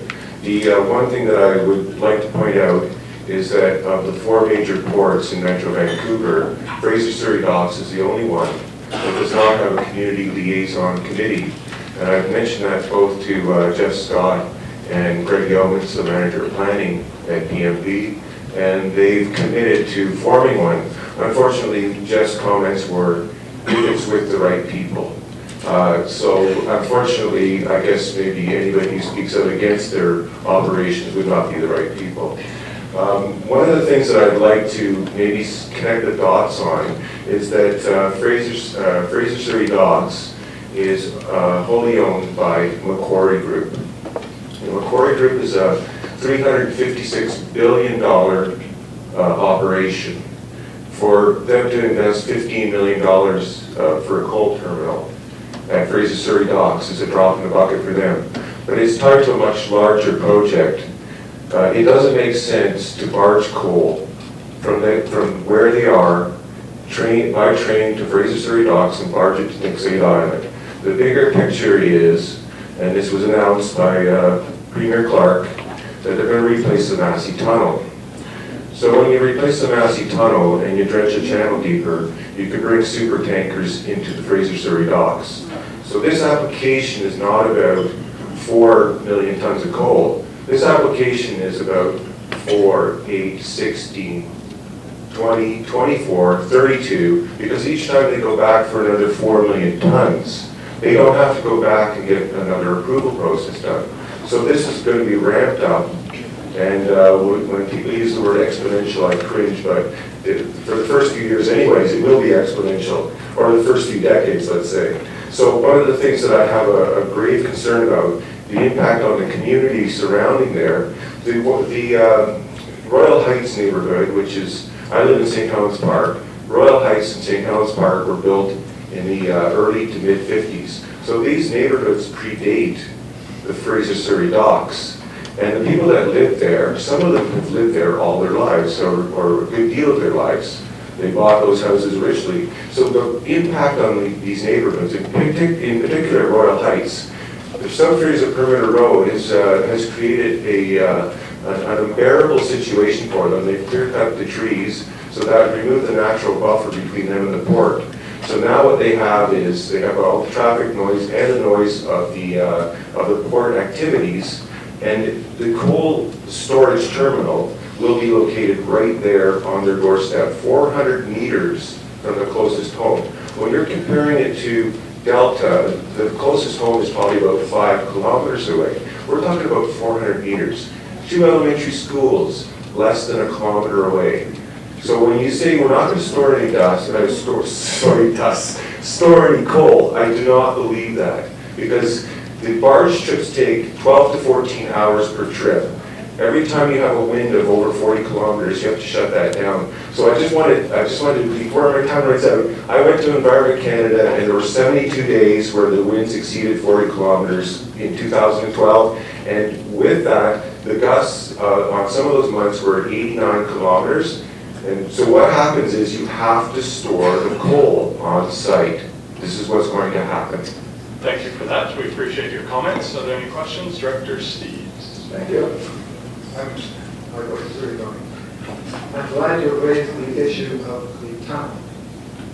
Because, and this is the reason I've said, we're not talking about 3 acres, we're talking about 160 acres where they can expand. If the tunnel is a Your question, please. Are you aware that initially Fraser Surrey Docks wanted to bring the ships up the river and looked into the possibility of removing all the ballast from the top of the tunnel that's holding the tunnel in place and protecting people that go through? Well, I could make a question out of that, and I could quote from a press release from Fraser Surrey Docks press release after the announcement by Premier Clark that the tunnel was going to be removed or replaced by a high-span bridge.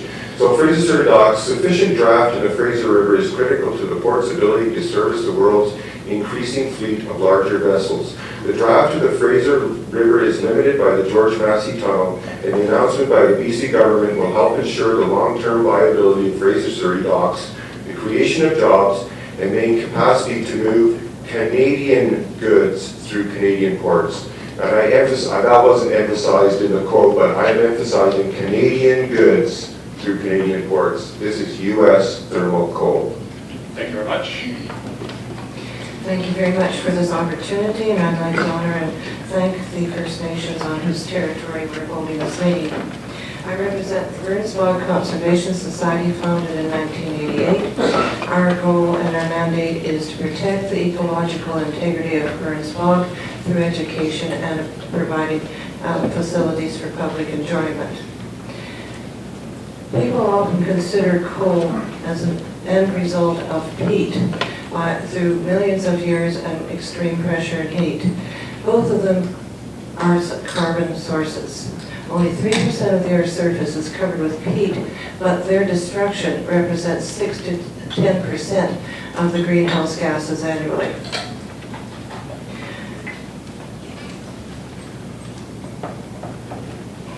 In 1995, at the International Peat Congress, a resolution was passed calling for Burns Bog to become a Ramsar site. That's something that we fully support, and we supported the work of Metro Vancouver, the Corporation of Delta, the province, and the federal government to support that initiative and bring it to fruition in 2012 in the form of the Fraser Delta Ramsar site, which covers over 6 wetland areas. 4 of them, Burns Bog, Serpentine Fen, South Iron Marshes, and Boundary Bay, will all be impacted by this road, or this railroad. And it's bringing coal from the USA. The Ramsar definition even includes man-made fish ponds, rice paddies, and reservoirs. When I got involved with saving Burns Bog in 1988, and I heard discussions between global scientists about whether Burns Bog qualified as a Ramsar site, I took it upon myself to find out exactly what it meant, and I eventually memorized the definition so that I could stand up in meetings, go eye to eye with any scientist, and quote it if there's any qualification discussion of it. By the way, I'm the only non-scientist that is listed in the proceedings of the 2008 13th Annual International Peat Congress in Lalamo, Ireland. So folks, no, I don't have a degree, but I'm capable of studying and learning. And I've learned a lot in the last 25 years about why we have to save our peat bogs and our peatlands. Now you may be wondering why the Ramsar Convention is so concerned about wetlands. Well, it's because wetlands are to Mother Earth what blood is to you and me. Without blood, you and I don't survive. Without water, the planet doesn't survive, and that includes you and me. Wetlands do more than just keep us alive. They are a resource for great economic, scientific, cultural, and recreational value for us. When Saddam Hussein took a dislike to a group of people in Iraq who lived in a wetland area, he drained it. This forced the people out because they lost their source of food, a place to live, and their ability to make a living. After its fall, it was Canadian scientists who helped to rebuild the area. How does an area become declared a Ramsar site? It starts at the local level. In the case of Burns Bog, it started with Metro Vancouver Parks making the recommendation. Then the Corporation of Delta, the province, and the federal government signed on. The next question is, what did they sign on to? Well, all 4 levels of government agreed to the wise use of Burns Bog and the other areas. Wise use is defined as the maintenance of their ecological character achieved through the implementation of ecosystem approaches within the context of sustainable development. Under the 3 pillars of the Ramsar Convention, Delta, Metro Vancouver, the province, and the federal government not only agreed but committed to work towards the wise use of all their wetlands through national land use management actions and public education. And I'm running out of time, so I won't go through all the 3 pillars, but you can find it on the Ramsar website. A better question is there any way to compensate for the loss of our wetlands? I don't think so. Neither does the Suzuki Foundation, the Rural Life Fund, Ducks Unlimited, and other organizations, including the Burns Bog Conservation Society. We all promise to work to save what we have left and add to it, and not take away from what little we've got left by signing on to the Wetland Declaration for the Lower Mainland. Coal not only impacts the lungs of the Lower Mainland, Burns Bog, but your lungs as well. Please support the motion before you. Thank you very much. Good afternoon, ladies and gentlemen, and esteemed members of the board. My name is James Crossley. I live in Westminster and represent approximately 8% of the population in the Quayside area, which has about 4,600 people. As well, I have a petition that I want to present from Queensborough, and I was given permission earlier to do that and hand it over to Kelly. There's over 1,000 signatures in this position, and it's the last one to be handed out. Port Metro Vancouver has a copy, Mayor and Council has a copy, our MLAs have a copy. So Kelly, if I could turn this to you, please.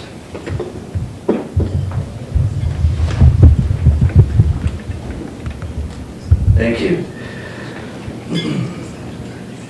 By their own admission, Fraser Surrey Docks cannot guarantee 100% containment of the coal dust, coal sludge, or coal contamination.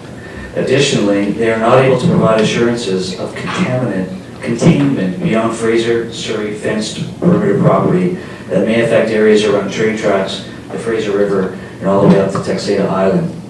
I have a visual for you. This, to qualify, is a loading of agriculture product. I took this from my balcony in New Westminster. As the video pans, I want you to keep an eye on the windsock that is contained on the right side of the screen as we get there, and also the recreational vehicles that pass under and through this agri-dust. And I'm going to put it in fast motion. Hopefully this will work. Okay, good, because it's a 4-minute, 43-second video. And your clock's still ticking. So 72. Please press this right.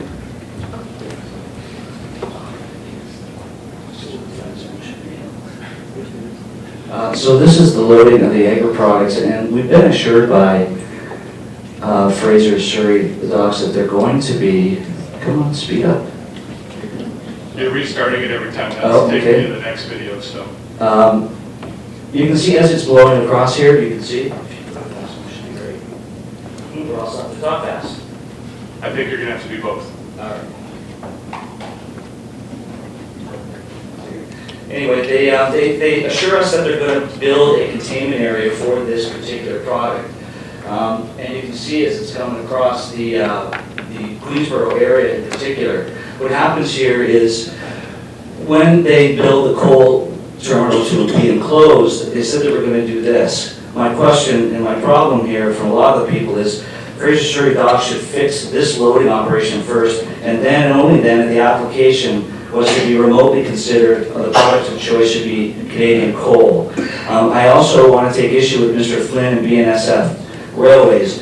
Mayor Wright and I are very familiar with what it takes to handle a railway operation The Quayside Board has been a struggle with them for over 10 years. I dare say that the paperwork that they presented to us over that period of time is representative of 1% of the CO emissions. Further, I want to also demonstrate that just from our current environment in the key area, this is a towel that was used to wipe off the railings in my own home. You can see this is once a week. And these are emanating from current diesel fumes and diesel particulates, and also train engine particulates that come off. In 2012, there was a report presented from Metro Vancouver. New Westminster, by our brand new beautiful park that's won awards, has the worst air quality in the Lower Mainland. That is on record.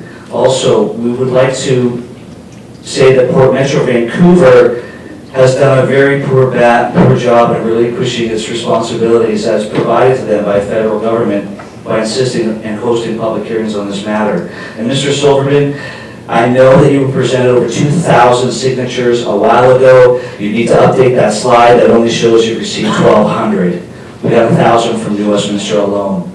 I'm glad the Massey Tunnel was brought up, because this would allow an unprecedented expansion of coal exports with an undeniable air quality implications and environmental risk in a heavily populated area. An area, we remind this board, that has been given direction to allow for larger population expansion in the coming decades. For this and many other reasons, excellent speakers today, I learn something every time I attend one of these meetings. I learned that there's deception, there's truth, there's passion, there's emotion, there's jobs, and there's a lot of things that encompasses. You're dealing with the air quality, and that's what I want to bring it back to. When it comes to Fraser Surrey Docks, it's called location, location, location. It's simply the wrong location. For this and many other reasons, we therefore support and encourage the board's motion noted in item E 1.1. We ask the board to be encouraged to highlight and strengthen section 1C by firmly opposing coal shipments from the Fraser River estuary, full stop. Thank you for providing this opportunity to speak on the issue, to present the board with our petition, to trust the public's knowledge in educating ourselves on this issue, and putting forward our opposition in the hopes for a positive vote by the board to protecting our communities, serving British Columbia, and helping our world by setting an example. Thank you. Thank you for your presentation and the video, and I see no questions, so we will move on to our next speaker. That video will be on record if you want it as well. It was downloaded. Thank you. Thank you very much for allowing the Surrey Board of Trade to speak. We're a not-for-profit business organization representing 3,600 members. Business contacts, I'm Anita Huberman, CEO of the Surrey Board of Trade. And we wanted to offer our voice in support of the expanded development of the existing operation of the Fraser Surrey Docks coal transfer facility to increase economic development and job creation. The Surrey Board of Trade, as well as our colleagues across the river, the New Westminster Chamber of Commerce, strongly encourage other stakeholders to support this industry development. So what I wanted to really enhance upon you is that we are a business organization. We have received presentations from Fraser Surrey Docks. Our environment team, our industry team with experts, volunteer experts, have evaluated the project. And we know the project will transfer coal via Burlington Northern Santa Fe from the United States to barges at the facility, which will then be towed individually to a staging point off the mouth of the Fraser River, where they will be towed to a storage and loading coal port on Tuxedo Island in the Georgia Strait. The coal will then be loaded aboard deep-sea transporters for shipment to Asia. Fraser Surrey Docks is seeking to grow its business and better utilize its capacity, contributing to the increased value of the Asia-Pacific Gateway, to the growth of the economy of Surrey, the Lower Mainland, the province of BC, and Canada. It is currently operating below its capacity, and the Surrey Board of Trade sees this as an important way and opportunity to facilitate safe efficient, and an environmentally sustainable way to expand their offering.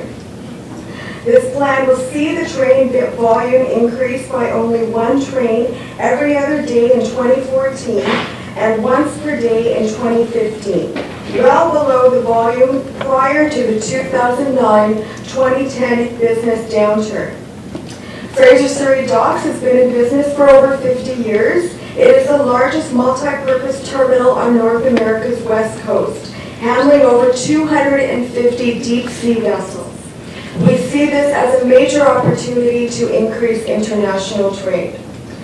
We did review the dust mitigation factors and know and understand and have concluded that a top coating will be applied in the cargo in the rail cars, which has demonstrated an 85% reduction in dust. This will be applied to assist in dust mitigation and prevention of combustion. The coal will be profiled into a bread loaf shape to further reduce any wind impact on the cargo. Unloaded rail cars will be sprayed inside, as mentioned by previous presenters, inside the unloading shed to clean any remaining dust before being returned to service. In addition, we have also concluded that there are protocols to minimize train, construction, and operations noise, and extensive plans for both incident prevention and emergency response. In conclusion, very succinctly, extensive professional reviews support Fraser Surrey Docks' stated expectations for the project, and the depth of experience of their management and staff inspires further confidence. They've been members of the Surrey Board of Trade for over 20 years, and the Surrey Board of Trade, along with the U.S. Chamber of Commerce, is very satisfied that this initiative will function in a manner that meets all community standards and expectations, and therefore supports its implementation. And I urge the Metro Vancouver Board Directors to do the same. Thank you for your comments. We do have a question from Director Harris. Thank you very much, Mr. Chair. I just wanted to go to the question of economic contribution of this project to our local economy, our broader Canadian economy.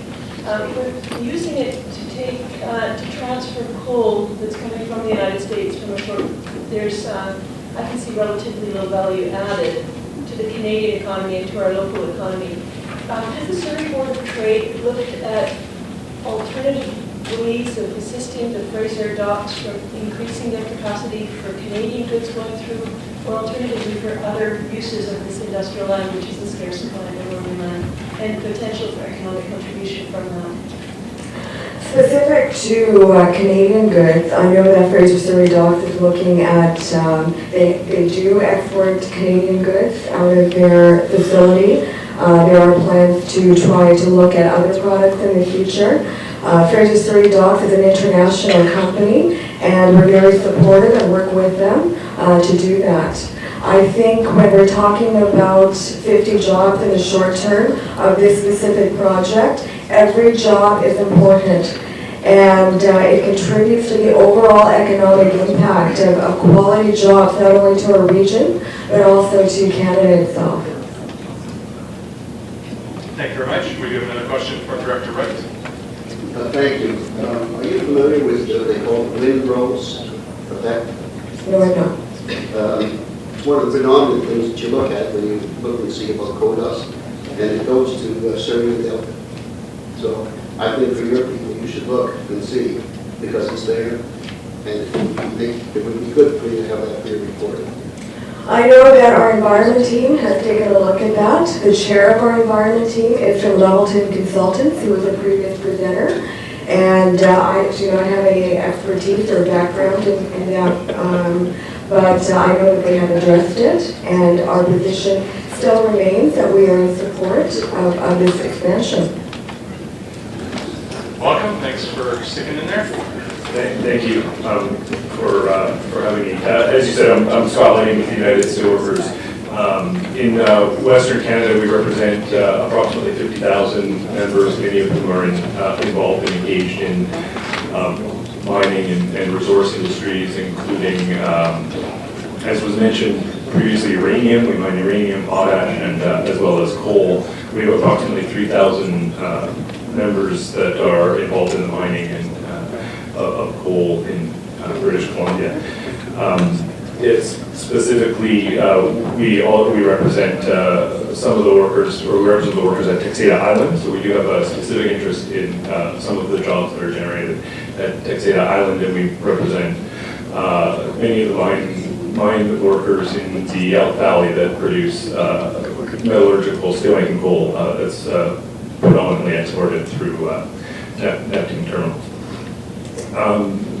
I guess these are dirty fossil fuel jobs, as people have called them, but we think of them as good, high-paying, family-supporting jobs, and the people there are contributing members, British Columbian members of their community, the workers that we represent. Unfortunately, they're not in your communities, so. But I hope you still consider the fact that there are many British Columbians that derive their living and support their communities throughout the province in mining our resources, as I said, largely for export, and some of those are in the coal industry. We as a union take the safety of those jobs, the health and safety of those jobs very seriously, and our members do, as well as the environment, the surrounding environment in the community. And so it's something that we take on a daily basis through our health and safety committees, through bargaining, and through working with our employers. We don't just take our employers' word for it that it's safe. We do work hard to ensure that there actually is those jobs actually are safe and healthy jobs. Those members are kind of scared by these motions that are getting passed, and you know, they like to believe that it's just about air studies and things like that. But you know, there's lots of talk about coal and thermal coal, and do we not like thermal coal? Do we not like thermal coal from the U.S.? Do we not? You know, is it all coal? Is it trains? Is it boards, you know, and so there's a lot of concern amongst our members, and quite frankly, they're scared about the future of their jobs and the future of their industry in this province with the activity that's taking place in the Metro Vancouver area. So, you know, these are difficult discussions to have, and you know, we're aware as the steelworkers, we're very aware that there's legitimate concerns by communities about the export of coal, but also about other resources and what we do and how we transport things through those communities. And those are legitimate concerns, and we acknowledge those. But we also acknowledge that there's an important role in our province and our provincial economy to export resources and to export, in fact, coal, and in particular the metallurgical coal that we export from primarily from the East Kootenays, which generates a lot of jobs for our members and a lot of benefit for the communities in that part of the province. We think there's opportunities and there should be discussion more broadly about the future of our resource industries and the future of the coal industry as an industry in British Columbia. And we welcome the opportunity at any chance we get to have those discussions with all of the stakeholders in all of the communities and the environmental movement and the governments that regulate those things. But we believe that we need to be looking at a future that does have a coal industry, a future for BC that does have a coal industry. But we can look at that in terms of improving, as we do with the health and safety in our workplaces, continually improving how we handle and export those materials to ensure it's safe and efficient, and as well to look at the value that we're adding to our communities and to our economy. Is there ways to provide more value to British Columbians in those industries? Can we improve things in the markets that we export to, and how we get the goods to those markets? So we're very interested as the steelworkers to avoid, as we have in many of the industries that we're in, a kind of polarized pro-coal, anti-coal kind of debate, and have a real good discussion about what the future of the industry looks like. There is an industry, it's an important industry in this province, and it employs a lot of our members. So thank you. Thank you for your time. We do have a couple questions here. Director Steves. Yeah, thank you. I'm really pleased to hear your last statement, and also to you support metallurgical coal. Whenever we're going to do about steel, we're not going to do about concrete, can be very cold to do so. The question I have is, have you considered what happened to the IWA? 30 years ago, the IWA came out perfectly in favor of clear cut logging, and they no longer exist. And I think when we look at that aspect of it, to find ways of working within the system to improve. And I'm just wondering what you're doing in those regards to look at new ways that you have this and work in the economy and not get into that kind of confrontation that effectively was on that footing of your systems. Yeah, that's a good question. Actually, I spent the first 12 years of my career in the labor movement working for the IWA, and actually the IWA still does exist. It's the Wood Council of the United Steelworkers Union. So I'm very aware of the very aware of the IWA and what happened with the IWA. And I think some of that informs the position that I take in some of the discussions that we've been trying to have with folks, and why we're trying to present a bit of a balanced kind of position, although we do have to represent our members, and that's our primary function. We do, as the steelworkers, do a lot of work. We're the founders of something called the Blue-Green Alliance in the United States, and the founders of an organization in Canada called Blue-Green Canada, and that is designed to do exactly what you're suggesting, Director Steves, which is to look for ways that we can move forward with continue to have good, sustainable, high-paying jobs in our economy, and improve our environment and do things in a more environmentally sustainable way as well. And we say in the Blue-Green Alliance that we have employers that we can't force to make investments in the future that are going to improve the environment and show that they're more sustainable employers and more sensitive to environmental concerns. Then you've got an employer that's not going to be able to employ you for very much longer, because we have to look forward to that future. We do believe, though, that there's a future in British Columbia for a coal industry, and our main concern is that we're going to progress into a kind of divisive pro-coal, anti-coal debate, which will ultimately threaten our members, and I don't think will lead to a good resolution to the issue. Thank you very much. Director Stone? Thank you, Chair. You mentioned in your presentation about that your workers also are work on Texada Island, where the staging area is. With this kind of coal that's proposed to go up there, are there mitigation measures that are being planned to deal with this kind of coal? Because you're going to be dumping coal there into larger ships, so I would imagine that the potential for airborne dust is going to be larger, and there are a lot of island communities up there as well that are in the blowback areas. Yeah, I mean, I'm not sure from our perspective that it's progressed that far, because it's still up in the air, but we do actually load coal there already from Quinsam, right? So it will be different, and it will be expanded, and we'll be actively working with our employer at that end to make sure that it's safe and healthy, and that we're not impacting the communities around, because that's where our members live, in those communities. And just a final question: is the employer of those people the company that has that contract up there? Are they represented here by any of the delegations that are presented? I don't know. It's Lafarge, right? That it is our member. So yeah, whatever the subsidiary of Lafarge is, I can't remember exactly what it's called. Thank you, Chair.